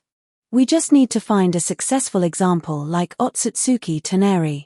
The outcast Chen identified the issue. The Divine Machine 100 refinements can solve the issue of the magical artifact, but there's another key factor, right? Hyuga Chen looked at Amazawa Chen and the outcast Chen. You too. What about us? Amazawa Chen pulled his hands out of his pockets. Your two worlds have biological knowledge, genes, cell differentiation, immune rejection. I need that knowledge. We also need to know how to stabilize and transplant the Otsutsuki bloodline when seizing it. Otherwise, it's just empty talk. The outcast Chen did not hesitate. No problem. With our current soul strength, reading a few books is a piece of cake. Amazawa Chen rubbed the back of his neck. All right, even a martial artist has to hit the books. The air in the grey mist vibrated slightly. The outcast Chen stood up. The grey mist receded from the four corners. Their outlines gradually blurred in the mist. Everyone, see you next time. Then, all four of them dispersed completely. Amazawa Chen opened his eyes. The ceiling of the Jujitsu High Dorm showed a layer of greyish-white in the morning light. He lay on his single bed, the bracelet on his left wrist casting a faint, cold glow beneath the blanket. The cursed tool bracelet. Its function was to absorb cursed energy from the air and selected targets, feeding it into the conversion channel of the Huanyang as raw material for body tempering. Furthermore, after synchronizing with the Yang spirit, the upper limit of the Huanyang was raised. Previously, the conversion efficiency couldn't keep up with the consumption of body tempering, but now it was the opposite. The moment a trace of negative energy appeared in his body, as long as he didn't deliberately control it, it would instantly be completely converted into positive energy. The efficiency of his body tempering had more than doubled. Outside the window, the silhouette of the cedar trees was silhouetted by the morning light into a blurry shadow. Getting out of bed, the person in the mirror had messy hair. Changing into leather shoes, he pushed open the main door of the dormitory building. The morning mist on the training ground had not yet fully dispersed, and a thin layer of dampness floated over the grass. Cedar trees lined both sides, their dark green undersides flipped over by the wind. Gojo Satoru was already on the training ground. Standing with his back to the light, his white hair was incredibly eye-catching. Sunglasses pushed up on the bridge of his nose, he had half a lollipop dangling from his mouth. Beside him was Geto Suguru, standing upright with one hand in his pants pocket, the buttons of his front collar meticulously fastened to the very top. Last place. Gojo Satoru pulled the lollipop out of his mouth and pointed in Amazawa Chen's direction. Amazawa, you're last every time. Do you think it's fine to make the strongest wait a few seconds for you? Yes. Truly shameless. Gojo Satoru's sunglasses slid down a bit, revealing his sky-blue eyes. Wow, quite bold. Geto Suguru didn't join the bickering. He took out a mission order from his coat and unfolded it, the paper fluttering twice in the morning breeze before he pressed it down with his palm. A mission designated by Master Tengen. The Star Plasma Vessel. Aminai Riko. Master Tungan's next assimilation vessel. She is currently in Tokyo, and the Intelligence Department has confirmed her general location. Our mission is to bring her back safely. Gojo Satoru snatched the mission sheet and looked at it upside down. Escorting a little girl. Easy. Geto Suguru was already used to Gojo Satoru's slipshod attitude. The Intelligence Department has already confirmed all locations. He took the mission sheet back from Gojo Satoru, folded it, and tucked it into his coat. This time we're in a three-man team. Me, you, and him. We set off within half a day. Amazawa Chen said nothing, indicating his silent agreement. Amazawa, Geto Suguru called out to him. Yeah. Information about the Star Plasma Vessel is semi-public. Not many within the Jujitsu sorcerers know, but some curse users have already put out a bounty. We can't rule out being ambushed on the way. Your reverse cursed technique is the team's ultimate insurance. In case Satoru or I get hurt, you're the only one who can perform emergency treatment on the front lines. Understood. Yeri Shoko didn't need to go today. The risk rating of the Star Plasma Vessel mission didn't require medical accompaniment. More accurately, with a reverse cursed technique user in the team, she wasn't a necessity. In recent years, all high-risk missions from Jujitsu High would default to bringing her along because she could output the reverse cursed technique externally, which others couldn't do.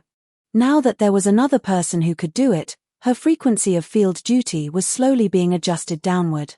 Shoko herself probably didn't care. She didn't like field duty in the first place, preferring to nestle in the clinic. With him helping to share her load. Amazawa Chen thought of how she had patted his shoulder while stifling a laugh back then, and felt a sudden, inexplicable surge of annoyance.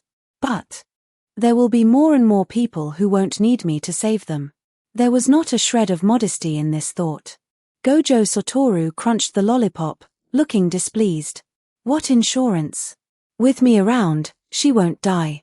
You two just look after yourselves. Geto Suguru glanced at him. You're still the same. Of course, I am the strongest. Listening to this conversation, Amazawa Chen's lips twitched slightly. As expected, I still can't get used to this. Standing at the exit of the training ground and looking back, the morning light shone down from above the cedar forest, casting three silhouettes of varying lengths onto the damp grass.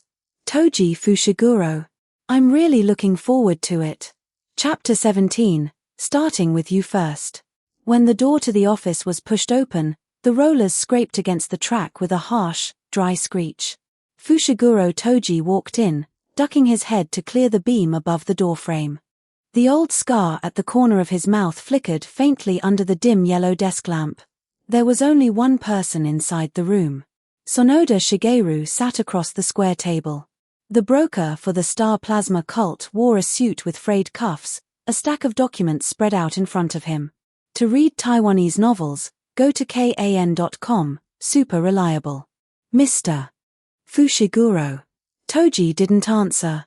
He pulled out a chair and sat down, leaning back once settled as the back of the chair groaned under his weight. The lamp's light struck him from the side, casting half of his face in shadow. Sonoda Shigeru pushed the documents into the middle of the table. The request is still regarding the Star Plasma vessel. All the intel is right here. He flipped open the first page. A photo of Amani Riko was clipped to the page, a school uniform, the face of an ordinary female student. The target needs to be taken care of before the assimilation. The time window is short. Toji glanced at the photo, his gaze lingering on it for less than a second. The pay. Sonoda Shigeru rubbed his finger against the tabletop. 40 million. Toji said nothing, choosing silence to exert pressure. Sonoda Shigeru pulled 2 sheets of paper from the stack and laid them side by side. On the left was Gojo Satoru, and on the right was Geto Suguru. Second years at Jujutsu High, scions of the Big Three families, wielding the 6 eyes and cursed spirit manipulation. Gojo Satoru and Geto Suguru are handling the escort. You should know these two. Toji knew. His eyes lingered on Gojo Satoru's photo. 6 eyes, limitless cursed technique. Sonoda Shigeru pulled out another page from beneath the stack and placed it right on top. This sheet was thinner than the previous 2, its surface clean. This is the extra person added to the team.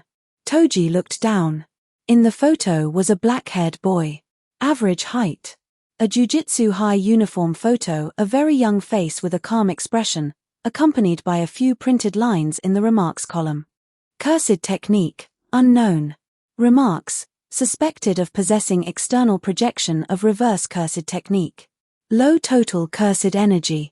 Threat level, C. Toji picked up this single sheet by himself, holding it between his thumb and index finger, and inspected it under the lamplight. An extra 10 million just because of this guy. Sonoda Shigeru's Adam's apple bobbed. He can project the reverse cursed technique externally. If you don't take care of Gojo Satoru first, this person in the back can save. Got it. Toji tossed the paper back onto the table. It flipped over as it fell, landing face down on the wood grain. Reverse cursed technique. A healer. Low total cursed energy. He had killed more than one person fitting this description. Stand far back on the battlefield, wait for allies to get hurt, touch them to make hands glow, and then get run through with a blade. It didn't take much effort. He had already mapped out the kill order in his mind. First, take out this kid who knows reverse cursed technique, though if circumstances require, he could also handle the 6 eyes on his own. Is the intel complete? Basically complete. Internal news from Jujutsu High, so there won't be any major errors. After saying this, Sonoda Shigeru took a manila envelope out from under the table. The envelope was thick, its edges bulging with bills. He set it on the table and pushed it forward. Toji reached out, held down the envelope, and stuffed it straight into his coat. Once slid inside, the envelope was automatically swallowed by his cursed spirit's mouth. Fushiguro Toji suddenly stood up, preparing to leave. Sonoda Shigeru looked up at him, the angle of the desk lamp giving Sonoda Shigeru's face 2 deeply sunken eye sockets. There's one more thing, the bounty. I'll arrange it. Toji walked toward the exit. For some reason, the black-haired boy's face flashed through his mind. A grin gradually spread across Toji's face. I'll start with him. The same day. Jujutsu High. Gojo Satoru and Geto Suguru stood side by side in front of the office desk. Gojo Satoru pushed his sunglasses up his nose, chomping on his third lollipop of the day. Geto Suguru maintained a proper posture, his hands hanging naturally at his sides. Amazawa Chen stood to Geto Suguru's left. He was one grade below them, and the cuffs of his uniform hadn't even developed creases yet. Yaga Masamichi retrieved a file from the drawer. The cover was stamped with a red top-secret seal. A mission personally requested by Master Tengen. He flipped open the document. The first page was Amanai Riko's profile picture. The star plasma vessel, Amanai Riko, is Master Tengen's next target for assimilation. She currently attends the middle school division of Renchoku Girls' Academy.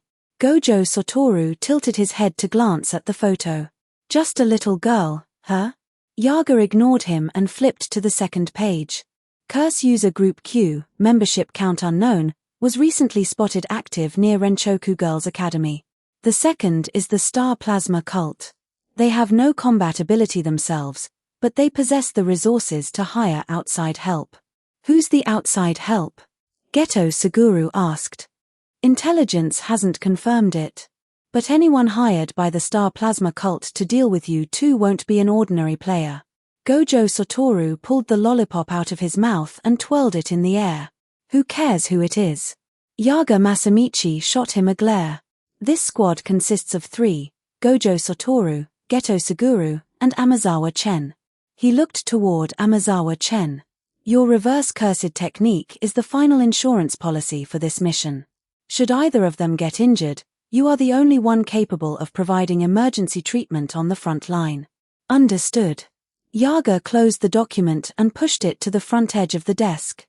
Mission objectives: proceed to Renchoku Girls' Academy, retrieve Amanai Riko, and escort her back to Jujutsu High. Move out immediately. Exiting the office, the draft in the corridor billowed the curtains. Gojo Satoru walked at the very front, the candy crunching loudly between his teeth. Escort duty again. Last time I guarded that old guy from whatever family, I almost died of boredom. Geto Suguru walked behind him, speaking helplessly. It's different this time, Satoru. Gojo Satoru didn't reply, tossing the crushed stick into the trash bin at the end of the hallway and thrusting his hands into his pockets. Amazawa Chen brought up the rear. Sunlight swept across him window by window, obscuring the thoughts beneath his expression. The main entrance of Renchoku Girls' Academy was guarded by 2 wrought iron gates. The spikes at the top were painted black, the surface cracked with fine spiderweb lines from long-term weather exposure. The elderly guard in the security room looked at the credentials Gojo Satoru handed over, taking a few seconds to make out the text. He pressed an electric switch, and the iron gates slid open to both sides with a heavy clatter. The campus was very quiet. Afternoon classes were still in session, the sports field was empty, with energetic voices from students occasionally drifting out from the classroom windows. Gojo Satoru looked around. A girls' academy, huh? Even the air smells cleaner than Jujutsu High. Geto Suguru didn't indulge his joke. The location specified by the intelligence department is the middle school building, 3rd floor. She should be in class right now. The 3 crossed the sports field. There was a faint smell of disinfectant in the hallway of the academic building. Geto Suguru walked ahead, matching room numbers to find the right classroom. At the corner of the hallway, he stopped. Here. A pane of frosted glass was set into the classroom door. The teacher's lecturing voice carried from inside, though the words were muffled through the door. Geto Suguru reached out and knocked. The lecturing stopped, and the door slid open from the inside. Standing at the doorway was a female teacher wearing glasses. When she saw 3 people in Jujutsu High uniforms, the look on her face turned from confusion to nervousness. We're here to pick up Amanai Riko, Geto Suguru said politely. The school administration has already been notified. The female teacher glanced back into the classroom, then nodded and pulled the door open fully. Amanai-san. Someone is here for you. #18 Chapter 18 The Expected Surprise Attack. Chapter 18 An Expected Raid. The safe house was set up on the 12th floor of a high-rise office building in Minato Ward. It was originally the office space of a trading company, temporarily cleared out. Long fluorescent light tubes illuminated rows of empty cubicles, and a half-filled cup of overnight coffee was still left on one of the desks. The elevator only went up to the 11th floor. For the final stretch, they took the fire stairs. Gojo Satoru pushed open the fire door in front, the sound of the iron door hitting the wall echoing through the empty office area. This is it. He pushed his sunglasses up his nose. It's bigger than the dorms at Jujitsu High. Amani Riko walked in through the fire door. Her school bag strap hung over one shoulder, while her other hand pinched the pleated hem of her school uniform skirt. Standing at the entrance of the fire exit, her eyes scanned from the empty cubicles on the left to the stacks of cardboard boxes on the right, finally landing on the floor-to-ceiling window. Outside the window was the skyline of Minato Ward. In the distance, the ocean gleamed grayish-blue, like a piece of glass that hadn't been wiped clean. Kyowa Misato followed Riko inside. She walked to the corner, opened a crate of water, took out a bottle of mineral water, and placed it next to the tatami mat. Riko walked over and sat down cross-legged. Her movements were swift, and her back was straight as a board as soon as she sat down. She rested her school bag on her knees, pressing both hands against it, her eyes fixed on the view outside the window. Suguru Geto was the last to enter. He pulled the fire door shut, latched it, pulled out his phone from his pocket to glance at the screen, and frowned slightly. Gojo Satoru leaned against a partition, shifting his lollipop from one side of his mouth to the other. Before escorting her back to Jujitsu High, fulfill all of Amani Riko's requests as much as possible. The office fell silent for 2 seconds. Riko looked up at Suguru Geto. Then I want to go to school. Suguru Geto turned his phone screen toward her. On the screen was an annotated map with 3 red circles around Renchoku Girls' Academy. Going back isn't an option. I don't care, Riko raised her voice half a notch, that deliberate theatrical tone returning. I still have prayer activities today. Besides. Amazawa Chen leaned against the wall by the window, agreeing with Geto's concerns. School is out of the question. Riko turned and glared at him. Those people won't care if there are other students nearby. If you go, your classmates will be dragged into it. Riko glared at him, but ultimately realizing they were right, she turned her face away. Amazawa Chen took a step forward from the wall, walked over to the floor-to-ceiling window, and turned sideways to glance at the street below. If you want to experience your normal life, anywhere else works too. It doesn't have to be at school. Riko crossed her arms over her chest. So I can go wherever I want. Suguru Geto nodded. In principle. Riko walked over to the floor-to-ceiling window. She pressed herself against the glass to look outside, her nose pressed against it. The ocean was far away. Looking down from this height, it appeared endlessly vast. Okinawa. I want to go to Okinawa to see the sea. Gojo Satoru pulled the lollipop out of his mouth. Suguru Geto and Gojo Satoru exchanged a look. Okay. Gojo Satoru shrugged. It's not like sitting around an office here is any fun anyway. Suguru Geto began arranging transportation to Okinawa. He walked to a corner to make a call while Kyowa rebraided Riko's hair. Riko sat cross-legged, her hair ties undone by Kyowa, letting her hair fall over her shoulders. She kept her head down, her fingers picking at a loose thread on the hem of her school uniform skirt. Amazawa Chen sat down on a cardboard box next to the tatami mat and pulled out that cell biology textbook from his coat. The cover was slightly frayed, with a small strip of tape stuck over the creased spine. He flipped to the page with the paper bookmark. Immune rejection response. The paper glowed faint yellow under the fluorescent lights. Riko's voice came from the side. What are you reading? Amani Riko tilted her head over, looking at his book over his shoulder. Biology. A textbook? Kind of. He held up the cover for her to see. The fluorescent tube emitted a faint buzzing hum.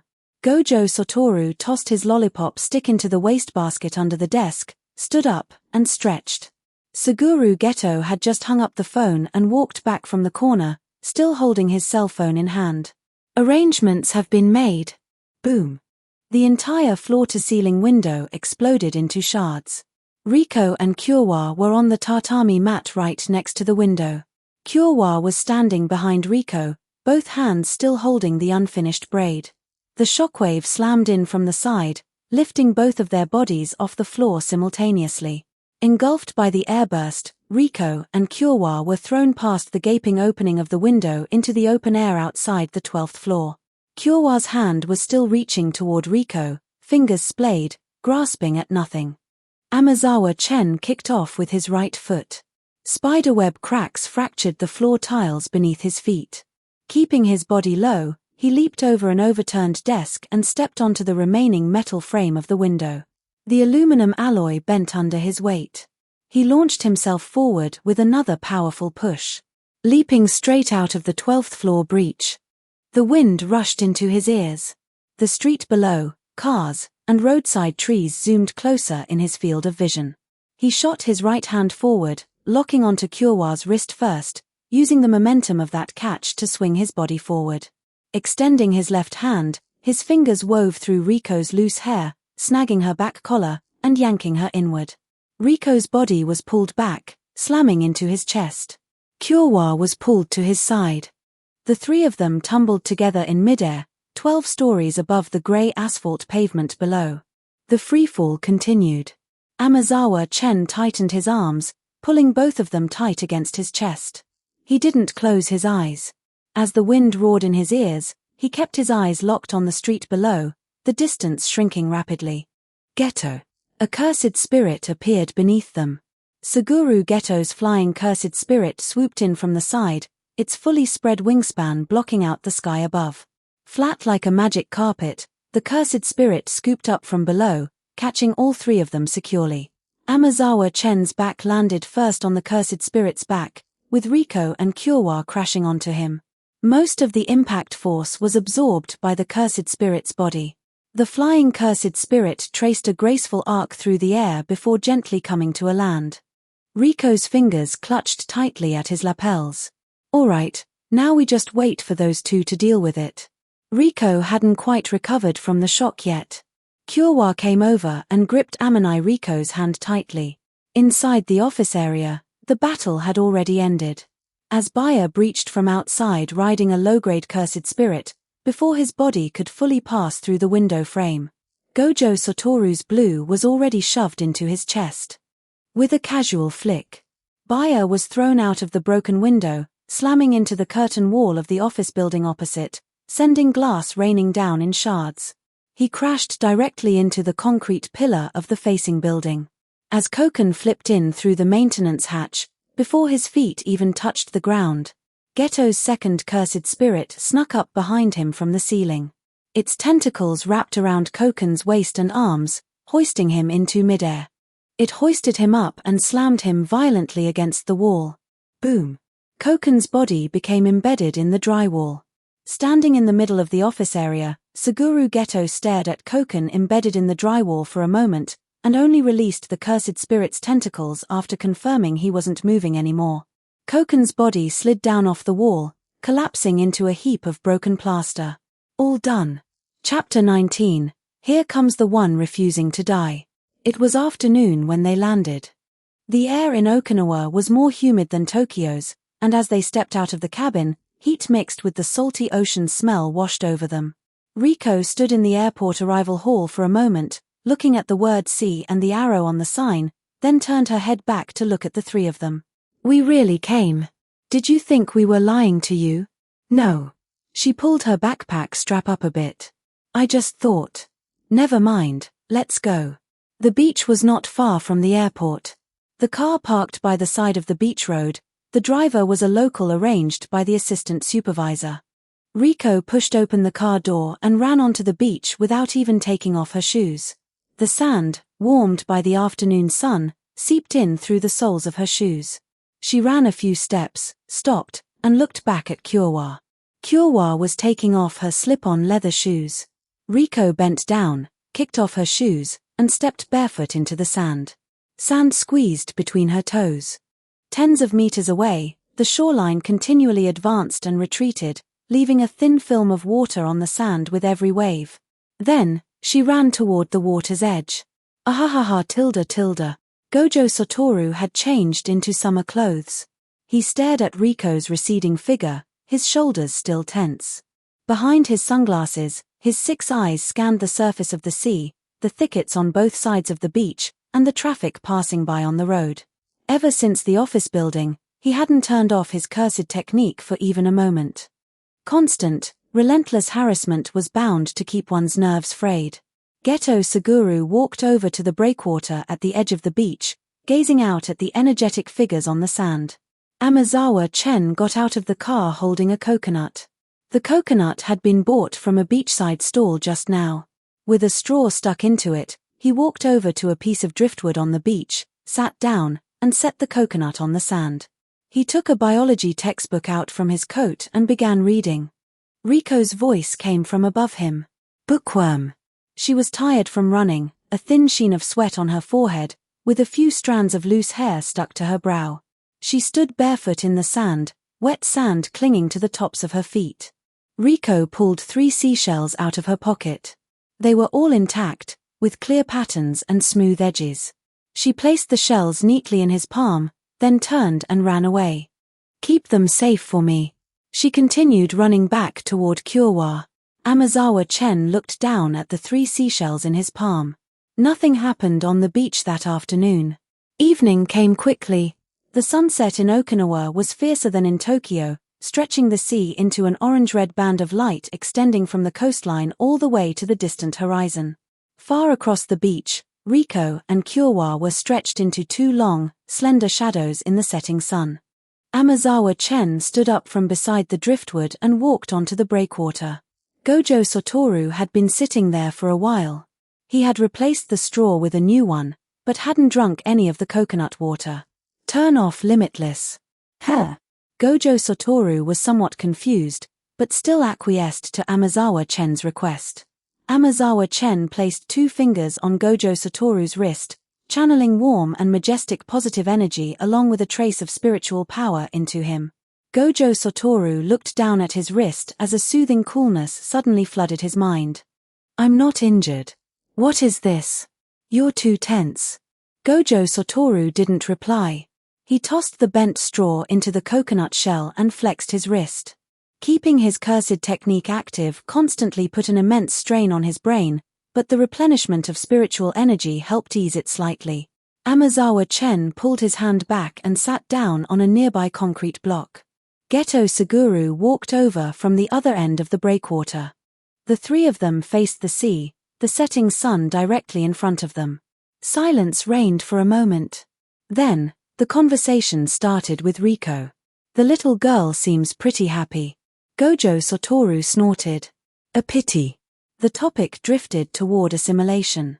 As if carried by the sea breeze on this breakwater, what else was there to discuss? Master Tungan's barrier covers all of Japan. If the assimilation fails again, the barrier will break down. Cursed spirit disasters will spiral out of control. Yet, Geto Suguru spoke with a grim expression, looking more as if he was anticipating pushback from Amazawa Chen and Gojo Satoru. Amazawa Chen didn't respond immediately. How long has Tengen lived? At least over 1,000 years, right? Geto Suguru was somewhat bewildered. Over 1,000 years. A bit exaggerated, but fine, let me count it as 1,000 years. Amazawa Chen looked straight into Geto Suguru's eyes. He's the strongest barrier master in all of Japan. For 500 years, no second person could come close to him in barrier techniques. His barrier covers the entire Japanese archipelago, running stably every single second of every day. And then you tell me, a person like that, in 1,000 years, couldn't even figure out a single way to stop assimilation. Geto Suguru didn't reply, his hands clenching tightly. Fine, let me take a step back. Amazawa Chen turned his head to look at Riko Amanai in the distance. Even if he couldn't do it and was a mediocrity, then let's step back to step 2. In 500 years, he couldn't find a single successor. Geto Suguru's gaze shifted from the ocean to Amazawa Chen. Leaning against the concrete block, Gojo Satoru pushed his sunglasses up to his forehead. His 6 eyes stared at Amazawa Chen's profile, his expression turning solemn. A barrier covering all of Japan, maintained for 500 years. In 500 years, there hasn't been a single barrier master of that caliber in all of Japan. Not even one a tier below?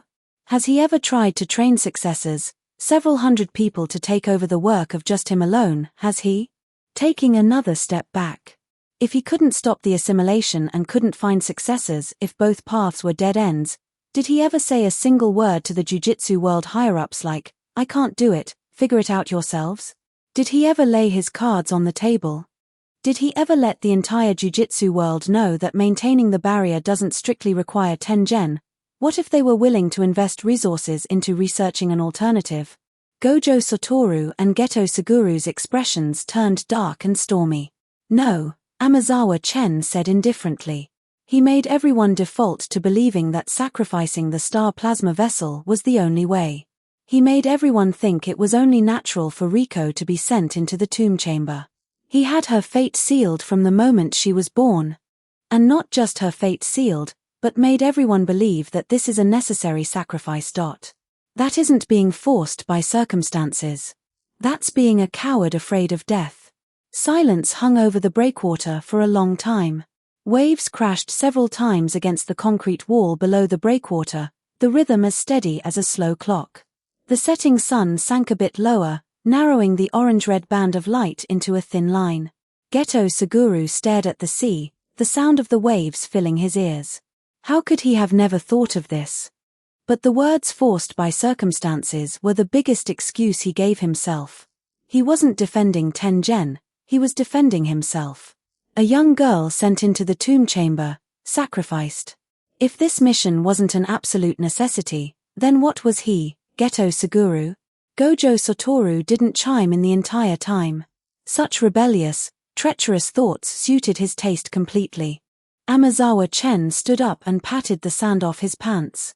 For a 1,000-year-old geezer refusing to die to need an innocent young girl's life to prolong his own, it's utterly ridiculous. Geto Suguru turned to look at Gojo Satoru. Gojo Satoru pulled his sunglasses back onto the bridge of his nose, stood up, and walked to the edge of the breakwater. He stood facing the sea for a moment, the sea breeze rustling his white hair and blowing the tips back. Let's do it. #20 Chapter 20 Return, Innate Yang. Chapter 20, Return, Innate Yang. The next day. Arriving at Tokyo Jiu-Jitsu High. The four of them got out of the car and set off on foot. Remember this site's domain, Taiwan Novel Network, accompanying your leisure time, super thoughtful. Cedar trees lined both sides of the path, their crowns overlapping overhead to form an archway. The afternoon light leaked through the gaps, cutting alternating patches of brightness and shadow on the flagstone path. Gojo Satoru walked at the very front. Riko walked in the middle. Amazawa Chen was half a step behind on her left, while Suguru Geto was on her right. The flagstone path extended forward. The canopy gradually grew denser, and the speckles of light overhead became sparser. Riko spoke up. "From now on, I am Tengen, and Tengen is me." She regained her previous optimistic and dramatic demeanor, her chin slightly raised, turning back to triumphantly rest her hands on her hips. "From now on, all three of you have to obey my orders." Amazawa Chen gave a light chuckle. "Then I must thank you, Lady Riko." Riko's footsteps continued to ring on the flagstone path. She stepped down harder than before, the soles of her shoes grinding against the stone in a rhythmic friction. The flagstone path turned into a denser section of the cedar forest. The canopy almost completely blocked out the daylight, and the surroundings grew quiet. A snapped leaf floated down from above. The leaf was freshly severed, the tear dripping with green sap. Glancing up, there was a shadow positioned slightly to the right overhead. Its speed accelerated in an instant beyond what the naked eye could track. The tip of the inverted spear of heaven thrust out from the canopy, aimed directly at the back of Gojo Satoru's neck. The sound of the blade tearing through the air was thin and sharp, like cloth being rapidly ripped apart, plunging straight down from deep within the canopy. Amazawa Chen twisted his right foot on the flagstone, his sole producing a slight crunch of grinding gravel. Turning his body, his left arm crossed in front of Riko, his forearm forming a barrier before her shoulder to pull her back a step. At the same time, he took a second step with his right foot. He appeared on Gojo Satoru's right side, positioned right between the body and the landing point of the blade.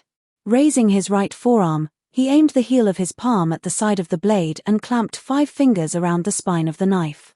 The thrusting trajectory of the inverted spear of heaven was forced sideways. The blade tip slid past the outside of Gojo Satoru's right shoulder, stabbing empty air. Clang! Gojo Satoru whipped his head around. The eyes behind his sunglasses first caught Amazawa Chen's hand clamping down on the spine, 5 fingers securely locked over the back of the blade. Following the weapon upward, he saw the person holding it. It was Amazawa Chen. Failing in his strike, Toji Fushiguro kicked hard toward Amazawa Chen, forcing Amazawa Chen to let go while immediately retreating. Finally revealing his true appearance. An old scar sat at the corner of his mouth. As he smirked, the scar pulled into a curve, and his eyes narrowed. His fingers holding the knife loosened slightly to readjust his grip distance. Amazawa Chen let go to dodge the straight kick. Without turning around, his voice turned cold. "Geto, take Riko to the tomb chamber." Suguru Geto hesitated for a moment, seeing Gojo Satoru silently acquiescing on the spot.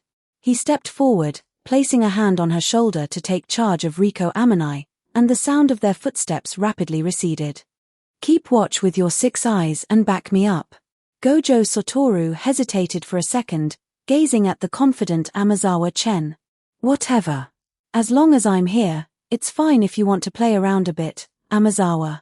He then retreated to the side of a cedar tree, crossed his arms over his chest, took off his sunglasses, and leaned against the trunk. His azure 6 eyes lit up in the shade of the trees. Amazawa Chen turned back, facing Toji Fushiguro. Toji Fushiguro stood 3 paces away, the inverted spear of heaven hanging at his side. The two of them locked eyes across a distance of 3 flagstones. Toji Fushiguro frowned slightly as he looked at the Amazawa Chen before him, who didn't match the intelligence reports. That block just now was definitely not something an auxiliary healer could pull off. The cedar needles swayed gently overhead, and the dappled light leaking through moved slowly across the dirt between them. "Whatever, just a brat. Doesn't matter." Toji Fushiguro stepped out, bending his knees to sink his center of gravity low. The inverted spear of heaven swept upward from below, the blade tip slanting up from ground level to slice from abdomen to chest. Amazawa Chen stepped back half a pace, his heel making a brief clack against the flagstone. The tip of the blade swept past his chest. When the upward strike missed, the blade flipped with the momentum, chopping down from above. Amazawa Chen turned sideways, and the edge slashed down past the outside of his left shoulder, striking the flagstone. A small chip snapped off the edge of the flagstone, bouncing into the nearby soil. As Amazawa Chen turned, he reached out with his right hand, fingers spread, grabbing for Toji Fushiguro's knife-holding wrist. Toji Fushiguro flipped his wrist, twisting the hilt to sweep the blade horizontally toward Amazawa Chen's fingers. Amazawa Chen pulled his hand back just in time, the edge skimming over his knuckles. The two backed away simultaneously with tacit understanding. 2 exchanges. The probing was over. Toji Fushiguro's brows knitted tightly, already considering whether to retreat. Amazawa Chen silently activated Huanyang.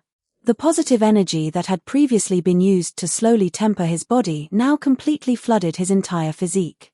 Time to get serious. Gojo Satoru's eyes widened. What is this? The next instant, the inverted spear of heaven let out a sharp whistle through the air, stabbing in a straight line toward Amazawa Chen's throat at a speed significantly faster than the previous 2 strikes. In Amazawa Chen's eyes, the blade tip was merely a streak of silver. Amazawa Chen's body leaned to the left. The tip of the blade thrust past his neck, while at the same time he raised his right hand and slapped the side of the blade. A surge of immense force traveled down the blade, knocking the inverted spear of heaven to the right. Toji Fushiguro's grip wobbled, nearly losing hold of the weapon.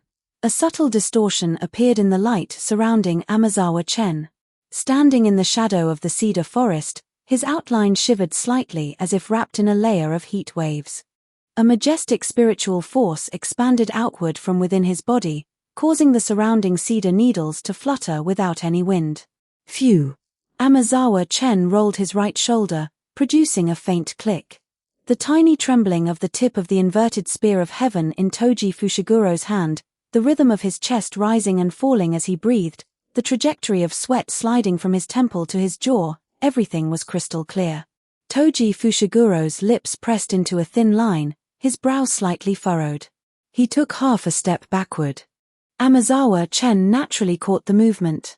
Want to leave? He took a step forward. The dirt at the edge was kicked up in a cloud. His right leg swept low along the ground, the wind pressure from his shin flattening the blades of grass as he struck Toji Fushiguro's calf. Bang! Toji Fushiguro's feet were swept off the ground, sending his entire body tilting to the right. His whole body was suspended in midair for a brief moment, knees still floating upward, his upper body leaned back due to inertia, and his hand holding the knife lost control, causing the tip to draw a crooked arc in the air. After sweeping his right leg, Amazawa Chen channeled the momentum into a twist of his waist. He slammed a palm right into the center of Toji's chest. A visible wave of air surged forth, causing ripples across skin and flesh, as the surrounding air compressed into a low, heavy explosion. Boom! From his airborne state, Toji's body was driven straight down by the palm strike. He crashed backfirst into the soil. The ground was smashed into a deep pit, with dirt and crushed stones spraying outward from the rim. Gah! In the center of the crater, Toji Fushiguro coughed up blood and instantly lost consciousness. He lay flat on his back. The inverted spear of heaven slipped from his hand, his arms sprawled to his sides, and the cloth over the palm print on his chest uniform caved in, his ribs were completely shattered. Amazawa Chen stood beside the crater. The positive energy slowly receded from his skin, and the distortion in the light around him gradually returned to normal. The cedar needles fell completely still. He loosened his right shoulder, then turned around. Gojo Satoru pushed himself up from the trunk of the cedar tree. Holding his sunglasses in hand, the lenses reflected a few specks of light filtering down from above. His azure six eyes glowed in the shade of the trees, pupils slightly constricted as he stared at Amazawa Chen, his Adam's apple bobbing. "You guy, you sure hid it deep." Amazawa Chen patted off the dirt clinging to his trousers. "I'll leave him to you." Gojo Satoru glanced down at Toji in the crater. "Not going to kill him? Not killing him." Gojo Satoru didn't push further. Pushing his sunglasses back up, he pulled out a communication device from his pocket and tapped a few times on the screen. "The assistant supervisor will be here in 10 minutes. As for the tomb chamber," he looked deep down the flagstone path, in the direction Suguru Geto and Riko had left. "I'll head over first." Chapter 21, Counterattack of 500 Years of Cursed Energy, Fighting It Alone. Outer perimeter of the tomb chamber. The underground air was heavier than above ground. In front of them, a corridor spiraled endlessly around the distant center, like a maze with no end. Geto Suguru stepped off the platform and stopped in the middle of the corridor. Riko silently followed him out. Geto Suguru looked at the massive tomb chamber in the distance, stayed silent for a moment, and then spoke. "Neither Gojo nor Amazawa wants to send you in there." "Me neither." He turned his head and looked at Riko with a smile. "If little Riko doesn't want to assimilate, you can go home with Miss Kyowa." Amanai Riko whipped her head around to look at Geto Suguru. Her fists were clenched, her lips parted, and her chin trembled slightly. Her eyes slowly turned red, tears brimmed over her lower eyelids, and ran uncontrollably down her face. She raised her hand to wipe them away, rubbing the back of her hand against her face, but no matter how much she wiped, she couldn't wipe away the overwhelming emotion. "Is that true?" Geto Suguru nodded. "I still want to stay with everyone a little longer. I want to go to more places and see more sights together with everyone." The tears filled her eyes and overflowed again, trickling down along the curve of her mouth to her chin. "Anyway, after assimilation, I would become Master Tengen. Before, I thought I could accept it calmly." She lowered her fist from her chest. "I thought I was ready, but..." She raised her eyes and looked at Geto Suguru. Her eyes were red, tears still hung on her face, and her lips trembled slightly. "But then I met Gojo, Kyowa, Geto, and that nerd Amazawa, and the seashell he kept for me. I don't want it to end like this. I don't want to forget all of this after becoming Master Tengen. I want to remember these things. The corridor fell silent. Geto Suguru looked at her with gratification. This was her own decision, and responded gently. Then let's go back. Tears were still on Riko's face, but she looked at Geto Suguru's smile. Can I really? Both Gojo and Amazawa would say yes. Riko bowed her head, wiped the tears from her face, and sniffled. MMH. Just then, footsteps came from the passage in the distance. Geto Suguru turned his head. Amazawa Chen walked out of the underground passage, mud staining his pant legs and a few specks of blood on the back of his left hand, unclear whether it was his or someone else's. Stopping in front of the two, Amazawa Chen shifted his gaze to Geto Suguru. Finished talking? Geto Suguru nodded. You were right. Riko doesn't want to assimilate. Amazawa Chen looked back at Riko. Riko met his gaze, her eyes turning red again, but this time she didn't cry. Not going to say thank you to me? Riko looked at the marks on Amazawa Chen and glared at him. The surging thoughts in her heart instantly turned into action. She threw herself into Amazawa Chen's arms, her forehead bumping into his chest. Her hands gripped both sides of his uniform, pressing her face against the fabric, her breathing muffled by the cloth. Amazawa Chen raised his hands above his head, not expecting the girl to pull something like this. Then he gently patted her shoulder. After a moment, Riko let go and stepped back. Watching this, Geto Suguru couldn't hold back the curl of his lips. Seeing Amazawa Chen look over at him, he immediately turned to look elsewhere. He spoke to explain for Amazawa Chen. When Riko said she didn't want to go, I told her she could go back. That Gojo and Amazawa would both say yes. It was Amazawa who ultimately persuaded Gojo and me. Hearing this, Riko stood straight again, having wiped her face dry, never mind how she wiped it. Is that so? Then he's somewhat useful after all. Geto Suguru laughed. Amazawa Chen averted his gaze from Amanai Riko's face and turned toward the depths of the tomb chamber. You two head back first. I'm going to see this Tengen. Geto Suguru's smile froze instantly. What are you going to see Tengen for? The star plasma vessel is no longer an option. Someone needs to clear things up. Amazawa Chen didn't give a direct answer. Gojo should still be waiting outside. You go meet up with him first.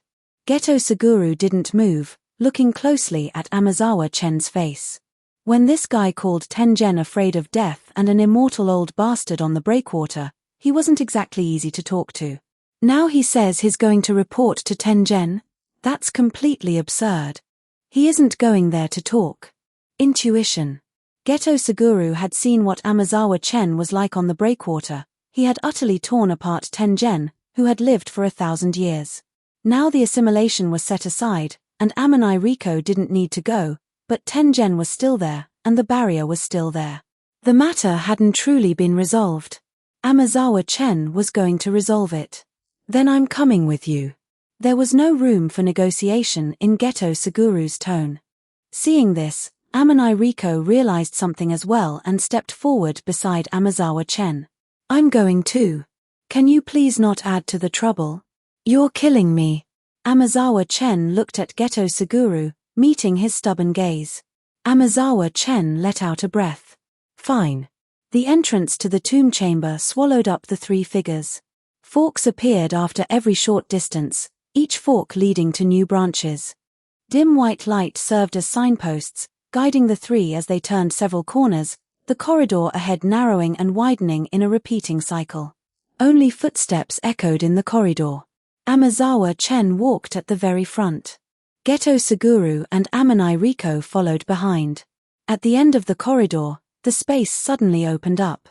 The entire space was a dreamlike white, devoid of any directional source of light. Light came from all directions, leaving no shadows. Tengen sat right in the center. The body showed no remaining human traces. The head was an elongated cylinder extending directly from the top of the torso, with no neck.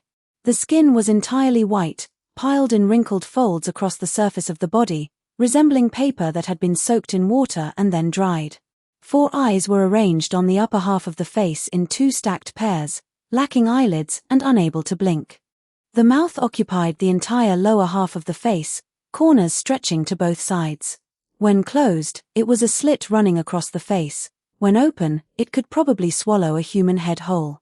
There was no nose. There was no hair. Without any sense of direction from light sources in the entire space, light flooded in from all directions simultaneously. Tengen sat in the middle of that uniform curtain of white light, 4 eyes turning at once to lock onto the 3 who had entered. Amazawa Chen stopped in front of her. Geto Suguru and Amanai Riko stood firm behind him. Silence. Tengen was the first to speak. Is the star plasma vessel unwilling? Amazawa Chen raised his eyes to look at the non-human entity opposite him. No one is willing. What do you want to talk about? Amazawa Chen raised his left hand, palm up. Concentrated positive energy, or rather, life energy seeped out from his palm. It wasn't the gentle kind used for healing wounds, but a surging mass of light that sharply illuminated half of his face, casting a shadow beneath Amazawa Chen's feet. Geto Suguru stood 2 steps behind Amazawa Chen. Positive energy could affect barriers constructed from cursed energy, but it wasn't practical. Truly profound barriers didn't fear such a thing.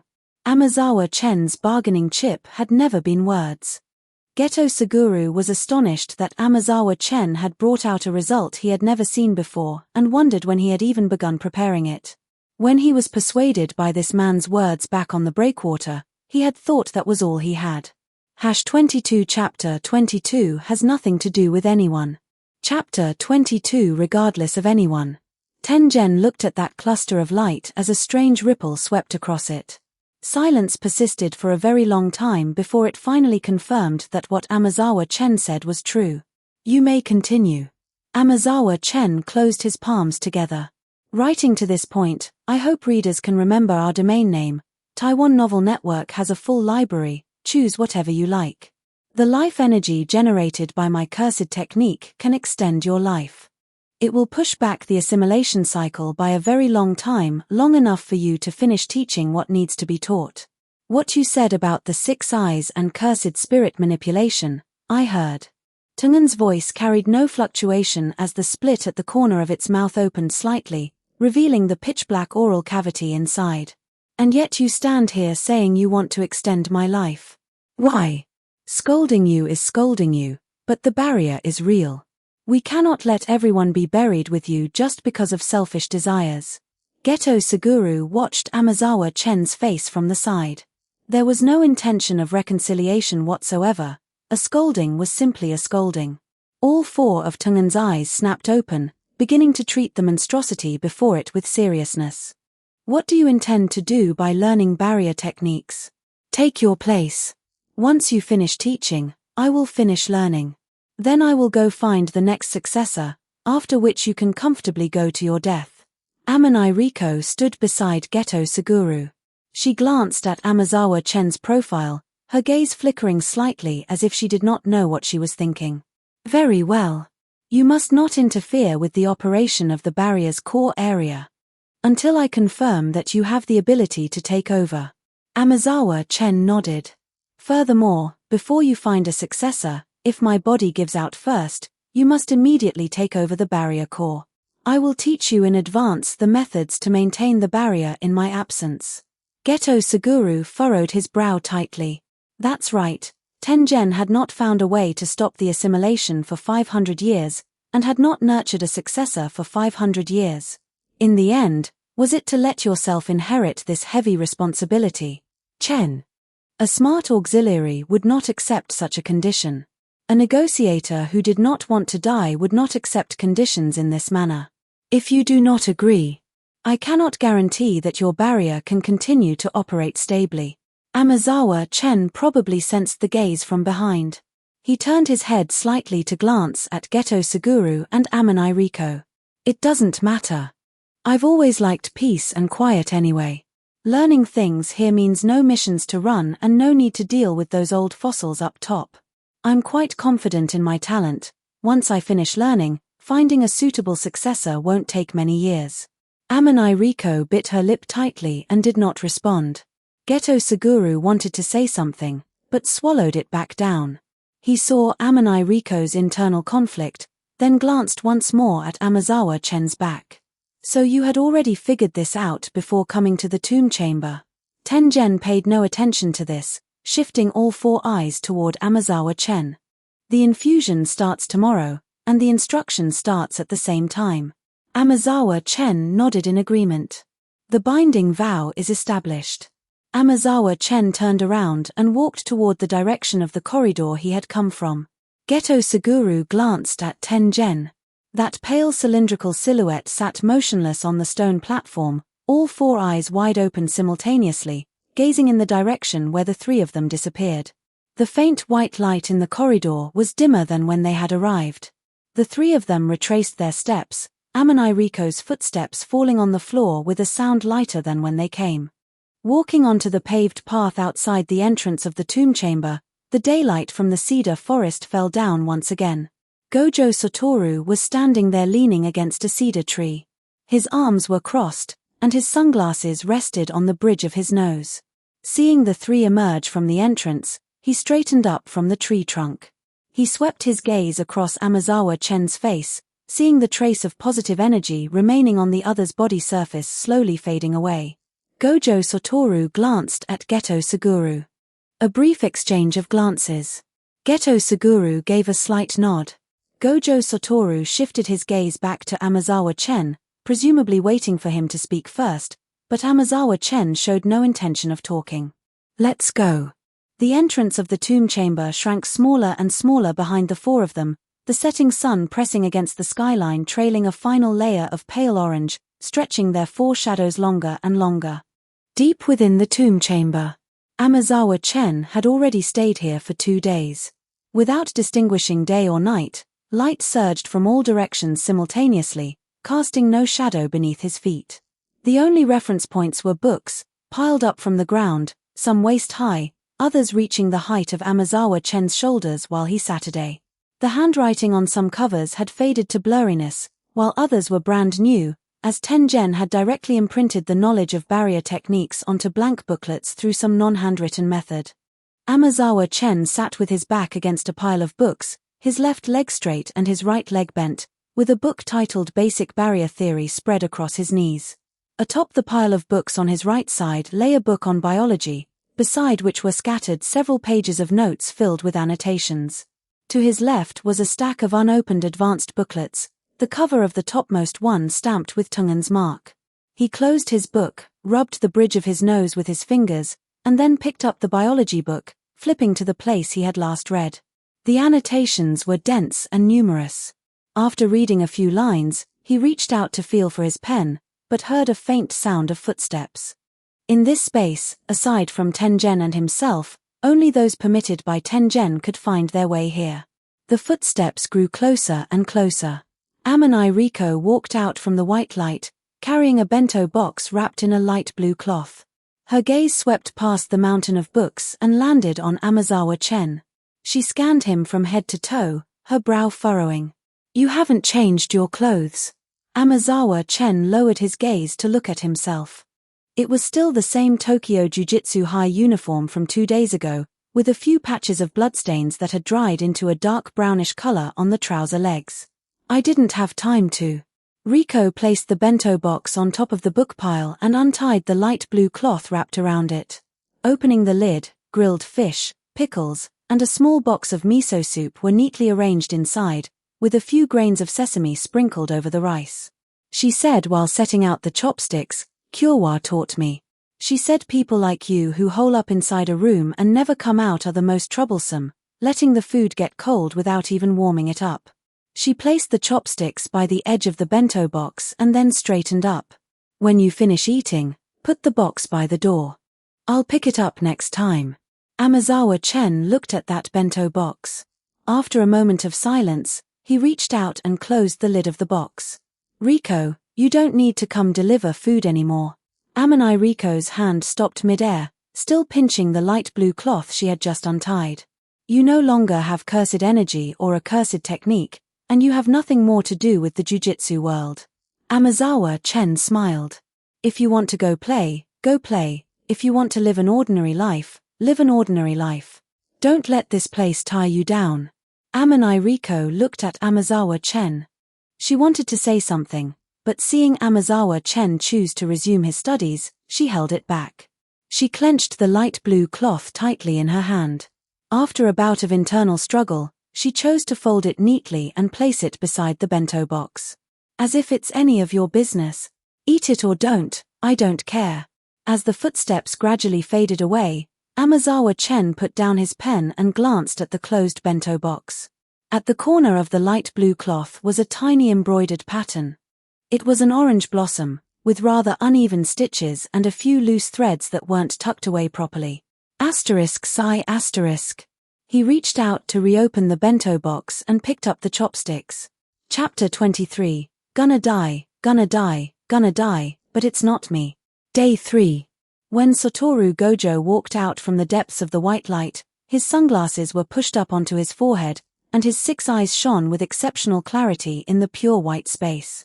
He glanced around at the surrounding mountains of books, then glanced at the empty bento box on top of the pile of books. Amazawa Chen stood up from behind the book piles with no expression on his face. The moment Satoru Gojo walked closer, Amazawa Chen drew a blade from his waist with his left hand, the inverted spear of heaven. Satoru Gojo stared at the tip of the inverted spear of heaven, then shifted his gaze to Amazawa Chen's face. Did you call me here just to show me your trophy? Amazawa Chen took a step forward. This step was extremely fast, his body cutting directly into a distance of 1 arm length in front of Satoru Gojo. The inverted spear of heaven thrust upward. The tip of the blade pierced in from a position slightly above Satoru Gojo's right chest, penetrating his uniform and stabbing into his flesh. The forced deactivation of the cursed technique took effect the moment the blade tip touched his skin, and Limitless ground to a halt. Satoru Gojo's body stumbled back a step, his back crashing into the pile of books behind him. He lowered his head to look at the palm he was pressing against his chest. Blood seeped out from between his fingers, trickling down his fingers and staining the front of his uniform. You! He raised his head in shock, looking at Amazawa Chen's indifferent face. Amazawa Chen had already pulled out the inverted spear of heaven. The blade was stained with blood, glaringly red in the pure white light. Satoru Gojo collapsed to the ground, and Amazawa Chen silently sensed the temperature in his body and the slow draining of his blood. Right on the verge of losing consciousness, Amazawa Chen sensed that his awareness was beginning to blur, and he had already frowned. He waited 2 more seconds. His palm pressed against the wound on Satoru Gojo's chest, and positive energy gushed out from his palm, seeping into the wound. The torn muscle tissue began to heal, and the blood vessels reconnected. Slap. Amazawa Chen directly slapped Satoru Gojo awake. Satoru Gojo sat up abruptly, lowering his head to look at his own chest. The hole in his uniform was still there, and the bloodstains were still there, but there was nothing on his skin. Have you learned the reverse cursed technique yet? Satoru Gojo looked at Amazawa Chen, transitioning from furious to calm. Recalling the near-death experience of those dozen seconds just now, all his senses screaming simultaneously when the blade tip pierced in, his cursed energy freezing the instant the cursed technique stopped, the heat of the blood gushing from the wound, and the moment his consciousness began to narrow. And then Amazawa Chen's healing technique dragged his consciousness forcibly back. Otherwise, when do you plan to learn it? Figure it out on your own. Amazawa Chen picked up the inverted spear of heaven and weighed it in his hand. It's not peaceful outside. Future matters outside will have to rely on you and Geto. Amazawa Chen turned the hilt of the blade toward Satoru Gojo. Satoru Gojo scanned Amazawa Chen up and down. The margins of the open biology textbook behind him were densely filled with annotations. He took the inverted spear of heaven. Holding the hilt in his hand, the center of gravity was a bit forward, which he wasn't quite used to. He looked down at the blade and then thrust it into the void plane beside his feet, the blade piercing directly through the white ground and standing upright there. How long? Until you learn it. What if I can't learn it? You won't fail. Amazawa Chen's smile became somewhat terrifying in Satoru Gojo's eyes at this moment. Start over. Amazawa Chen gripped the hilt of the inverted spear of heaven and pulled it out, The edge once again facing Satoru Gojo. What a selfish guy. Satoru Gojo took off his sunglasses and threw them onto the pile of books, his 6 eyes shining blindingly in the pure white space. Amazawa Chen stabbed a knife into his chest once again. Satoru Gojo collapsed to the ground once more. He knows he won't die, so the effect is poor. Amazawa Chen looked at Satoru Gojo, who was struggling on the edge of death once again, pondering silently in his heart. Satoru Gojo's rationality was too strong. The 6 eyes gave him information processing capabilities far exceeding ordinary people, and also gave him a protective film that could never be pierced through. As long as he subconsciously knew that Amazawa Chen would cover for him, he wouldn't be driven to a true desperate situation. During the first half-month, Satoru Gojo tried all sorts of methods. Every time the blade tip pierced in, he would actively search for the cursed energy core, trying to find that reverse switch amidst the stress response of blood loss. Every single time, he was pulled back by Amazawa Chen's positive energy, climbed up to try again, fell silent for a moment to relax upon failure, then stood up, took 2 steps back, and assumed a posture waiting for the next blade. His mental state had already begun to become somewhat unstable. Not knowing how much time had passed, the bento boxes had already been piled as high as a person. The inverted spear of heaven pierced into the upper right of his chest, the exact same position as the first time. Blood gushed out from between his fingers. Satoru Gojo's pupils began to dilate on the verge of narrowing consciousness, his breathing became short, and his body grew limp downwards. Amazawa Chen's right palm hovered above the wound, positive energy glowing on his palm, but he didn't press down. 1 second. 2 seconds. Satoru Gojo's 6 eyes opened on the verge of blurred consciousness, his pupils beginning to dilate. What he thought in his heart was why it hadn't come yet, and then this thought was crushed by a stronger instinct. Every single cell throughout his entire body was screaming the exact same phrase. I'm going to die. I'm going to die. The cursed energy finally reversed, and positive energy poured in at this instant. The wound healed, the blood coagulated, and his consciousness was pulled back. Satoru Gojo opened his eyes, lowered his head to look at the dried bloodstains on his palms, and then raised his head to look at Amazawa Chen. You did it on purpose.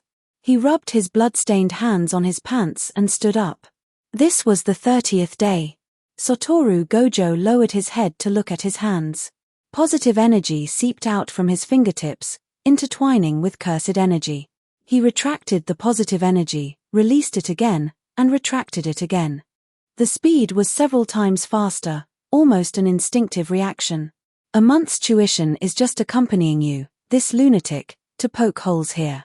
Satoru Gojo retracted the positive energy and raised his eyes to look at Amazawa Chen. The holes are on your body, and the ones I poked still count as yours. There was a moment of silence. Satoru Gojo spoke. You just said that outside matters rely on me and Geto. Then how long do you plan to stay here?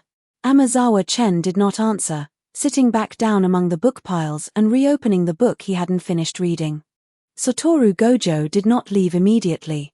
He pulled the inverted spear of heaven out of the ground, then sheathed it and placed it beside the pile of books. I'll leave this blade with you. Not keeping it as a souvenir. I don't use blades. Oh. Riko has been coming to find Geto to learn cooking every day recently, saying that Kyowa can't finish teaching her and she needs to find Geto for remedial lessons.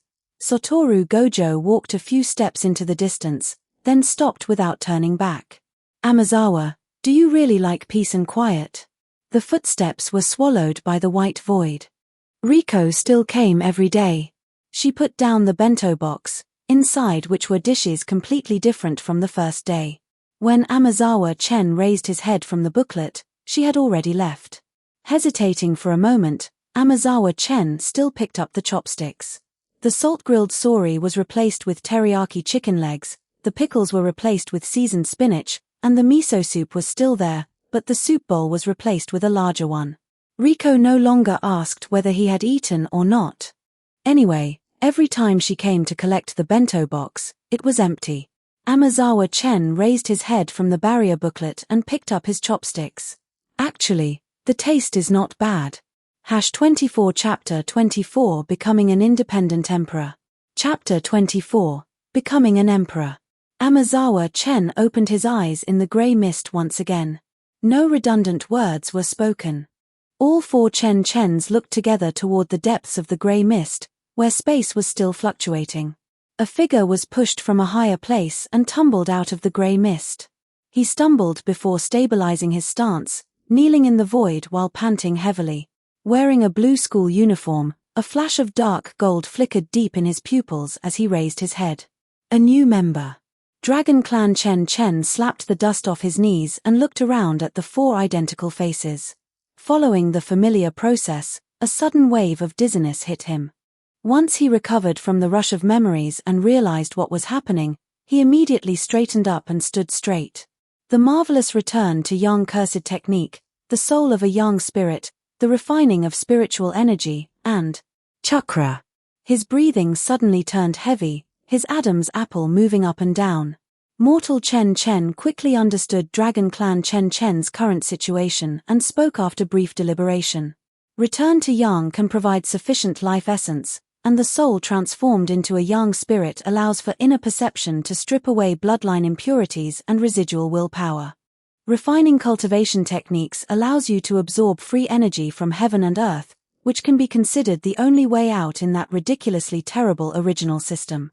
The outcast Chen also added, purify the messy bloodline hierarchy and willpower in your dragon blood, break away from Black King Nidhogg's system, and become the Dragon Emperor of a new system.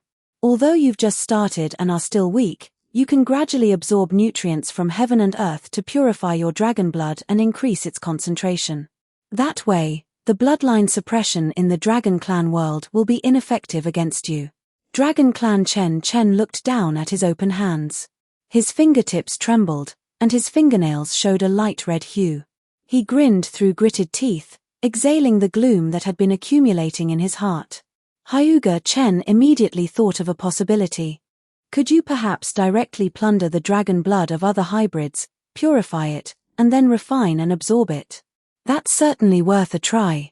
Hearing this, Dragon Clan Chen calmed down, suppressing the surge of emotion in his heart. Briefing time. Amazawa Chen spoke first. Reverse Cursed Technique has been taught to Satoru Gojo. The binding in the tomb chamber remains untouched for now. Hyuga Chen took over. Yeah, the corresponding scientific knowledge has been synced with my memory. I need to adapt to it in my own world for a bit. Dragon Clan Chen hesitated. I've been spending time in the library reading about theory of evolution and genetics. I can compile a report when I get back. Mortal Chen said, I have completed foundation establishment on my side, and preparations for core formation are ready. Pills, array formations, and spiritual energy accumulation, all three are sufficient. I traded a few rare herbs with Shin Ruian for her insights on array formations. I didn't interfere with her dragon raw physique. What about cultivation techniques? The outcast Chen asked. I made a trip around Yellow Maple Valley and obtained the incomplete scripts for the 3-turn heavy origin technique and great evolution technique. The Qingyuan sword art can also serve as a reference. Mortal Chen looked toward the edge of the grey mist in the void. Those two are supplementary. I plan to create a cultivation technique myself that can reach at least the nascent soul stage. Amazawa Chen looked over. Nangong Wan? Mortal Chen's lips twitched slightly.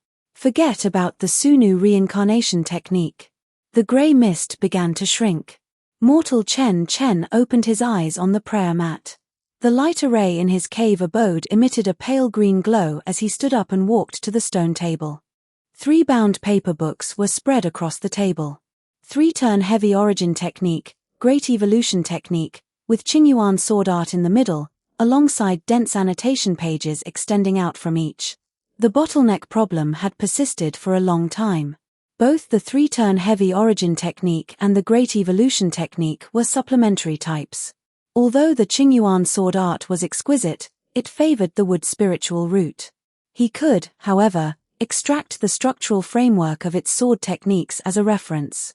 The most critical issue was still the lack of a proper cultivation technique to continue his progress, as the heavenly Heart-Khan 1 art could only be cultivated up to the early core formation stage. That was why Chen Chen had proposed the idea of deducing and designing his own technique in the origin space. It needed to support both metal and water spiritual attributes simultaneously and be capable of reaching at least the nascent soul stage. However, it still lacked the core foundation. Since Chen Chen had never reached the core formation or nascent soul stage himself, he naturally couldn't create something out of nothing. Chen Chen stowed these notes into his storage bag. Then, he took out 3 items separately: a Qingshui protective talisman, a evil warding pill, and the flags for the earth-leaving fire formation. He placed these 3 items into a separate storage bag and bought a portion of chestnut cake wrapped tightly in oil paper from the market. He prepared to go visit his nominal master, Nangong Wan. Halfway up the mountain, the bamboo leaves rustled in the wind. The air carried the chill of mountain springs mixed with the medicinal fragrance wafting from the spiritual plant garden. Nangong Wan was sitting in the stone pavilion outside her cave abode. A cup of spiritual tea rested on the stone table, its steam long dissipated. She sat on a stone bench reading a jade slip, raising her head when she heard footsteps. Compared to their last meeting, her appearance looked a few years younger, and the spiritual energy fluctuations around her were restrained to near imperceptibility. She cast a glance at the oil paper package in Chen Chen's hand and put down the jade slip. "This disciple greets master." Chen Chen placed the chestnut cake on the edge of the stone table. Nangong Wan uttered a brief acknowledgement, her gaze lingering on the grey cloth package for a moment. "Master seems to be in good spirits lately. In a few days, I will accompany the sect's team to the Blood-Forbidden Land, so I am making some preparations." The Blood-Forbidden Land. Chen Chen had long heard this news within the sect. When the Sunu reincarnation technique entered its reincarnation phase, her magic power would regress to the peak of the Qi refining stage, allowing Nangong Wan to use this opportunity to bypass restriction limits. And the key to that was the key to the Heavenly Origin Pagoda. Inside the pagoda was the 6-luding 6-jaw talisman, which was crucial for smuggling oneself into the spirit realm in the future. She was already in her reincarnation phase. After reflecting briefly, Chen Chen opened the grey cloth package and laid the 3 items on the stone table. The Qingshui protective talisman, the evil warding pill, and the earth-leaving fire formation flags. "May Master accept your disciple's modest gesture." Nangong Wan's gaze swept over the 3 items one by one. She picked up the protection talisman with her fingers and turned it to the back. Its power and effects were enough to noticeably affect the core formation stage, and these talismans and arrays shared a common trait. That was, they could be activated even with Qi refining stage magic power, though their power would be somewhat reduced. Is this prepared for the sect's Qi refining disciples, to make me look like a caring elder who looks after the juniors? I really don't know if he understands me or is just being considerate. In Nangong Wan's eyes, Chen Chen did not know that she would also suppress her cultivation to enter. It looked more like he had put thought into maintaining her reputation as his master. She picked up the evil warding pill and held it to her nose to smell it. The medicinal scent was mixed with an ingredient that neutralized cold yin, and the restriction engravings on the array flags were equally precise. "You certainly put a lot of thought into this." She set the protection talisman back on the table, her tone carrying neither praise nor disapproval. Chen Chen stood straight. This disciple happens to be preparing for core formation. Nangong Wan raised her eyelids to look at him. "The pills and array formations are ready, but there is still a gap in my cultivation technique. Master also knows that this disciple's technique can only be cultivated to the early core formation stage." Chen Chen finished speaking directly without beating around the bush. "I would like to ask Master to guide me on a path." Chapter 25, merely a core formation cultivator after all. When Chen Chen returned to the immortal cave, the sky had already grown dark. The cyan glow of the spiritual light formation cast a layer of cold light across the stone walls. The great white profound water technique flowed into his sea of consciousness. It possessed dual metal and water attributes, with metal as primary and water as secondary. 2 core techniques unfolded within his divine sense. The profound water undying body used profound water as a foundation to temper the physical body. When cultivated to the deepest realms, severed limbs could be reshaped using profound water. The Sanyin Bailu sword chi stripped away one's own killing intent to form a seed, fusing the true intents of Khan water and Geng metal. It could be unleashed the moment a thought arose, and its might could accumulate over time. He put down the jade slip and spread the 3-turn heavy origin technique out across the stone table once more. The condensation of profound water was continuous, drawing the chi of Geng metal and water spiritual chi from the dantian to intersect and fuse. They condensed into liquid profound water essence within the meridians. The condensation of profound water was divided into 3 folds. Once the profound water condensed into form within the dantian, it would repeatedly continue to condense and compress further upon the foundation of the previous cultivation. After the 3 folds, the richness of his dharmic power would naturally far exceed before. The price was that each compression would accumulate a counter-ripping force within the meridians, and after the 3 folds superimposed, the force would test the strength of the physical body even more severely. By then, the profound water undying body would happen to be able to make up for this shortcoming. The integration of the Great Evolution technique was even smoother. After making slight adjustments to the Divine Sense tempering technique, he embedded it into the Divine Sense operation stage of the Great White Profound Water technique. Combined with the effects of the technique and the soul of the young god, his original Divine Sense strength could even approach the nascent soul stage after core formation. The killing intent of Geng metal inherently possessed the ability to perceive an opponent's aura. Coupled with the Divine Sense tempered by the Great Evolution technique and the soul strength synchronously brought by the young god, it was hard to find a match among peers of the same realm. The Sword Light Division technique of the Azure Essence Sword Sutra was extracted separately and grafted onto the Sanyin Bailu Sword Chi. With the killing intent seed as the core, multiple streams of sword light could be divided, and the control precision and quantity would increase synchronously with the strength of the Divine Sense. By dawn, Chen Chen had thoroughly deduced the new technique. The profound water undying body allowed severed limbs to be reshaped using profound water, and its physical body was as sturdy as a magic treasure. The 3-turn golden elixir involved scattering and recultivating dharmic power 3 times. The purity of dharmic power in the early core formation stage could rival a generally weaker nascent soul. The Sanyin Bailu sword chi used killing intent as a guide to strike the moment a thought arose. Chen Chen walked over to the futon in the center of the immortal cave. The spiritual power of the Foundation Establishment Great Circle within his dantian was still there, but this spiritual power had followed the old operational route for too long, and every bend of the meridians had grown accustomed to the rhythm of the old technique. He would first switch his cultivation to the Great White Profound Water technique, reshape his foundation with the new technique, and then charge into core formation with the new foundation. Switching cultivation would cause his cultivation level to drop back by a small fraction, but this foundation was much more suitable for the subsequent 3-turn compression and profound water body tempering than the old technique. The fallen portion could be made up for with medicinal pills. He sat cross-legged and took out a foundation establishment stage pill for consolidating the foundation and nurturing the origin from his storage pouch, placing it into his mouth. The medicinal pill melted on the tip of his tongue, and the medicinal efficacy rolled down his throat, dispersing into a warm current within his dantian. Comprehending the primordial one, it transformed into the visceral organs. Obtaining profound water, it inversely refined Geng and Shin. His divine sense spread out from between his eyebrows, and the divine sense with the strength of the late core formation stage acted like a giant net, capturing the spiritual chi around the immortal cave before tightening abruptly. The spiritual chi was dragged into the meridians like a whale swallowing water, operating at high speed along the new route of the Great White Profound Water technique. The old Foundation Establishment dharmic power was stripped away layer by layer during the operation, and the gentle water attribute spiritual power began to transform toward the heavy profound water, while the metal attribute spiritual power condensed into a gung-white color, sharp and bone-piercing. The 2 types of dharmic power ran parallel in the meridians. The profound water was heavy and sinking, while the gung metal was sharp.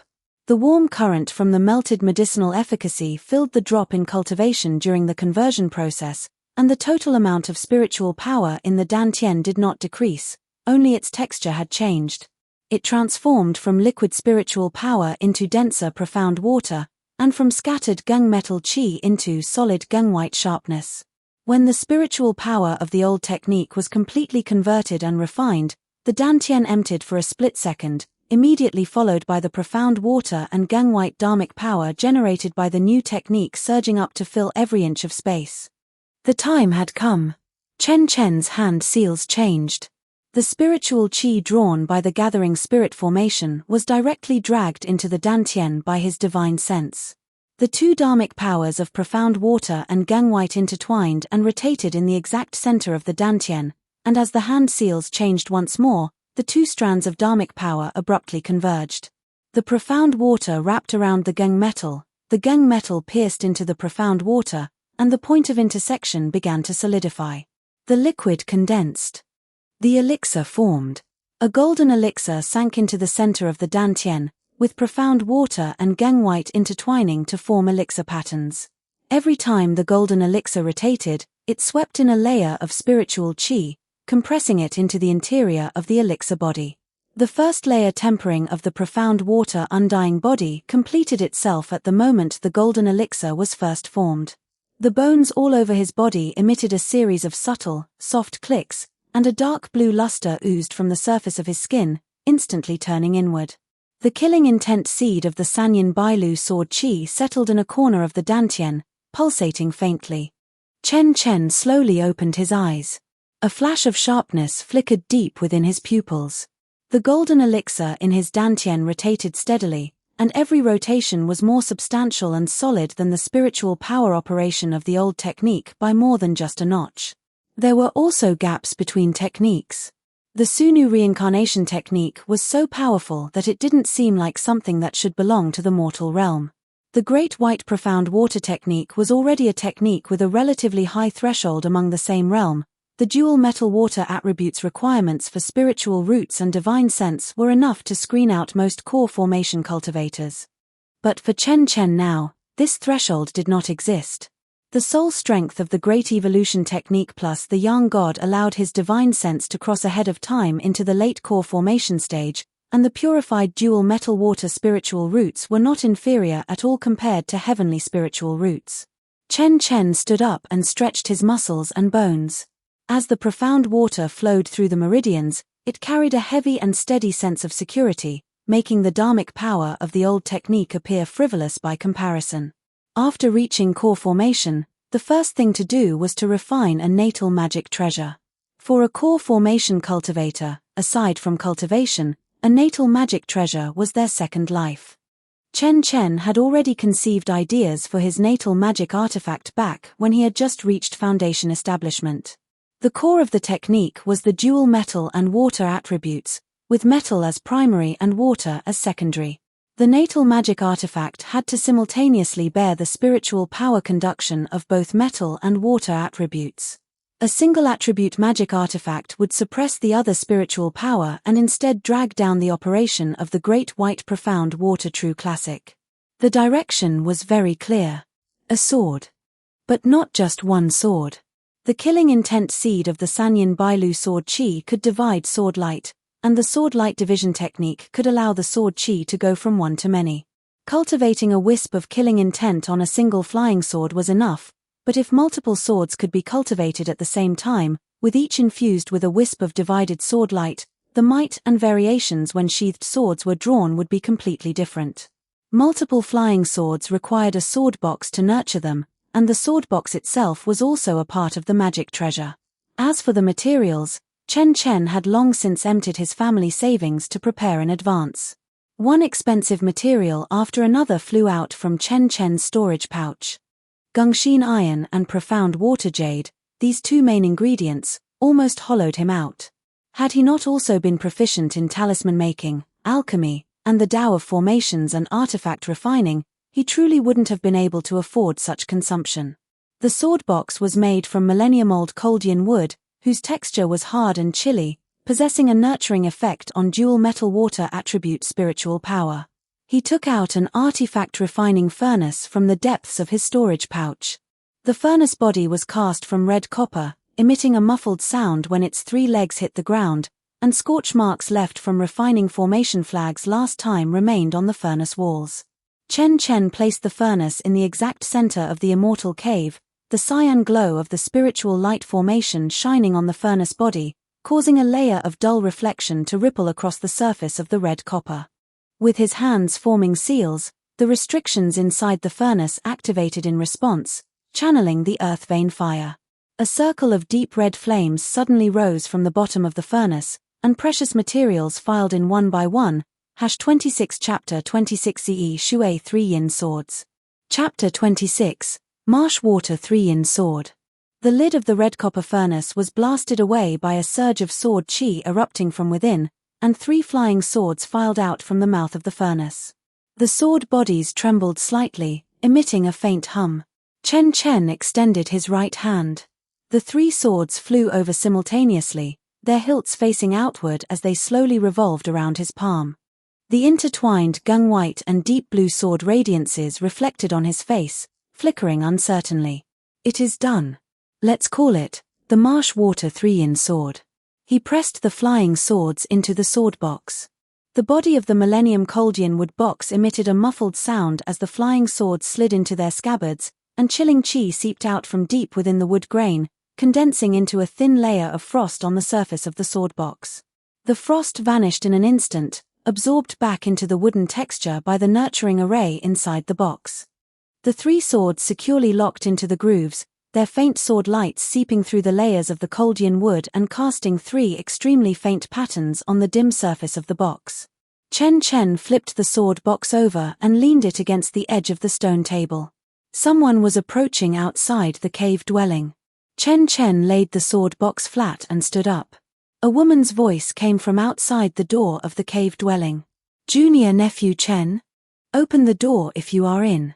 Nangong Q stood outside the door with her arms crossed. There was a smile on her face, and her gaze swept past his shoulder to scan the cave dwelling, finally resting on the red copper furnace on the stone table. The furnace lid was still embedded in the crack of the cave ceiling. Even the furnace lid blew up. She raised an eyebrow. Greetings, Martial Aunt. Chen Chen stepped aside to clear the doorway. I was refining my natal magical treasure, so I didn't have time to clean up. No need for such formalities. Nangong Q waved her hand and stepped into the cave dwelling. She walked over to the stone table, bent down, and examined the sword box. Millennium Coldian wood. DUI on top and Khan on the bottom. The Marshwater Kuan hexagram neither trapped nor killed. That is indeed a good hexagram. Quite a few core formation stage cultivators in the Yangyu sect refine their own natal magical treasures, but you are the first to use the Kuan hexagram as the foundation of your sword. Nangong Q took out a jade token from her sleeve and handed it over. The back of the jade token was engraved with the character Chen. An elder token.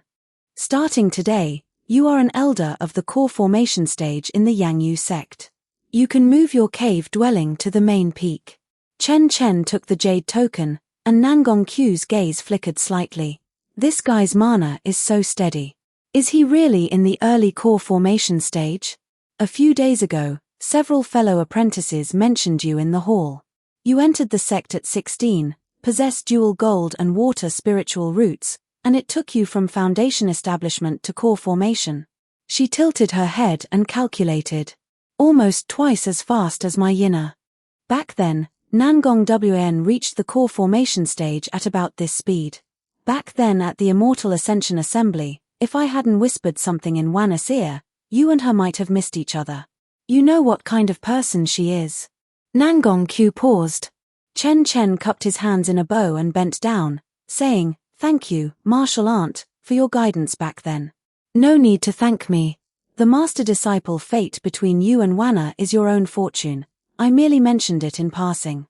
Watching you charge all the way from foundation establishment to core formation over the years, without lagging behind in cultivation methods, artifact crafting, or formation arts, is also the result of your own hard work." Nangong Q stood up and walked around the cave dwelling. She pressed her palm against the stone wall, and the cold light of the spiritual light array leaked out from between her fingers. Although I have never favored anyone among the disciples, the Yangyu sect has had fewer newly promoted elders in recent years, so it's not easy to have an extra capable one. Your master is currently in the forbidden area and cannot spare a hand. If you need anything on your end, just come straight to me. I will reserve the cave dwelling on the main peak for you for now. This disciple plans to head down the mountain in the near future. Nangongq thought for a moment and stopped asking further questions. I'm leaving. The rustling sounds of the bamboo grove swallowed her footsteps. After dawn, he dismantled the spiritual light array on the cattail cushion, removed the red copper furnace from the earthly vein fire, and put it back into his storage pouch. The cracks caused by the impact on the furnace lid could not be repaired. He would have to wait until he went to the chaotic star sea to find materials to recast it. Before leaving the sect, he went to the Elders' Hall once more. The procedures were so simple that only 2 steps remained: making a note of traveling abroad in the dossier, and receiving a jade token exclusively for Yangyu sect elders. 3 days later, the night-shrouded imperial capital of the Yu Kingdom spread out beneath Chen Chen's feet. Going toward the Yu Kingdom was the vague statement Chen Chen left behind before departing. Only he himself knew his true destination. The remnant map of Shutian and the second half of the remnant scroll of profound Yin scripture were also there. The lights on the city walls connected into intermittent bands of light in the night, and the guards at the main gate of the imperial city paced back and forth holding long halberds. Chen Chen swept directly across the city walls from high above, and the mortal guards didn't even notice the sound of the wind overhead. His divine sense spread out, and the layout of the entire imperial palace unfolded in his sea of consciousness like a grey, grid-like map.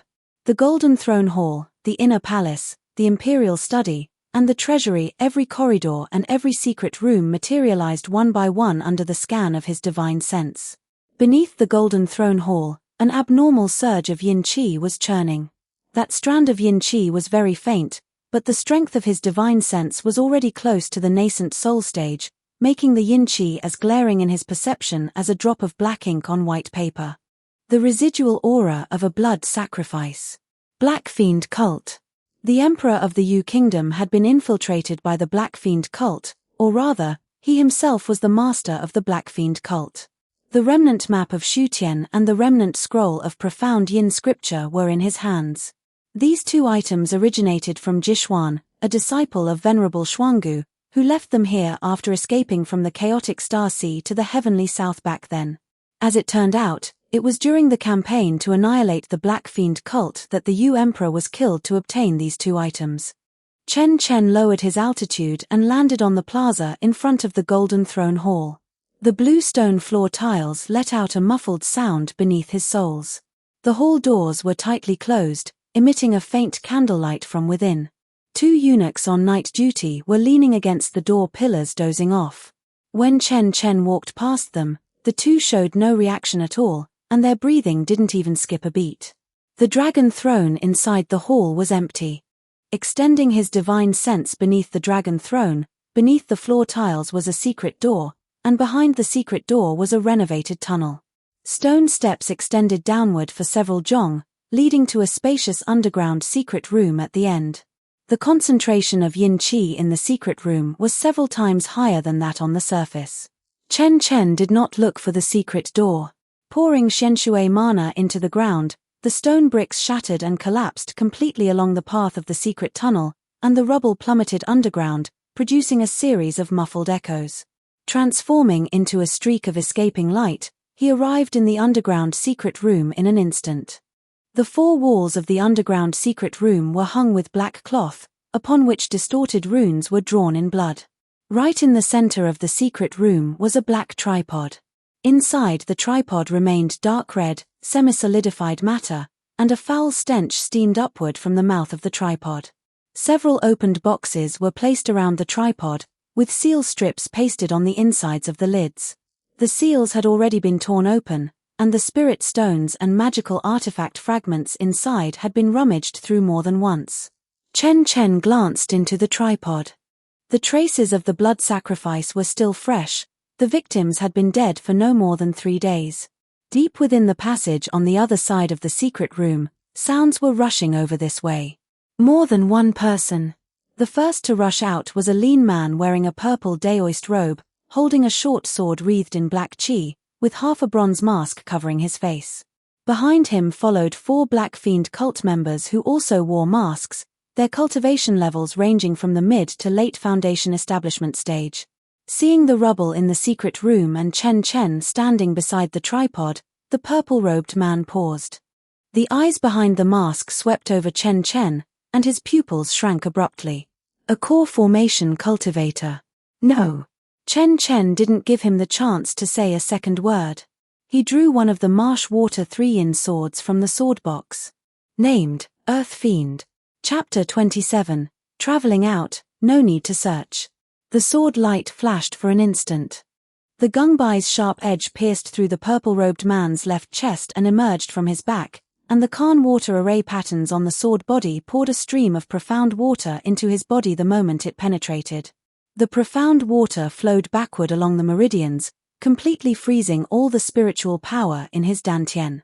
The purple-robed man fell backward before he could even finish a miserable scream, his posture of falling as stiff as the gravel on the ground. The footsteps of the 4 Foundation establishment cultists suddenly stopped. Chen Chen pinched a sword formula with his left hand. The Disha sword flew backward from the purple-robed man's corpse, and the Sanyin Bailu sword chi split into 4 extremely thin gungbai sword threads along the tip of the Disha sword. Phut! The sword threads only flashed in the air for a breath, and the 4 Foundation establishment cultists let out a muffled grunt at the same time and clutched their dantians. The 4 people fell to their knees on the ground. The lips under the masks were trembling, but no one dared to make a sound. Chen Chen walked to the corpse of the purple-robed man and waved his hand to lift his mask. Beneath the mask was half the face of the Emperor of Yu. The skin on the other half of his face had already ulcerated, his eye sockets were deeply sunken, and the luster in his pupils was fading. Soul search. His left hand pressed down on the crown of the corpse's head. His divine sense broke into the sea of consciousness that had already lost resistance, and the residual memory fragments were stripped out piece by piece under the guidance of the divine sense. The Emperor of Yu's sea of consciousness was dilapidated beyond recognition, and most of his memories had shattered into unrecognizable dust during the process of his soul dissipating, but a few memory nodes that he had deliberately reinforced with his divine sense remained intact. The remnant map of Shutian was in the hidden compartment at the bottom of the 3rd layer of cabinets in the royal inner treasury. The remnant scroll of profound Yin scripture was pressed beneath the stone slab of the same hidden compartment.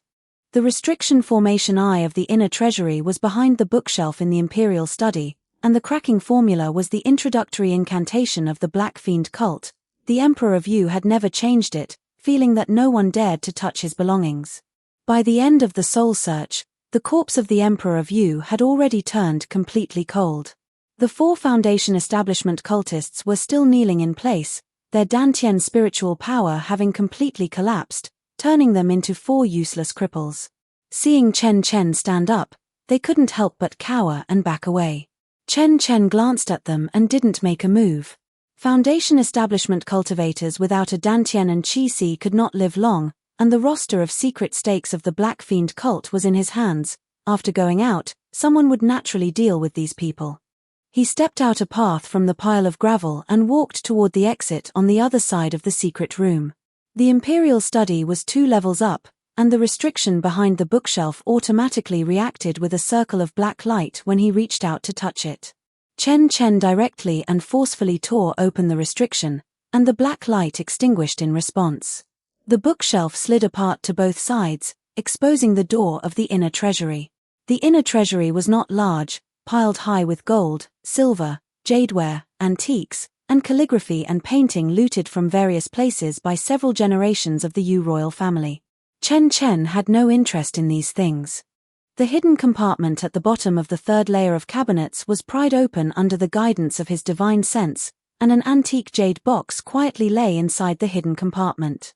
Lifting the box lid, the remnant map of Shutian and the remnant scroll of profound Yin scripture were stacked together, the parchment paper yellowish and brittle, the ink marks still clearly legible. As the key to entering the Void Heaven Hall, the importance of the remnant map of Shutian went without saying. The remnant scroll of profound Yin scripture was the lower half. For Chen Chen, it served more as material for subsequent deduction of cultivation techniques. Chen Chen put the 2 items into his storage bag, and when he walked out of the Imperial study, the horizon had already begun to show a first layer of grayish-white. Without staying long in the palace, his figure rose from the ground, and within a breath, he ascended into the sky above the Imperial capital of Yu. The Imperial palace beneath his feet shrank into a palm-sized square in the morning light, and the lights on the city walls had all gone out. Matters here in Yu were finished. The depths of the spirit stone mine cave of the Yang family fort remained dead silent. The concealment formation intactly covered the periphery of the teleportation array. Chen Chen's fingertips tapped on the formation eye, and the illusion restriction receded outward from the formation eye, revealing the full panorama of the teleportation array. The spirit stones on the formation base were still there, and the spiritual power had not leaked away. He checked off the remnant map of Shutian, the remnant scroll of profound Yin scripture, the blood jade spider eggs, the Butian pill, and the spirit stones and magical artifact fragments casually looted from the Black Fiend cult's secret room one by one, sorting them into categories and placing them into the safest interlayer of the storage bag. The talisman-making materials and medicinal pills accumulated over the years were packed into another cloth bag, tied separately to the outside of the storage bag for easy access. The great teleportation token was taken out from the storage bag, its cold and heavy touch pressing firmly against his palm. The teleportation array totem carved on the face of the token faintly emitted cyan light in the gloom. Chen Chen buckled the great teleportation token into the formation eye. All the medium-grade spirit stones on the formation base were ignited by his divine sense at the exact same instant, the spiritual power circuits spreading outward from the formation eye in a radial pattern, every single formation pattern trembling, countless ancient light patterns lighting up within the teleportation array. At the same time, the spirit stone slots of the formation base spat out dazzling blue and white light, illuminating the entire mine cave as bright as day. Then, in the next breath, it abruptly contracted. When the white light disappeared, there was no one left in the array. The residual spiritual power of the great teleportation token jumped on the formation eye for a few breaths before extinguishing completely. Amidst the silence, the teleportation array was covered by the concealment formation once again. From the outside, it was still an ordinary stone wall deep within the mine cave. As if no one had ever been here. On the side peak of the Yangyu sect, the bamboo forest still rustled in the wind. After returning from the forbidden area, Nangong Wan first went to the Elders' Hall to report. She had already used a magical treasure to separately seal the restriction token in the golden box, and the matter of the Qianyuan pagoda still needed to be discussed at length. Several familiar elders in the hall expressed their hardships to her, and she handled them one by one, with neither joy nor anger visible on her face. When she walked out of the Elders' Hall, the sky was already approaching dusk. Her footsteps stopped on the steps at the entrance of the hall as Nangong Q walked over from the corridor on the other side. The two looked at each other across a distance of several zhong, Nangong Q wearing a smile as usual, and Nangong Wan not speaking up proactively as usual. Nangong Q raised his hand to count as a greeting and turned into the side hall, saying nothing as he brushed past Nangong Wan. Nangong Wan frowned slightly, as if thinking of something. Instead of returning to her own quiet room, she walked toward the side peak. The stone door of the cave dwelling on the side peak was ajar, and there was no movement from the spiritual light array inside. Pushing open the stone door, her gaze swept across the interior of the cave dwelling. The spiritual light array had already been dismantled, and the medium-grade spirit stones fixing the formation eye had been pried away, leaving only a shallow groove in the center of the stone slab. The red copper refining cauldron was gone, and the stone pier where the cauldron originally stood was empty. The residual traces of restrictions on the ground had been cleaned very cleanly. Without looking closely, one couldn't tell at all that a cultivator used to practice daily here. A communication jade talisman was placed on the stone table. Beneath the communication jade talisman was pressed a note with very sloppy handwriting. Traveling out, no need to search. Beside the note, a flying sword lay side by side. Nangong Wan picked up the flying sword and looked it over.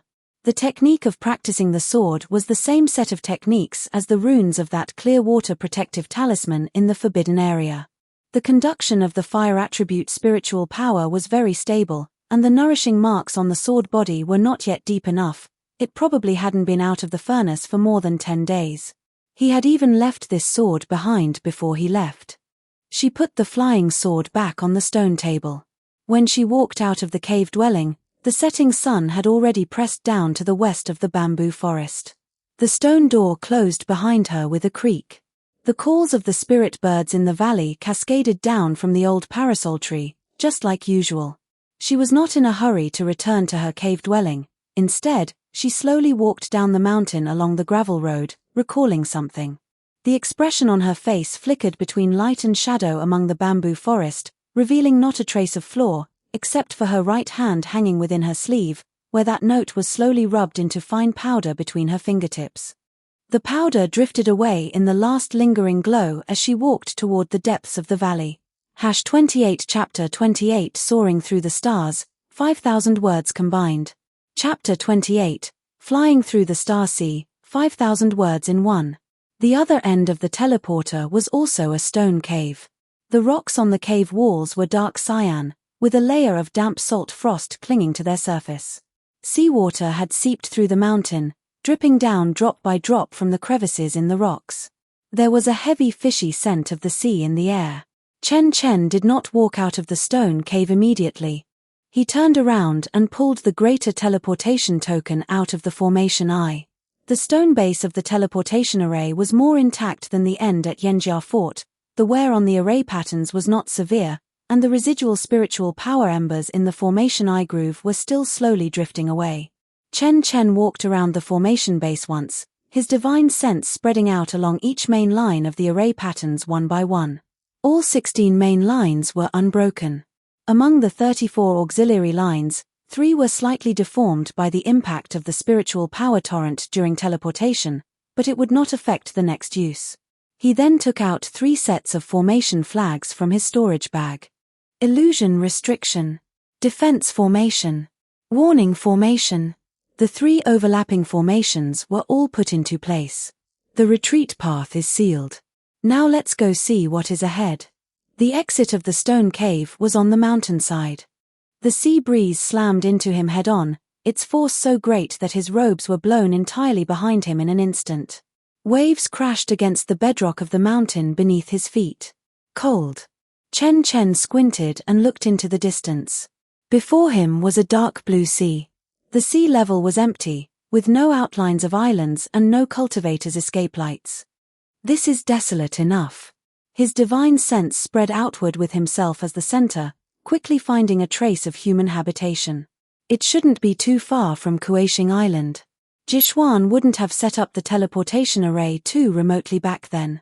Chen Chen threw a warning talisman into the bushes at the cave entrance once again, then used his divine sense to perform a final scan of the surrounding sea, confirming that there were no witnesses within hundreds of jong. He controlled his sword to ascend into the air. The Disha sword unfolded a stark white Gungbai escape light beneath his feet, supporting him as he skimmed low across the surface of the sea toward the southeast. Raising his escape light high above the sea surface was too high profile. Chen Chen deliberately flew very low. The escape light brushed against the sea surface, with the soles of his feet only a few feet away from the crests of the waves. His isolated plight felt truly real at this moment. 2 hours later, a grey line emerged on the sea level. The grey line gradually thickened, growing into the outline of an island. The island was not large, and only 3 or 4 spiritual wood small boats were moored at the pier.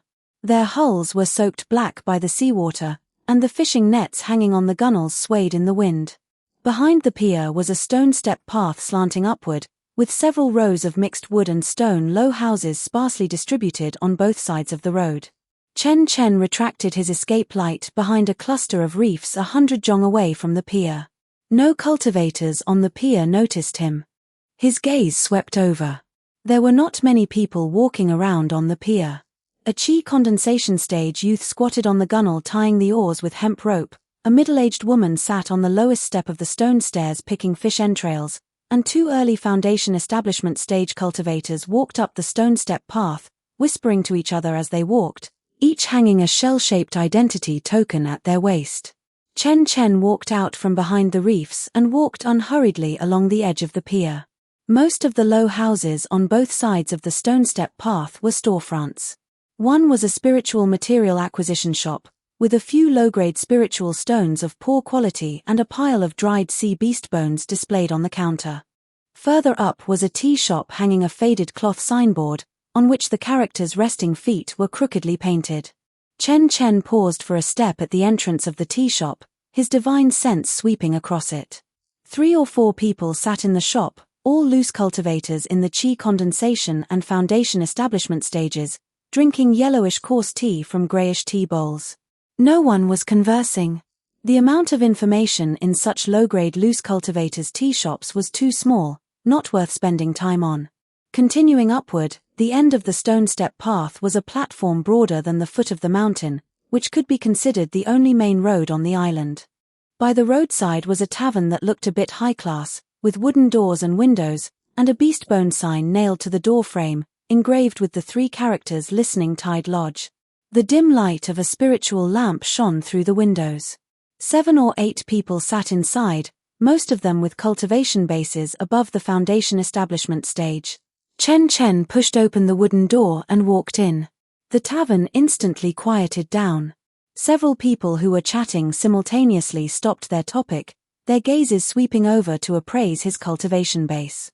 Chen Chen walked straight to a corner seat by the window and sat down. The waiter hesitated for a moment before stepping forward carrying a wooden teapot. "Senior, what would you like to drink?" "Just brew a pot of tea." Chen Chen placed 2 spiritual stones on the table. The waiter's eyes lit up, and he quickly collected the spiritual stones and ran back to the kitchen. From the corner position by the window, one could see the movements of the entire main road and peer through the window. The tavern quickly resumed its previous commotion. The Star Palace's tribute this month has increased by 20%, and Kuaishing Island's patrol team has 1 more team than last month.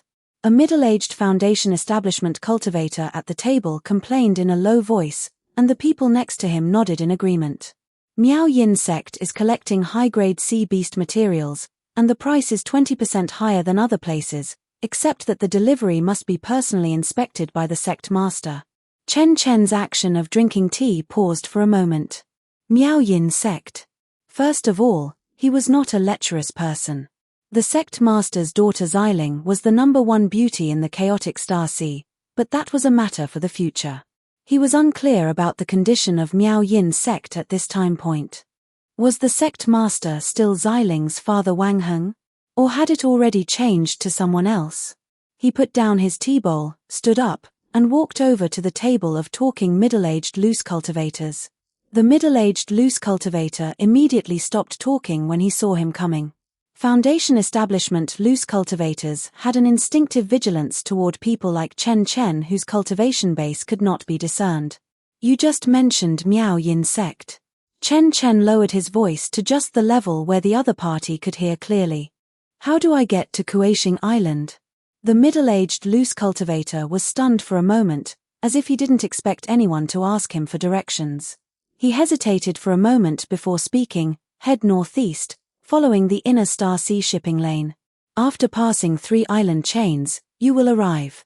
You don't need a sea chart, just keep walking along the island chains in the northeast direction." Who is the current sect master of Miao Yin sect?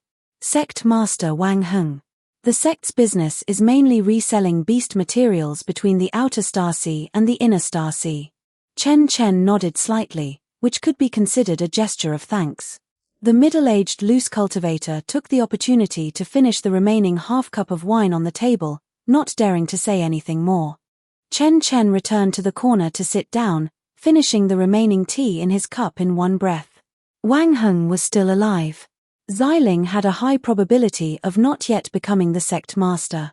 This time point was a good window. Miao Yin sect was in its rising period and had not yet experienced the darkest moment when the sect master was killed and Xiling was forced to succeed to the throne. Establishing a cooperative relationship with a rising commercial alliance was simpler and cleaner than intervening during its decline period. Wang Heng needed someone who could help him enhance his caravan's competitiveness in the mid to high-end market, and Chen Chen needed a local force that could help him gain a firm foothold. Wang Heng was not fond of fighting, was not bloodthirsty, and established his sect through commerce. Dealing with such a person was much more comfortable. Let's go take a look at Kuashing Island first and understand the situation. He placed a few spiritual stones on the table, stood up, and walked out of Listening Tide Lodge. Kuashing Island was in a north-northeast direction.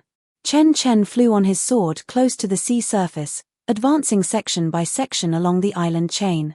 On the way, he passed two small islands without stopping, only briefly circling above one of them for a moment to confirm his position, and then continued flying northeast. As they approached Kuashing Island, the masts of merchant ships had already begun to appear on the sea surface.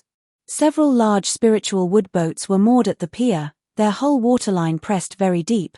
They should be sea beast material cargo ships that had just returned from the outer Star Sea. Coolies carried wooden boxes back and forth on the pier's trestle bridge. Someone carried the entire ribcage of a Tier 6 sea beast down the gangplank, their footsteps making the trestle creak loudly. Two long streets extended along the coastline on both sides of the pier. The shop signs on the street were dense, including herb shops, artifact refining shops, elixir shops, talisman shops, spirit beast shops. The categories were complete, but most of them were mid to low-end shops doing daily business for loose cultivators below the foundation establishment stage. The high-end material shops were in the second half of the long street, uniformly hanging signs starting with the character meow, and their storefronts were much larger than the shops at the front. Chen Chen glanced at the signs and continued walking forward. Wang Heng did not appear on the long street. This was expected. As the sect master, Wang Heng would not solicit business at his own shop in trance like a storefront manager. Chen Chen found a material shop directly affiliated with Miao Yin's sect in the second half of the long street and pushed the door open to enter. The shopkeeper was a middle-aged male cultivator in the late foundation establishment stage, counting spiritual materials behind the counter. Seeing a cultivator whose cultivation base could not be discerned push the door open and enter, his hand movement paused for a moment, and then he immediately greeted him with a precisely measured smile.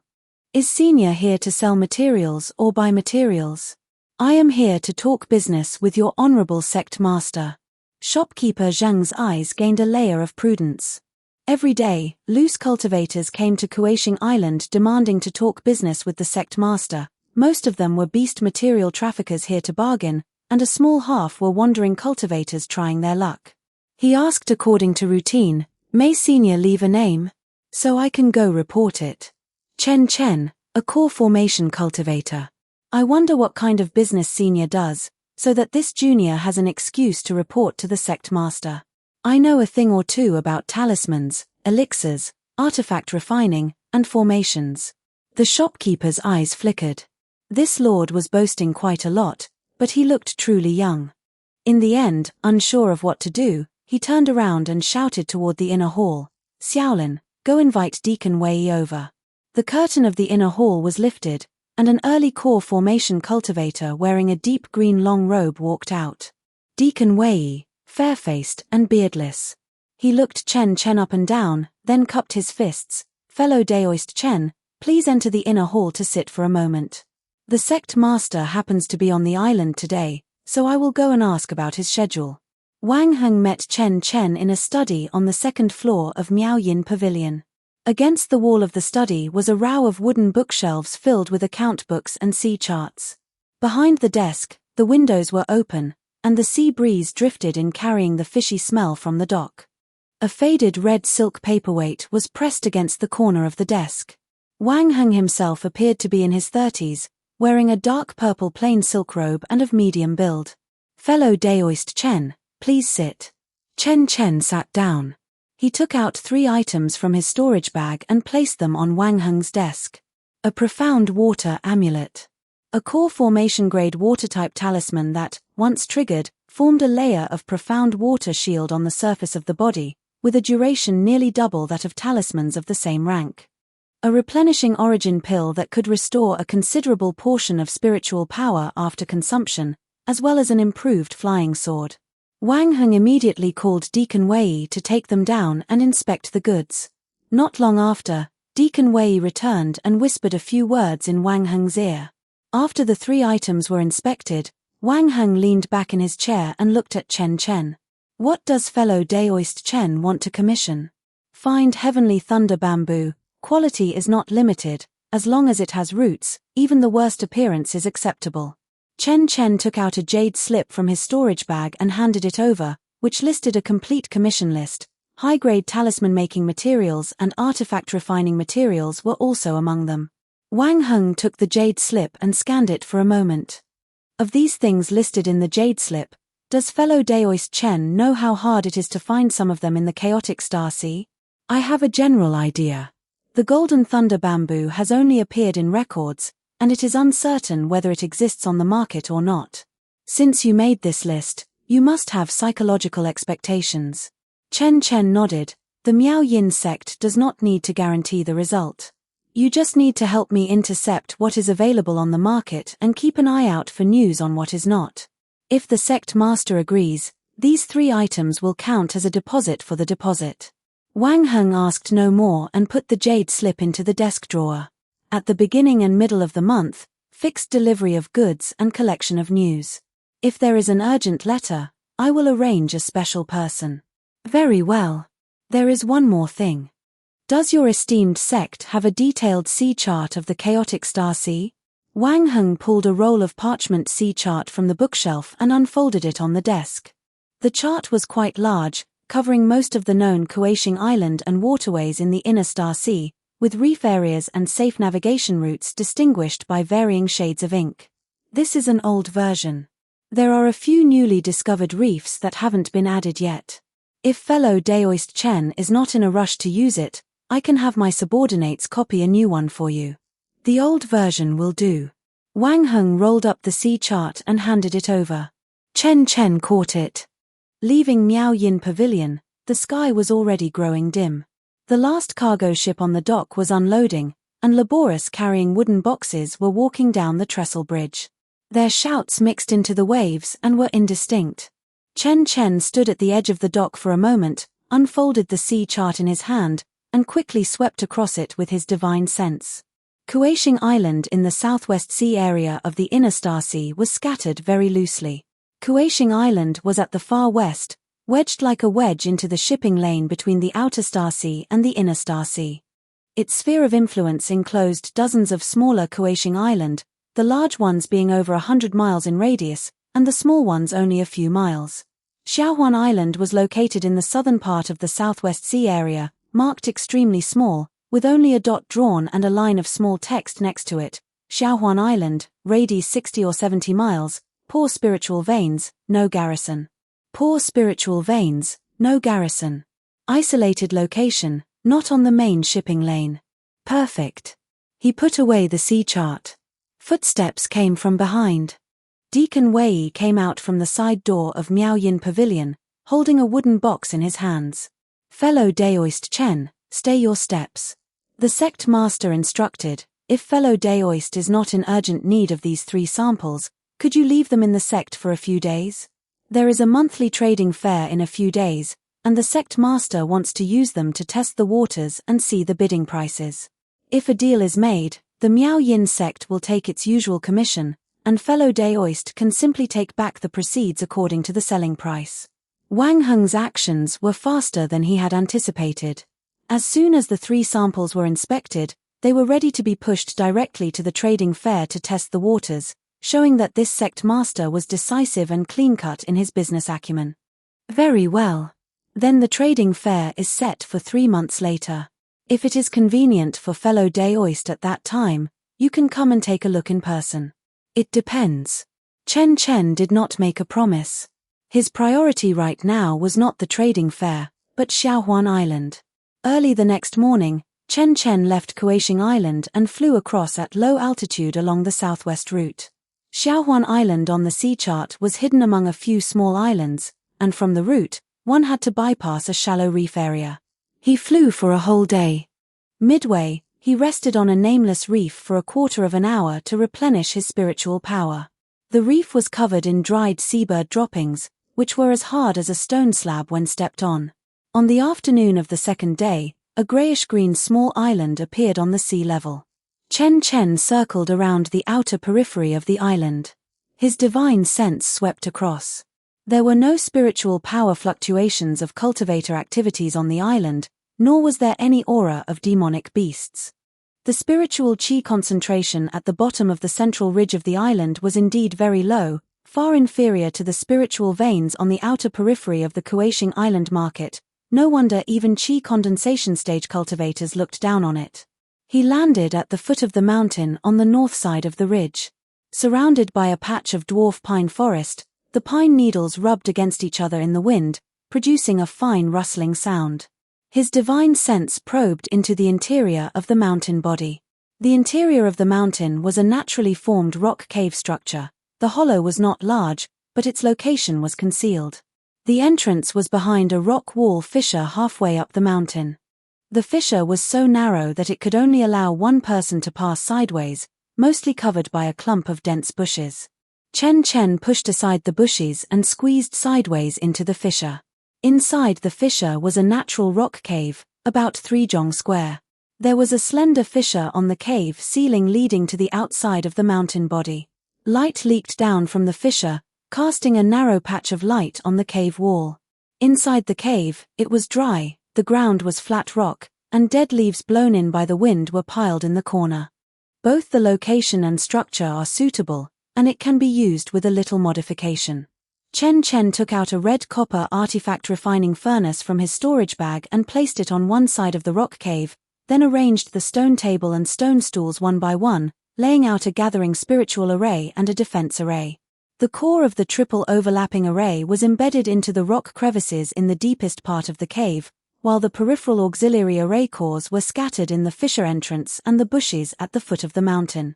The coverage of the defense array was extended to the entire mountain body, and the illusion restriction disguised the fissure halfway up the mountain into a complete piece of rock wall.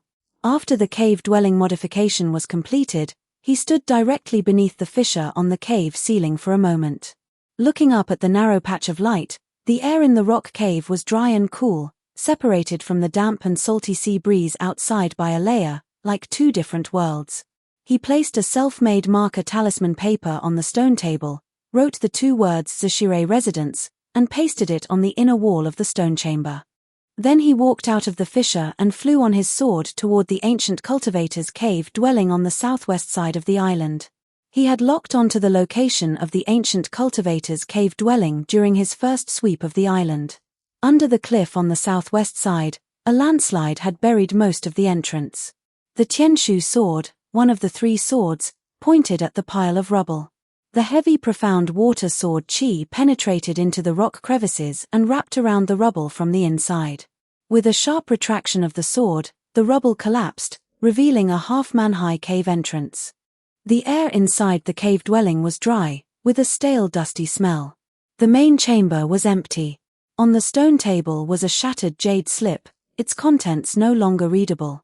Under the table was the remains of a decayed storage bag, with a few waste spirit stones and 2 broken sword fragments scattered on the ground. In the corner of the side room, a small pile of black insect eggshells. The insect eggshells were translucent, reflecting a faint dark golden glow under the dim light. The shells were empty, and a few extremely fine dark golden threads hung on the walls of the shells. When his divine sense swept over them, the fine threads emitted a faint tremor. The bottom of the insect eggshells was connected to a layer of mucus that was not completely dry, and dozens of smaller, darker-colored insect eggs were embedded in the mucus, in a state of suspended animation. The first batch had already hatched by themselves. The second batch was still in the shell. Chen Chen squatted down and touched one of the semi-hatched insect eggs with his fingertip. The eggshell warmed up slightly the moment it contacted his divine sense, feeding back a primitive desire to swallow. He used his divine sense to inspect and select all the insect eggs in the cave one by one, picking out dozens of semi-hatched insect eggs that still had weak life reactions and sealing them into a jade box. He also collected the empty shell fragments of the first batch of insect eggs, locked onto the faint insect aura remaining on the shells with his divine sense, and searched outward with the cave dwelling as the center. Half an hour later, he found the first batch of larvae in the rock wall fissure on the north side of the island. Hundreds of pinhead-sized dark golden larvae gathered on a natural piece of profound iron scrap, gnawing on the scrap. Chen Chen wrapped the scrap and the larvae with profound water and sealed them into the spirit beast bag. The larvae crawled slowly in the profound water, like a group of golden sand grains suspended in water droplets. On the way back to Zeshire residence, he discovered a spring of water at the southeast corner of the island. The spring gushed out from the rock crevices at the foot of the mountain. The water volume was not large, but the water quality was clear and crisp. A cluster of horsetail grass grew by the spring, its roots stuck in the damp mud soaked by the spring water, and the grass leaves were emerald green. There is fresh water, a concealed cave dwelling, and conditions for cultivating spiritual insects. Xiaohuan Island is worth staying on. Chapter 29. Hello, Uncle. Cultivation knows no passage of time, and in the blink of an eye, 3 years passed. Less than half an hour after Chen Chen drove his Gungbai escape light to leave Xiaohuan Island, the sound transmission jade talisman at his waist brought an emergency message from Wang Heng. There was only one sentence: people from the Star Palace have arrived on the island. The Disha sword paused slightly above the surface of the sea, and the Gungbai escape light deflected by a small angle, continuing to fly towards Kuaishing Island. There was no extra expression on Chen Chen's face. He put the jade talisman back into his waist, but his flight speed did not accelerate by even a fraction. When he arrived at Kuaishing Island, it was still early. Deacon Wei had been waiting at the side door early on, his face full of anxiety. Seeing Chen Chen's escape light land, he hurriedly stepped forward and lowered his voice to say, "The sect master wants you to enter from the back hall." The two walked through the narrow corridor of the back hall, and Wang Heng was already in the study. There were many more sea charts and account books on the desk than last time. Wang Heng sat behind the table with a cup of cold tea in front of him. Seeing Chen Chen enter, he raised his hand to signal Chen Chen to sit down. The people from the Star Palace arrived yesterday. An inner guard deacon brought 2 attendants, nominally to patrol the safety of the trade routes in the Southwest Sea area. Wang Heng pushed the teacup aside. In reality, as soon as they sat down, they asked about one thing: what is the name of the master who recently shipped goods for the Miao Yin sect? Chen Chen sat down opposite Wang Heng without taking up the conversation. When that inner guard deacon left, he left a sentence: "The Star Palace has a set of courteous recruitment regulations for high-level rogue cultivators in the Southwest Sea area, and hopes that fellow Daoist Chen can visit Heavenly Star City when he has time." Courteous recruitment, her. It's recruitment. Under the rule of the 2 saints of the chaotic Star Sea, rogue cultivators were free on the surface, but in reality, any technological power beyond control would be incorporated into the system by the Star Palace in various ways. People who were not registered either withstood the pressure or disappeared. "I have to wait, let me consider it further." Wang Heng nodded and did not try to persuade him further. Chen Chen took out a cloth bag from his storage pouch and placed it on the table. The cloth bag sank down heavily, containing a batch of inventory that Chen Chen had rushed to finish before entering seclusion. This month's goods. There is another matter. A rogue cultivator in the outer Star Sea got a small batch of red refined sand with above-average quality. Do you want it? Red refined sand was a top-grade auxiliary material for cultivating fire attribute spirit insects. The gold-devouring beetle leaned towards the metal attribute, and the red refined sand had a promoting effect on the molting of the larvae. Yes. Immediately, under Wang Heng's gesture, Deacon Wei brought the goods in front of Chen Chen, 2 storage pouches, one for the payment and one for the requested materials. Counting the spirit stones on the spot, it wasn't much, but it was enough for the consumption of the spirit-gathering formation in Zeshire residence for 3 months and the feed for the gold-devouring beetle. The thirst for spirit stones was not as urgent as when he first came to the chaotic Star Sea. After discussing official business, Wang Heng held the teacup and looked at Chen Chen, suddenly changing his tone. "Fellow Daoist Chen, let me ask you a private matter." Chen Chen looked at him. "Do you take apprentices?" Chen Chen's brow twitched slightly. He didn't expect Wang Heng to ask this. "That girl of mine.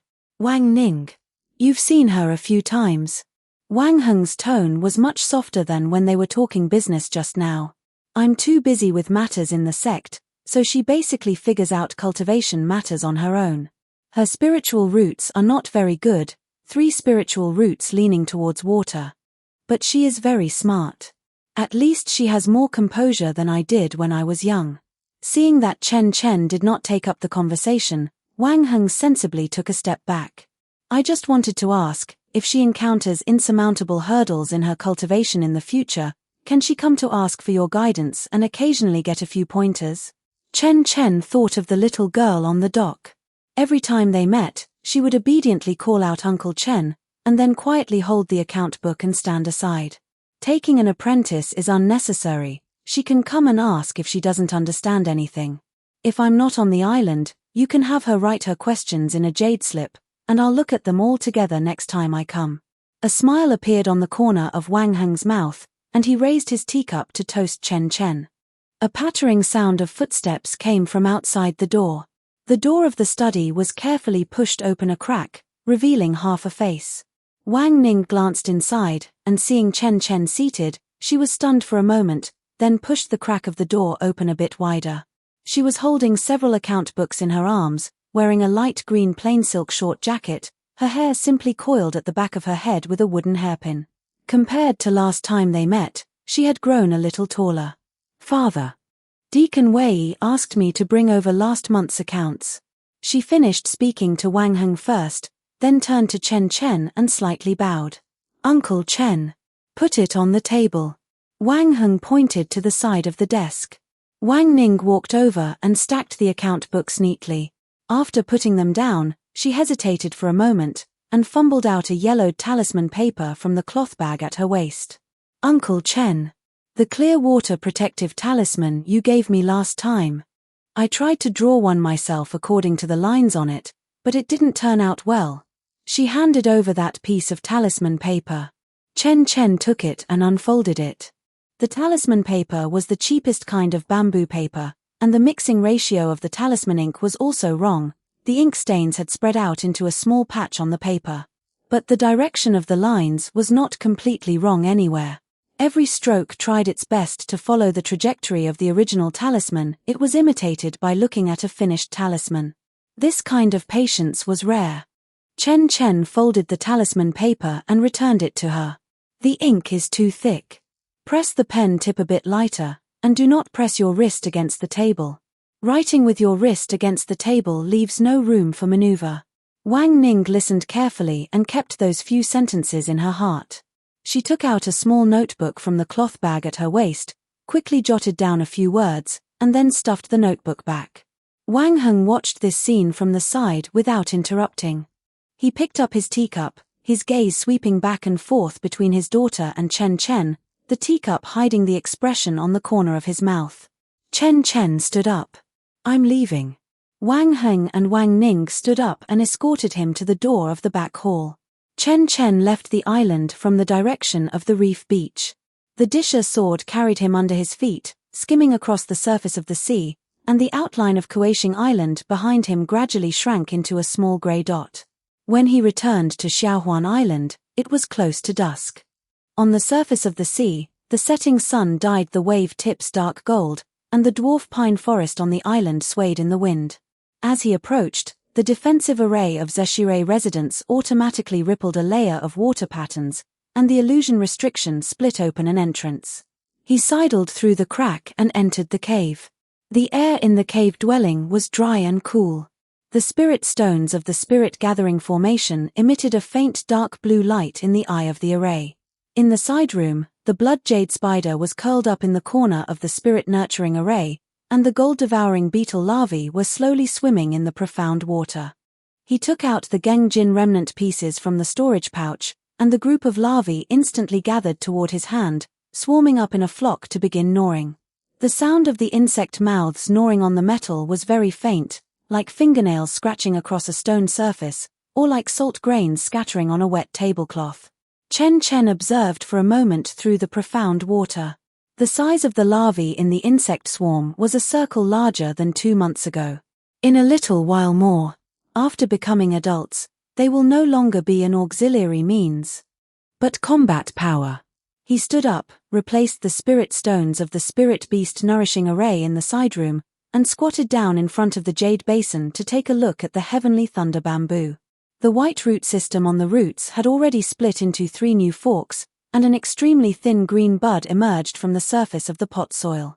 Shaking his head slightly, he should think of a way to speed up the growth of the heavenly thunder bamboo subsequently. Chen Chen stood up and walked to the futon in the center of the main room to sit down. Closing his eyes, his divine sense sank into his dantian. Just as he was preparing to circulate his cultivation method to consolidate his cultivation base, suddenly a gray fog surged out from the depths of his consciousness, faster than any previous time. #30 Chapter 30 Which is the Python, or the Dragon? Chapter 30 Which is a Python, which is a Dragon? The surging gray fog spread out in all directions. Chen Chen opened his eyes. The outcast Chen Chen was already there. Amazawa Chen walked out from the fog. Dragon Clan Chen Chen was a step later. The 4 of them exchanged glances. Because the gray fog did not stop. In the direction where Hyuga Chen should have appeared, the surging of the gray fog was more violent than ever before. The color of the mist flickered back and forth between off-white and dark gray, like a door being pushed and pulled repeatedly. The duration was longer than any previous time. Then the gray fog suddenly parted to both sides. Hyuga Chen walked out. Without wearing goggles, his pale blue pupils were directly exposed to the dim light of the gray fog. Your eyes. Memory synchronization began at this very instant. The intensity of the dizziness far exceeded anything in the past. The amount of information accumulated by Hyuga Chen was too massive. From the mines of the Land of Iron to the surface of the moon, from the descendant of Otsutsuki Hamura to the giant Tensigan, from Toneri's Otsutsuki bloodline to this brand new pair of eyes in his eye sockets.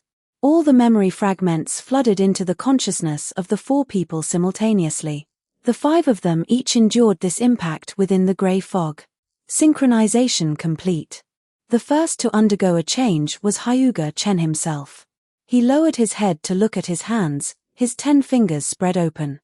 After the synchronization was complete, that portion of Dragon Clan Chen Chen's bloodline information began to surge within his chakra system. The blood vessels beneath his skin swelled slightly, the temperature of his blood rising, his fists clenching and then loosening, making subtle cracking sounds at his knuckles. Then came the remaining 4. The outcast Chen Chen stood in place as his yang spirit projected out of his body. The pale blue light suddenly gathered and converged toward the position of the yang spirit's eyes, just like the yang spirit's eyes evolving into the form of the Tensigan, though like the yang spirit itself, it did not belong to the physical body. The Tensigan is pushing the yang spirit toward a higher level. Mortal Chen Chen's experience was completely different. The rotation of the second turn golden core in his dantian was disrupted by an external force. A pale blue sphere floated out from beside the golden core, beginning to orbit along the outer periphery of the golden core like a tiny satellite. Looking inward at his spiritual root apertures, the boundary between gold and blue was no longer clear, beginning to intertwine and encircle each other as the dual gold-water spiritual roots began to merge into one. Amazawa Chen's change was the most intuitive. The whites of his eyes in his eye sockets were transitioning from white to pale blue at a speed visible to the naked eye. Blinking hard, positive energy overflowed from the edges of his palms, its color a layer deeper than before. Dragon Clan Chen Chen did not speak. A change visible to everyone was taking place on his forearms. Blue-white scales forcefully squeezed out from beneath the skin on the inner sides of his wrists, spreading piece by piece toward the elbow joints. The scales gleamed with a cold, hard metallic luster under the dim light of the gray fog. At the same time, the color of his pupils began to fade, the original golden pupils being swallowed outward by a layer of scarlet, and the pupils themselves elongated into vertical slits. Clenching his fists, the scales slid along with the tendons beneath his skin. Hyuga Chen looked at the scales on Dragon Clan Chen Chen's forearms and spoke. The evolution of the Byakugan is not isolated. The Tensigan is the joint product of the Otsutsuki bloodline and the Byakugan. Previously, when the caged bird seal was still there, the Byakugan had never synchronized in the origin space, and back then I wasn't sure why. Now, as soon as the Tensigan appeared, it synchronized. The answer is very clear. He raised his hand and tapped the spot on his forehead where the caged bird seal used to be engraved. The Byakugan sealed by the caged bird seal. Even if the seal is removed, because of the restrictions imposed by it since childhood, it has never truly belonged to me. Dragon Clan Chen Chen raised his arm, the scales refracting a layer of cold light in the grey fog. That's why the reaction here is most obvious. The Tensigan is not just a pair of eyes. It represents a bloodline level. Dragon blood's resonance with this level is more direct than any cultivation system. The outcast Chen Chen looked at the scales on Dragon Clan Chen Chen's forearms, and then looked at Hyuga Chen's pale blue pupils. The connection between the bloodline system of the Dragon World and the bloodline of the Otsutsuki. This direction is worth digging deep into. Mortal Chen Chen was still looking inward at his dantian. The pale blue satellite beside the golden core stabilized, orbiting along a fixed trajectory. This satellite can refine magical power. Simply by passively orbiting the golden core, the density of the profound water is automatically increasing. If I can actively control it, perhaps I can use it as an auxiliary tool to compress the golden core during the third turn. Hyuga Chen nodded. The giant Tensigan continues to operate on the moon. Its purification effect can be synchronized to your side through the Tensigan. It won't be fast, but it will be continuous. The grey fog began to roll back from the four corners. The 5 people each stood their ground, and then dissipated along with the entire origin space. The grey fog completely dispersed. Chen Chen opened his eyes on the bed in his room. A streak of white light leaked through the gap in the curtains. The rain had stopped. Typhoon Dandelion brushed past the coastline in the early morning and shifted a bit northward, without making a direct landfall. Outside the window, a few street trees were leaning over, the ground was covered with broken branches and fallen leaves, and the air retained the humidity after the rainstorm. The local news channel was still scrolling road condition updates after the typhoon passed. The elevated bridge had resumed traffic. Chen Chen sat up from the bed and went to the bathroom to wash his face. The eyes in the mirror were scarlet. He leaned closer to the mirror for a look, and a ring of dark golden fine lines had appeared around the edge of his iris. It wasn't obvious. It's still changing. The stimulation of the Tensigan synchronization is not a one-time thing. Both the scales and the pupils are continuously adjusting in a certain direction. He turned off the faucet and placed his sunglasses on the bridge of his nose. The phone screen suddenly lit up. Hey, the typhoon has passed. Same old place this afternoon, my treat for coffee. Chen Chen stared at this line of text for a moment. The matter of the elevated bridge on the rainy night had already passed. After thinking for a moment, his fingers tapped rapidly on the screen. What time? 4 o'clock. All right. He threw his phone on the bed and pulled back the curtains. The sky washed by the rain was blindingly clean, and cars came and went on the distant elevated bridge, no different from any other day. 1:40 in the afternoon. Chen Chen pushed open the door of the cafe, and the wind chime on the door gave a ring. This cafe was located in an alley 2 streets east of the school. The proprietress was a woman in her 40s who kept 2 cats. Her coffee-making skills were mediocre, but it had the advantage of being quiet. During summer vacation, almost no students came, leaving just the 2 regular customers in the entire shop. Xiaomi had already arrived. She was sitting in a booth by the window, with an iced Americano placed in front of her, water droplets sliding down the wall of the cup. She lowered her head to flip through a magazine, flipping it very casually, a page every few seconds, her mind obviously not on the content.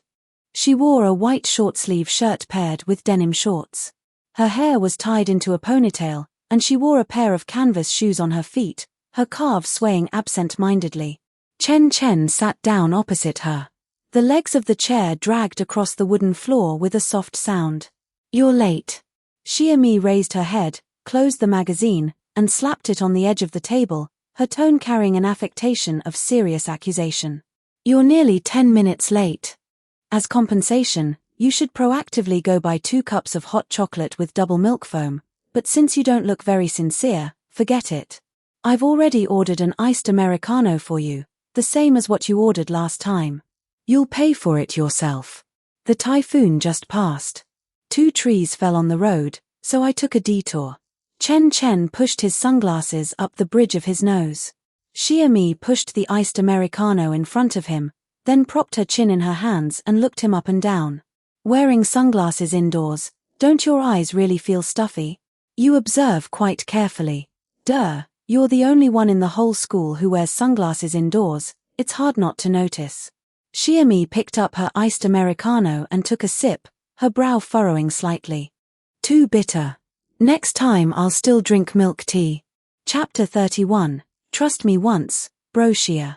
It's too bitter. Let's drink milk tea next time. Xia Mi pushed her cup toward the edge of the table, resting her chin in her hand as she watched Chen Chen drink his iced Americano. Chen Chen picked up the cup and took a sip, frowning at the genuine bitterness. You can actually drink that.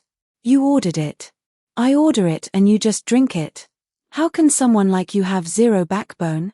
Xia Mi laughed at her own words, poking the ice cubes in her cup with a straw and making a clicking sound. Still, that's fine. When I go to Beijing and there's no one around to randomly order coffee for you anymore, you'll just have to look at the menu yourself. Thinking about it is pretty pathetic. It sounded like a joke. Chen Chen didn't take up the thread of the conversation, pushing his sunglasses up the bridge of his nose as he looked at her. You mentioned going to Beijing just now. Yeah.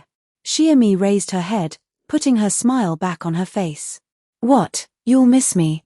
Chen Chen picked up his cup to shield his mouth, ignoring the joke. You looking for me today probably wasn't just to drink coffee. Xia Mi's smile stiffened instantly. I just wanted to chat with you. Since we've graduated, we won't have many chances to meet in the future, so we had to see each other before I leave. Chen Chen put the cup back on the table. Xia Mi. I want to hear the truth. The corners of Xia Mi's mouth gradually grew cold.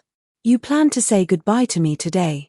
Then activate your spiritual ability and wipe clean all memories of you from this past year. Do you think that's good for either of us? Xia Mi fell silent. The lively mask belonging to the high school girl Xia Mi was stripped away, and her eyes turned cold. You're not a half-blood, why? Chen Chen took off his sunglasses and placed them on the table. His pupils were still their normal color. If I hadn't prepared myself, I wouldn't have come to keep this appointment today. Xia Mi stared at him for a moment, her golden pupils lighting up. Right now, the person sitting across from her was the Dragon King Jormungandr. Who are you? Chen Chen didn't answer directly, silently raising his right hand. Blue-white scales slowly arranged themselves from beneath the skin of his wrist, gradually covering the entire back of his hand. Under the warm yellow light, the scales emitted a cold, heavy metallic luster, and the blood vessels beneath the skin swelled slightly beside the scales, contending for space with the draconic tissue. Confirming that Xia Mi had truly seen them, he withdrew his hand. Any thoughts? Xia Mi frowned slightly, her golden pupils fixed on the spot where the scales had disappeared.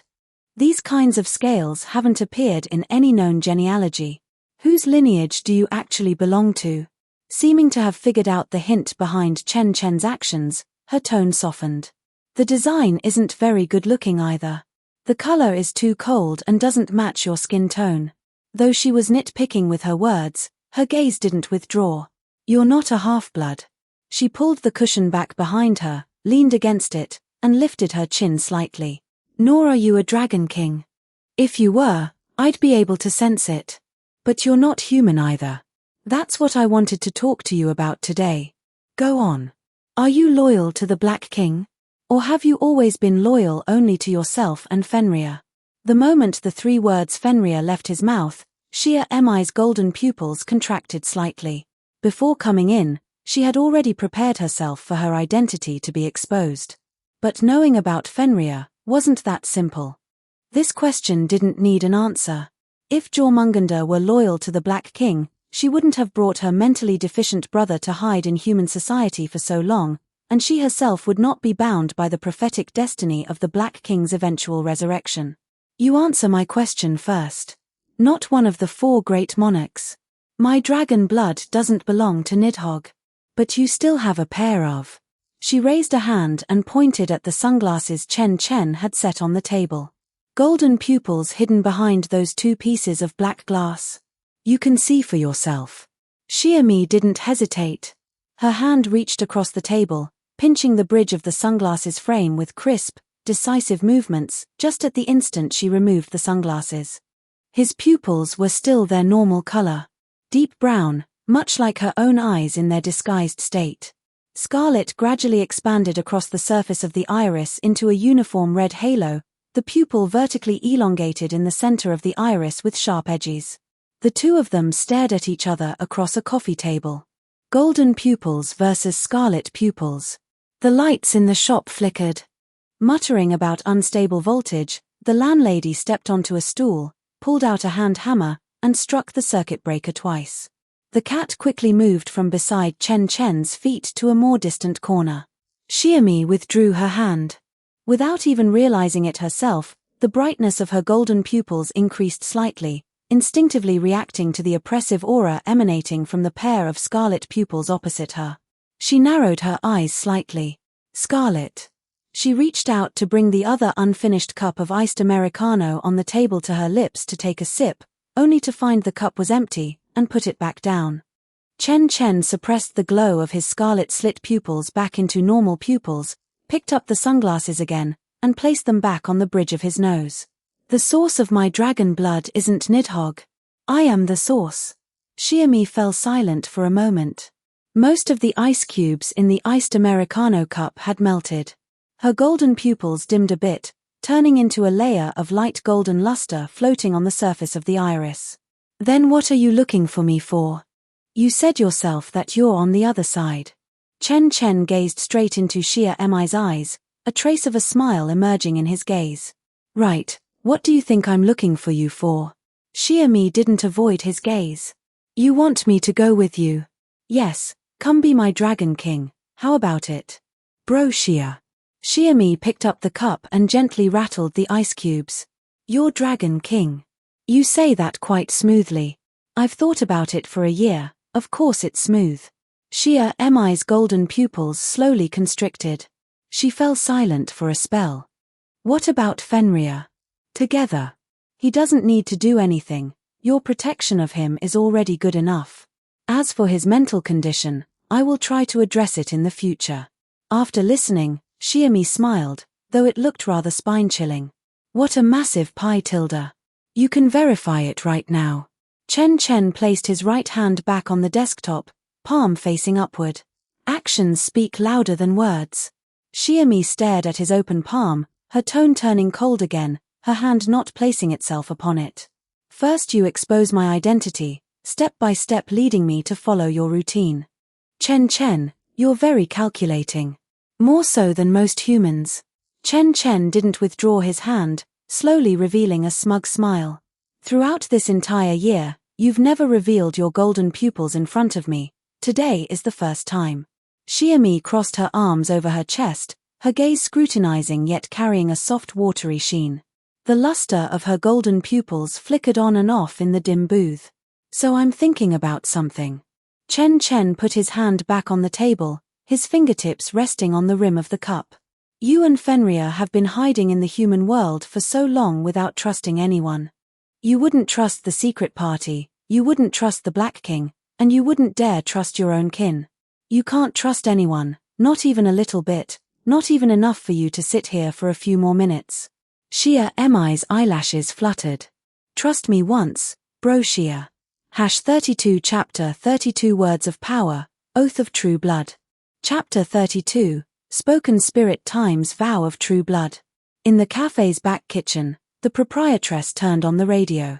A muffled old song drifted out from behind the door curtain, brisk and relaxed. Everything you just said, I already know. You've known me for a year, and I've known you for a year. You've been observing me, and I've been observing you just the same. She raised her eyes to look into Chen Chen's eyes. I've already been thinking, if you suddenly found out that I was gone, you would sit at my usual table in the library, flip through those unread old magazines from cover to cover all by yourself, and then go home. Then you might think to yourself, where did Xiaomi go? Chen Chen didn't make a sound, quietly waiting for what came next. If you don't agree, the moment I walk out this door today, I will still remember you. If you're still uneasy, you can erase my memories. But I won't hate you for it. You have your standpoint. Chen Chen extended his right hand again, looking at Xiaomi with anticipation. Even if just one of my memories as Chen Chen is erased, I still have backups. I'll never forget you, Laro Xia. Xiaomi looked at him strangely, remaining silent for a long time. Long enough for the song on the radio to change over and over again, long enough for the ice cubes at the bottom of the cup to completely melt into water. Then she raised her right hand from the edge of the table, hesitantly hovering it above Chen Chen's open palm. I won't be your subordinate. Of course. With quick eyes and swift hands, Chen Chen directly grabbed Xia Mi's hand, clasping the back of her hand as their palms pressed against each other. He immediately mobilized his dragon blood to activate his very first spoken spirit. Spoken spirit times vow of true blood. In an instant, the world around the two seemed to freeze as a split opened up in the palms of Chen Chen and Xia Mi.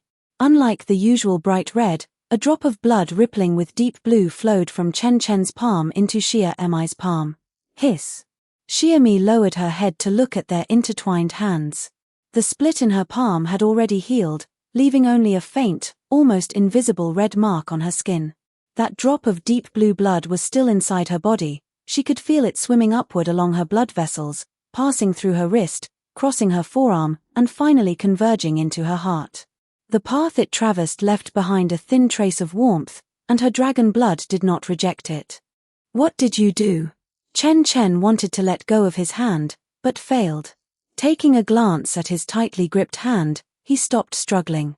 Over time, this drop of blood will automatically purify the dragon blood that originally belonged to the Black King, and finally thoroughly integrate it into my bloodline. You didn't tell me there was this step just now. If I told you, would you have reached your hand out? Xia Mi glared at him, her tightly clenched left hand directly pulling Chen Chen close to her face while her other hand grabbed Chen Chen's collar, staring fixedly into Chen Chen's eyes. Chen Chen met her eyes calmly, saying nothing. Her golden pupils were already beginning to become unstable, and the area around her eye sockets started to turn slightly red, but her hand did not move away from his collar. Hesitating for a moment, she finally let go of his collar. Chen Chen frowned slightly, but his hand still hadn't let go. This girl is so strong, my hand hurts so much. Xia Mi looked down at her own palm. The Black King's bloodline had flowed within her for who knows how many years, never mixing with any external blood. The four great monarchs were suspicious of one another and had never experienced any blending at the level of their own bloodlines. The secret party wanted to kill her, the Black King would settle accounts with her after its return, and her own kind each harbored their own hidden agendas. Whether it's worth it or not is hard to say. But your blood indeed has something special. Obviously, Xia Mi had already noticed the changes beginning to take place in her body. The natural elemental energy around her spontaneously surged into Xia Mi's body, assisting her heart in carrying out the bloodline transformation on its own. Seeing Chen Chen's already distorted face, Xia Mi finally smiled faintly, released one of her tightly clenched hands, picked up the cup of iced Americano on the table, and took a sip. After drinking, she frowned and placed the cup back onto the saucer. Still bitter. Can you be of some use and go get me another cup of milk tea? Hiss. You were the one who said you didn't want to drink milk tea just now. I want to drink it now. The vow of true blood doesn't seem to include errand services. Now you won't even help me swap for a cup of milk tea. You guy. Alright, I yield to you, my ancestor. Chen Chen stood up and walked to the front of the counter. The proprietress raised her head to glance at him with a subtle smile in her eyes, probably long accustomed to these two students lingering here to chat for so long after paying their bill. Chen Chen selectively ignored the proprietress's teasing, carried the milk tea back to the booth, and pushed one of the cups in front of Xia Mi with double pearls. Xia Mi took the milk tea, inserted the straw, stirred it a few times, and lowered her head to take a sip. A face purely pleased by the sweetness came into view. The corners of her mouth curved upward, her eyebrows relaxed, and her eyes narrowed into two crescent moons. That's more like it. Iced Americano is just asking for self-inflicted suffering. You were the one who ordered it first. Xia Mi glared at him. Then she continued to lower her head to drink her milk tea. After taking a few sips, she put the cup down and remained silent for a moment. The sunlight outside the window had already slanted, shining in through the glass window and casting a layer of pale gold over her ponytail. I've truly never heard of this spoken spirit called Vow of True Blood. It's not a spoken spirit of the Black King's system, right? The first one I awakened on my own. It doesn't belong to Nidhogg. What, afraid I'll use it to do other things? What could you possibly do to me? When she said this, she raised her chin, her gaze turning subtle. After your own transformation is complete, just activate this spoken spirit on Fingel, though his bloodline purity will be slightly inferior to yours. Watching Chen Chen's clumsy topic change, the corners of Xia Mi's mouth curved up. As a Dragon King, Xia Mi naturally figured out the original reasons behind Fingal's bloodline issue. It was nothing more than the fact that what she obtained was a drop of blood from the Source Dragon King. Calculated this way, she could be considered a first-generation breed of Chen Chen's bloodline. Consider you sensible. She took another sip of milk tea, her tone becoming even more brisk. However, the reason why you are so frank. Fenrir, spoken spirits, chips, you lack none of them. But what I got regarding you is only a drop of blood and a promise. And a cup of milk tea. With double pearls. The corners of Xia Mi's mouth twitched slightly. Every time the atmosphere reaches a point where you could just act like a proper human being right on cue, you just have to act like a jerk. She stood up and slung her bag over her shoulder, holding the cup of milk tea in her hand without putting it down. Walking to the entrance of the cafe, she turned sideways and pointed at Chen Chen with her straw. Come help me move my things during the graduation ceremony tomorrow. You want me to go to the senior high teaching building? Xia Mi pushed open the door, and the wind chimes jingled. Ordering you to move a desk. Do you have an objection? Chen Chen pushed his sunglasses further up the bridge of his nose. What floor was it again? The 5th floor. All right. Xia Mi stood in the sunlight at the doorway, her ponytail swaying slightly in the breeze. She opened her mouth as if wanting to say something, but in the end, she just waved her hand and turned away. Her canvas shoes stepped on the cement bricks of the pavement, and the milk tea cup gently swayed in her hand. Chen Chen waited until she had walked far away before standing up. He stacked the 2 empty cups on the table together and nodded toward the proprietress behind the counter. When he pushed open the glass door, the wind chimes rang once more. This time, Xia Mi's figure was no longer visible across the street. Chapter 33. Sorry, old Tang, you'll have to suffer a bit. Deep within the Nibelungen, there are no 4 seasons. The glowing moss on the rock walls remained unchanged year-round, casting a dark green glow across the stone surface and stretching human shadows into blurry shapes. Staying here for too long made one feel as if a thin layer of chill had seeped into their clothes. Chen Chen sat cross-legged in front of Fenrir, placing his index and middle fingers together against a scale on Fenrir's forehead that was larger than a palm. The texture beneath his fingertips was cold and hard. The surface of the blue and white dragon scale bore fine concentric rings, much like tree rings, with each ring having grown over the past 5 years. He closed his eyes. His divine sense sank through his fingertips into Fenrir's body. The 12 soul nails refined through the divine machine 100 refinements were slowly operating along the trajectory of the formation. The nails were only as thick as a hair, their surfaces carved with soul-soothing patterns he had personally designed. The 12 nails traveled through Fenrir's dragon blood meridians, pausing briefly at each acupoint as their tips emitted a faint glimmer to anchor his soul, preventing him from drifting into foolishness as before. Originally, because Fenrir had not devoured Jormungandr, his other half, his soul remained incomplete. His powerful physical body put too much strain on his weak soul, causing it to continuously dissipate.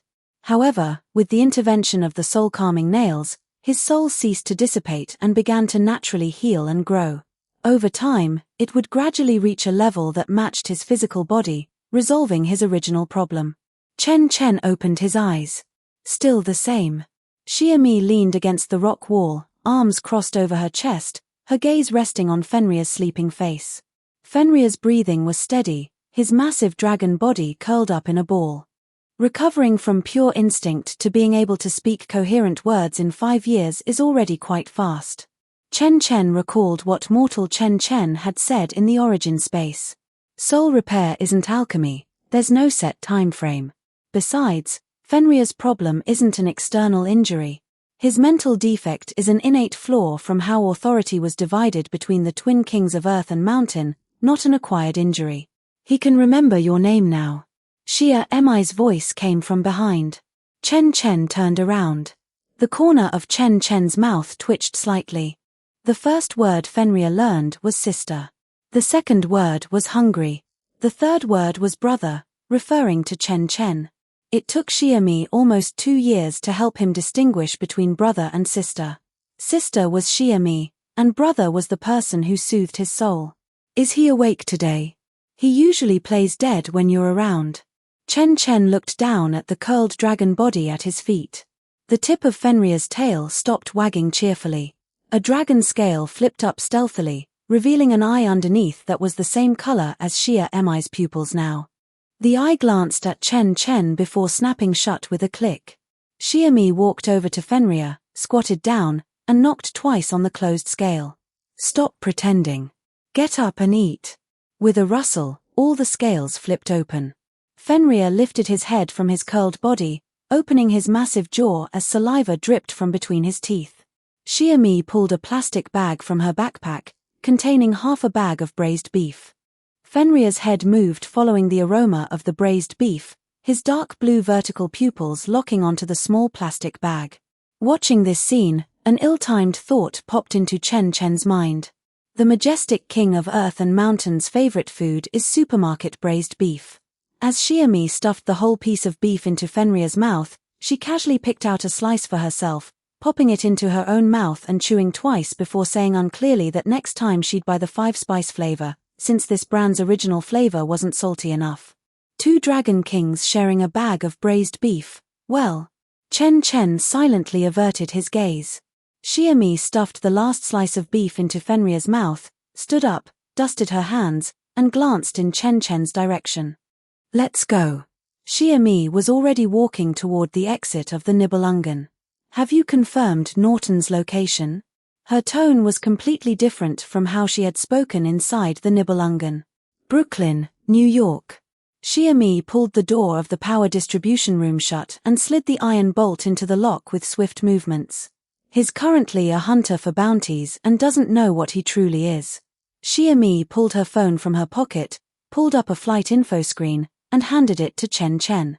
She had long since booked 2 tickets to New York for tomorrow. Chen Chen stared at the booking page for 2 seconds before returning the phone to her. You even know my passport number. I helped you apply for your passport. Chen Chen remembered.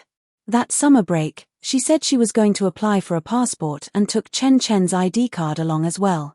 By the time the car drove out of the abandoned industrial zone, the sky had already darkened. Streetlights turned on, receding behind them one by one. Did you bring the authority sealing bottle? In the trunk. Xia Mi spoke somewhat unclearly with a mint in her mouth. 3 is enough.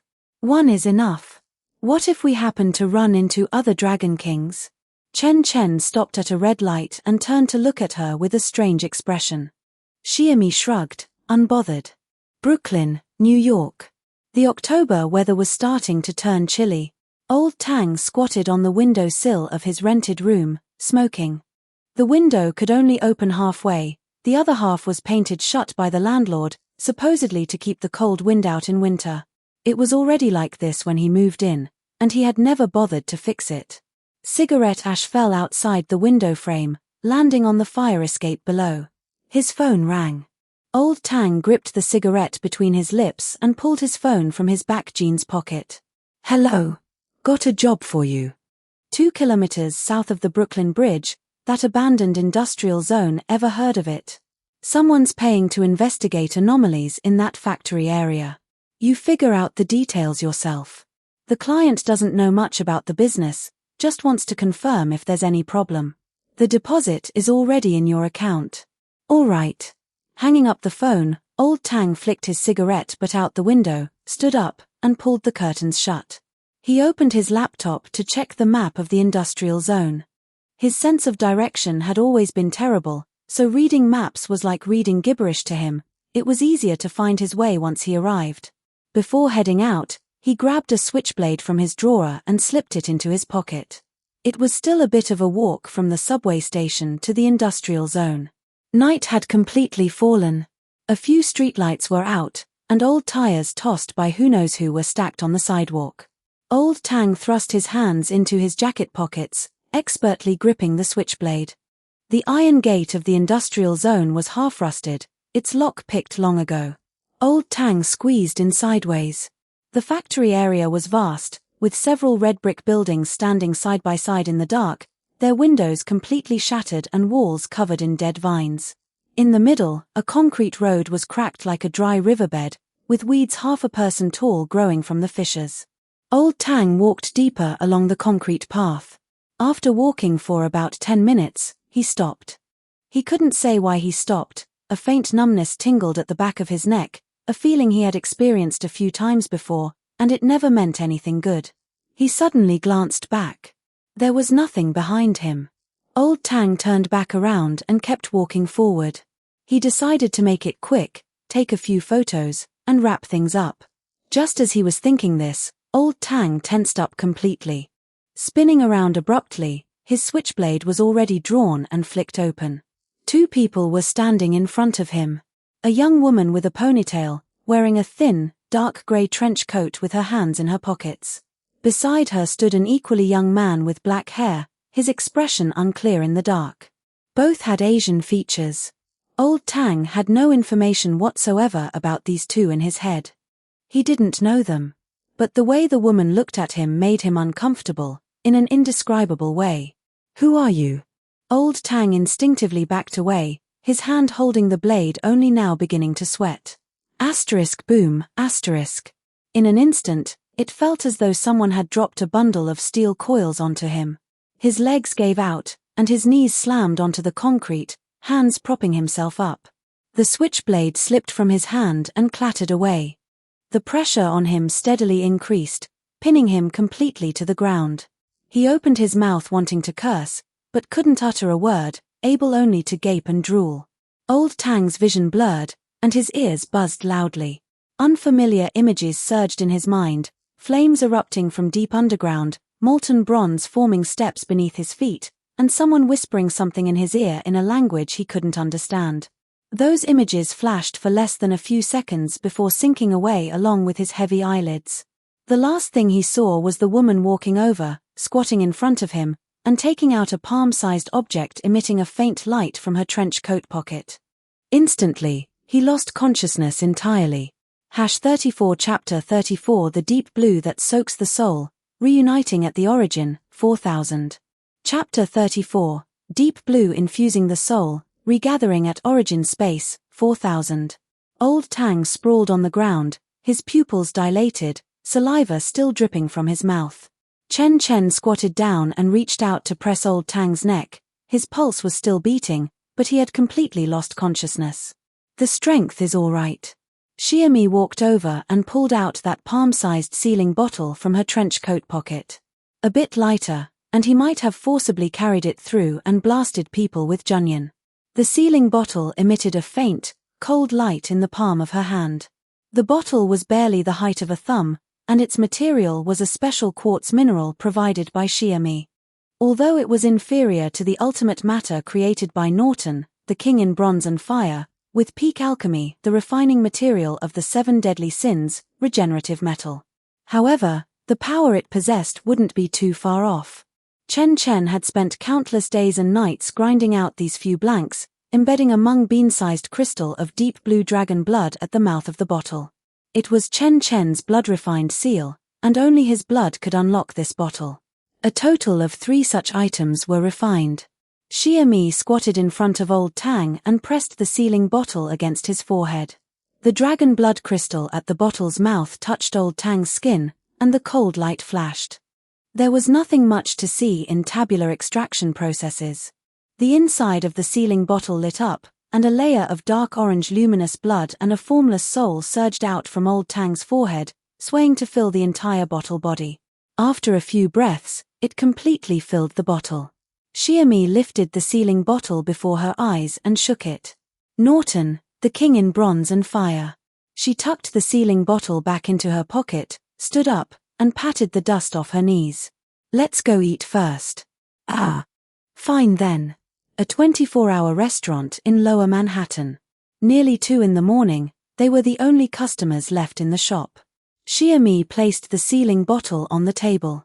The dark orange light reflected on the glass wall of the sugar jar, inside which contained a full set of the authority of bronze and fire, plus a dragon personality along with fragments of memory. Norton, that dragon king who had helped Gong Sun Shu proclaim himself emperor and set fires in Baidi City.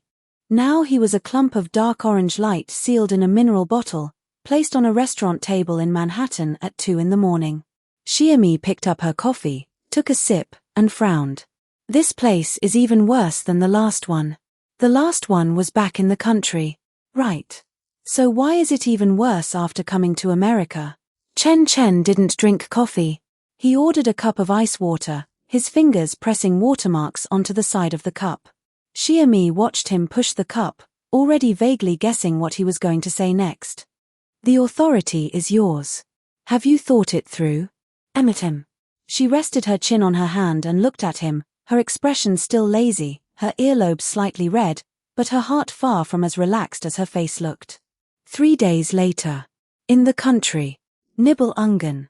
Fenrir was sent away by Xiaomi deliberately brought 2 cartloads of braised beef over to fill him up, then told him to go sleep in the cave at the other end of Nibelungen.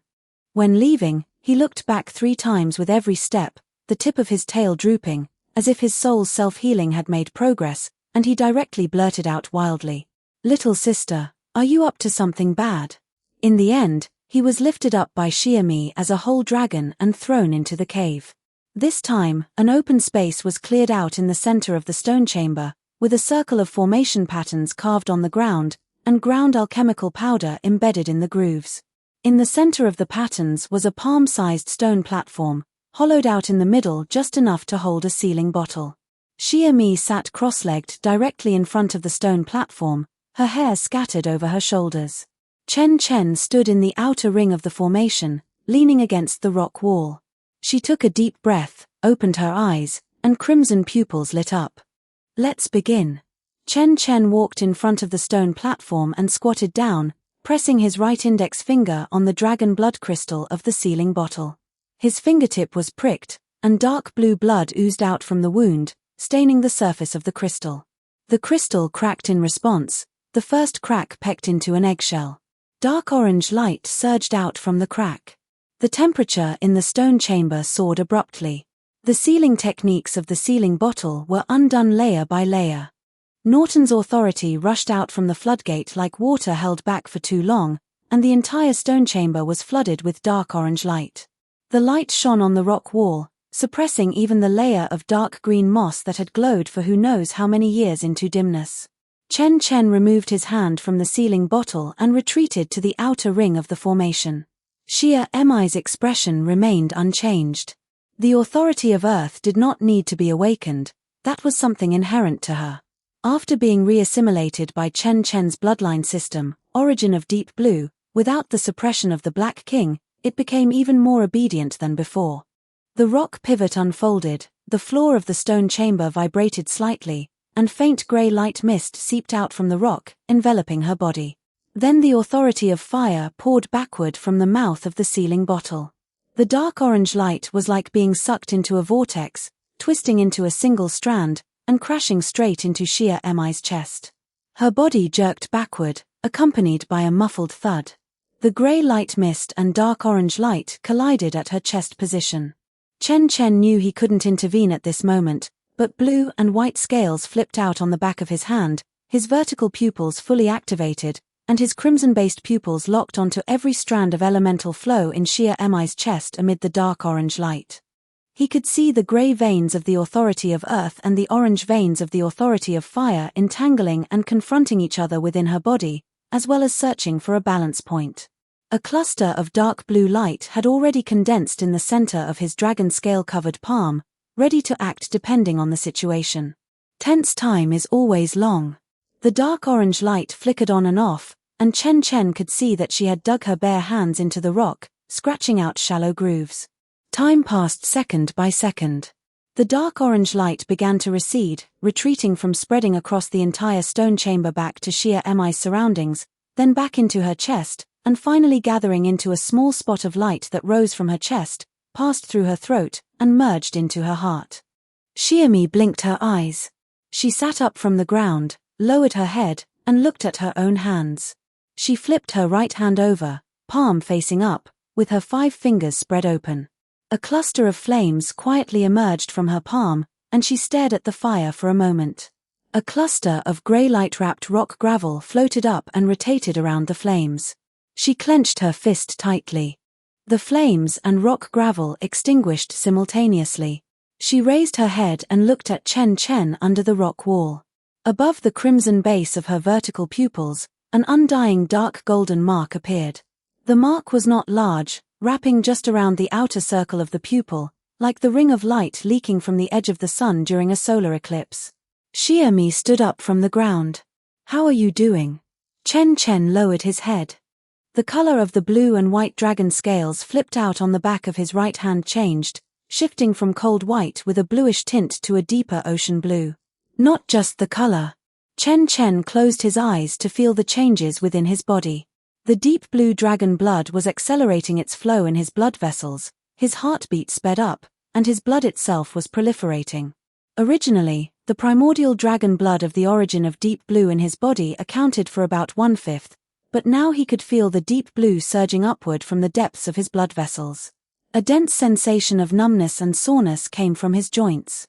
As if someone was poking fine needles all the way up along the bone seams. His bones and fascia were being recast, and this process progressed steadily and leisurely, starting from the extremities of his limbs and contracting toward the center of his torso. Chen Chen's breathing gradually grew rapid. The embryonic breathing technique operated automatically, suppressing the surging fluctuations of the dragon blood. The temperature in the stone chamber experienced a brief turbulence within his surrounding range, alternating between hot and cold. The dragon blood within him was generating resonance with the 4 elements of nature, producing overflowing aftermaths. He opened his eyes. His vertical pupils were fully activated, and the crimson color within the pupils was a degree deeper than before. Chen Chen felt it, a chill gradually deepened along his mind. The deep blue dragon blood was no longer confined to the blood vessels, it seemed to have lost the weight belonging to matter, sinking downward through the gaps of muscles and bones, passing through those deep meridians that even the embryonic breathing technique rarely touched, and sinking all the way down to a deeper level. The soul. Chen Chen couldn't clearly state the exact location of the soul, but the moment the deep blue dragon blood touched it, he genuinely felt a chill.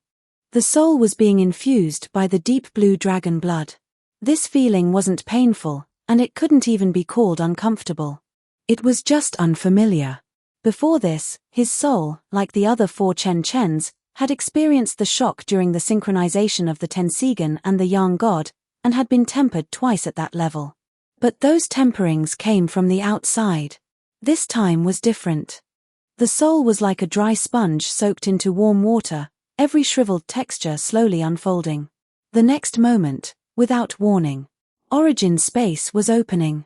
Grey mist surged from all directions, overwhelming the sky. Chen Chen lost control of his body. The grey mist surged for a while and began to subside. Origin space was still the same as before. A dome composed of grey mist covered above, with the mist rolling at the edges yet finding no boundary. The 5 people each occupied their own positions, forming a loose ring. But this time was different from the past. Every previous time entering origin space, they could only see each other clearly after the grey mist dispersed. This time, before the grey mist had completely dispersed, Dragon Clan Chen Chen saw 4 pairs of startled eyes amidst the surging gaps of mist. Obviously, this trigger was not within anyone's expectations. The grey mist completely stabilized. "What's going on?" Amazawa Chen spoke first. "My dragon blood suddenly started infusing my soul during advancement." The outcast Chen Chen's gaze swept over Chen Chen. "You fused with Norton's authority." Xiaomi fused with it. I received feedback the moment she completed the fusion. Memory synchronization among the 5 people automatically began after the gray mist settled. The duration of the synchronization felt like compressing 5 years of days into the gaps of a few breaths. It was always like this. Clearly the amount of information was large enough to blow up anyone's brain, but in origin space, these information flows naturally and smoothly. After the synchronization ended, a moment of silence. The synchronization was still deepening further. Resonance at the soul level began to appear, and the effect of the dragon blood infusion began to transmit across worlds. Mortal Chen Chen's body changed first. He stood at the edge of origin space, his body built on the foundation of a mid-stage core formation cultivator. The dual spiritual roots of metal and water had already begun to merge in the previous synchronization, and the Tensigan satellite beside the golden core tempered mana day and night. But now he felt a surge of heat rising from the depths of his soul. This heat wave overflowed from the depths of his soul, seeped into his meridians, made a circle along his spiritual power, and then stopped at the lowest layer of flesh and blood. His physical body was originally just a cultivator's physique, which had already far surpassed peers of the same rank after years of tempering by the embryonic breathing technique and 3-turn heavy origin technique, but now this physique was being reshaped by something else. His bones began to heat up, his skin and flesh tightened involuntarily, and the cultivator muscles tempered previously were becoming denser and tougher in an unfamiliar way. His blood accelerated in his blood vessels, and a subtle but continuous heat seeped out from his bone seams all over his body. A faint trace of blue gradually appeared in his blood. The physical characteristics of the dragon race are merging into my bloodline. It seems to be a special physique. Mortal Chen Chen took a deep breath. The outcast Chen Chen stood opposite, and his changes followed immediately. The young god had already formed above his head, and the Tensigan form eyes were steadily open on the solidified young god body. In several previous synchronizations, the young god had completed secondary refinement, and its form was increasingly approaching a complete independent existence. Now, the soul infusion of the deep blue dragon race transmitted through origin space, and the outcast Chen Chen felt his back neck to spine line suddenly heat up, and a change imperceptible to the naked eye began to ripple around the edge of the young god. It felt more like the cultivation of life skills advancing to a new level under the blessing of dragon blood. The upper limit of the physical body has increased. Amazawa Chen's changes had nothing to do with the physical body. His eyes had been synchronously modified by the Tensigan at the level of the cursed energy container for nearly 5 years, and the whites of his eyes had completely turned to a stable pale blue. Now a new wave of dragon blood soul infusion penetrated the cursed energy system, and the cursed energy fluctuated autonomously. Cursed energy was originally inactive in such an environment, suppressed by the grey mist, but Amazawa Chen's cursed energy surged outward from his body, beyond his control. A hum. The sound wave passed through the grey mist, and everyone in origin space heard it. A dragon roar. That kind of sound that only the dragon race would emit when their bloodline was fully manifested was represented using cursed energy as a carrier. Within Amazawa Chen's cursed energy circuit, after the dragon blood penetrated the soul, a new cursed technique was activated. The name of the cursed technique was realized by himself during the synchronization. Cursed technique times dragon dance. He raised his right hand, and a cluster of cursed energy danced in his palm. Unlike before, the color of this cursed energy changed from its original pale gold to a dark deep blue, and the nature of the cursed energy was altered by the dragon blood. The effect of this cursed technique. Hyuga Chen hadn't interjected a single word. He had kept his eyes closed since the synchronization began. With the deep blue dragon blood infusing his soul, Hyuga Chen was now the owner of the Otsutsuki bloodline. His physical foundation was the result of the Hyuga clan's bloodline being fused with Otsutsuki Toneri's bloodline. After the Byakugan evolved into the Tensigan, his bloodline level had already surpassed ordinary Otsutsuki branch families. Now that the deep blue dragon blood penetrated further, 2 different bloodlines began to collide within him. Then they began to merge. Hyuga Chen opened his eyes abruptly. The pale blue light of the Tensigan burst out from his eye sockets, and unprecedented patterns appeared in the light. Originally, the Tensigan was pure pale blue, but now, on the pale blue base, his pupils were infused with deep blue, and dragon scales began to flip out on the surface of his skin. Deeper changes were inside his body. The Otsutsuki bloodline and the deep blue dragon blood were merging, and the nature of chakra was comprehensively altered. Among the original standard 7-attribute chakra of fire, wind, lightning, water, earth, yin, and yang, interference from the elemental characteristics of the deep blue dragon blood began to occur. The field of vision of the Tensigan was tearing apart the old upper limit. Originally he could see every rock on the moon's surface, could pierce the crust to see the internal structure of the Otsutsuki ancient city, and could see the flow routes of natural energy in the air. Now he saw something even farther. His line of sight penetrated the grey mist of origin space. For the first time, the grey mist became transparent before the Tensigan, and then he saw the soul veins flowing within every Chen Chen. He could see every rotation of the blue satellite around mortal Chen Chen's golden core, could see the direction of yin matter flow inside the outcast Chen Chen's young god, could see the newborn cursed technique mark in Amazawa Chen's cursed energy circuit, and could see the source of the deep blue dragon blood in Dragon Clan Chen Chen's chest cavity that was gradually replacing his whole body's blood. The evolutionary direction of the Tensigan automatically emerged in his consciousness. The Tensigan has evolved. Hyuga Chen's voice was trembling slightly, and one could tell he was suppressing something within himself. None of the 5 people spoke. The grey mist in origin space began to churn slowly. The synchronization had been completed. The changes at the soul level had been transmitted to every Chen Chen. The matter of dragon blood infusing the soul didn't just happen to Dragon Clan Chen Chen alone. All Chen Chens bore the infusing of the soul by the dragon blood in their respective systems in their own ways. The grey mist began to gather from the edges toward the center, the speed of the mist gathering faster than the past few times. Chen Chen opened his eyes. Chapter 35. Just Daily Life. Heavenly Star City. The sacred mountain's immortal caves were divided into 81 levels, rising from the seabed into the clouds.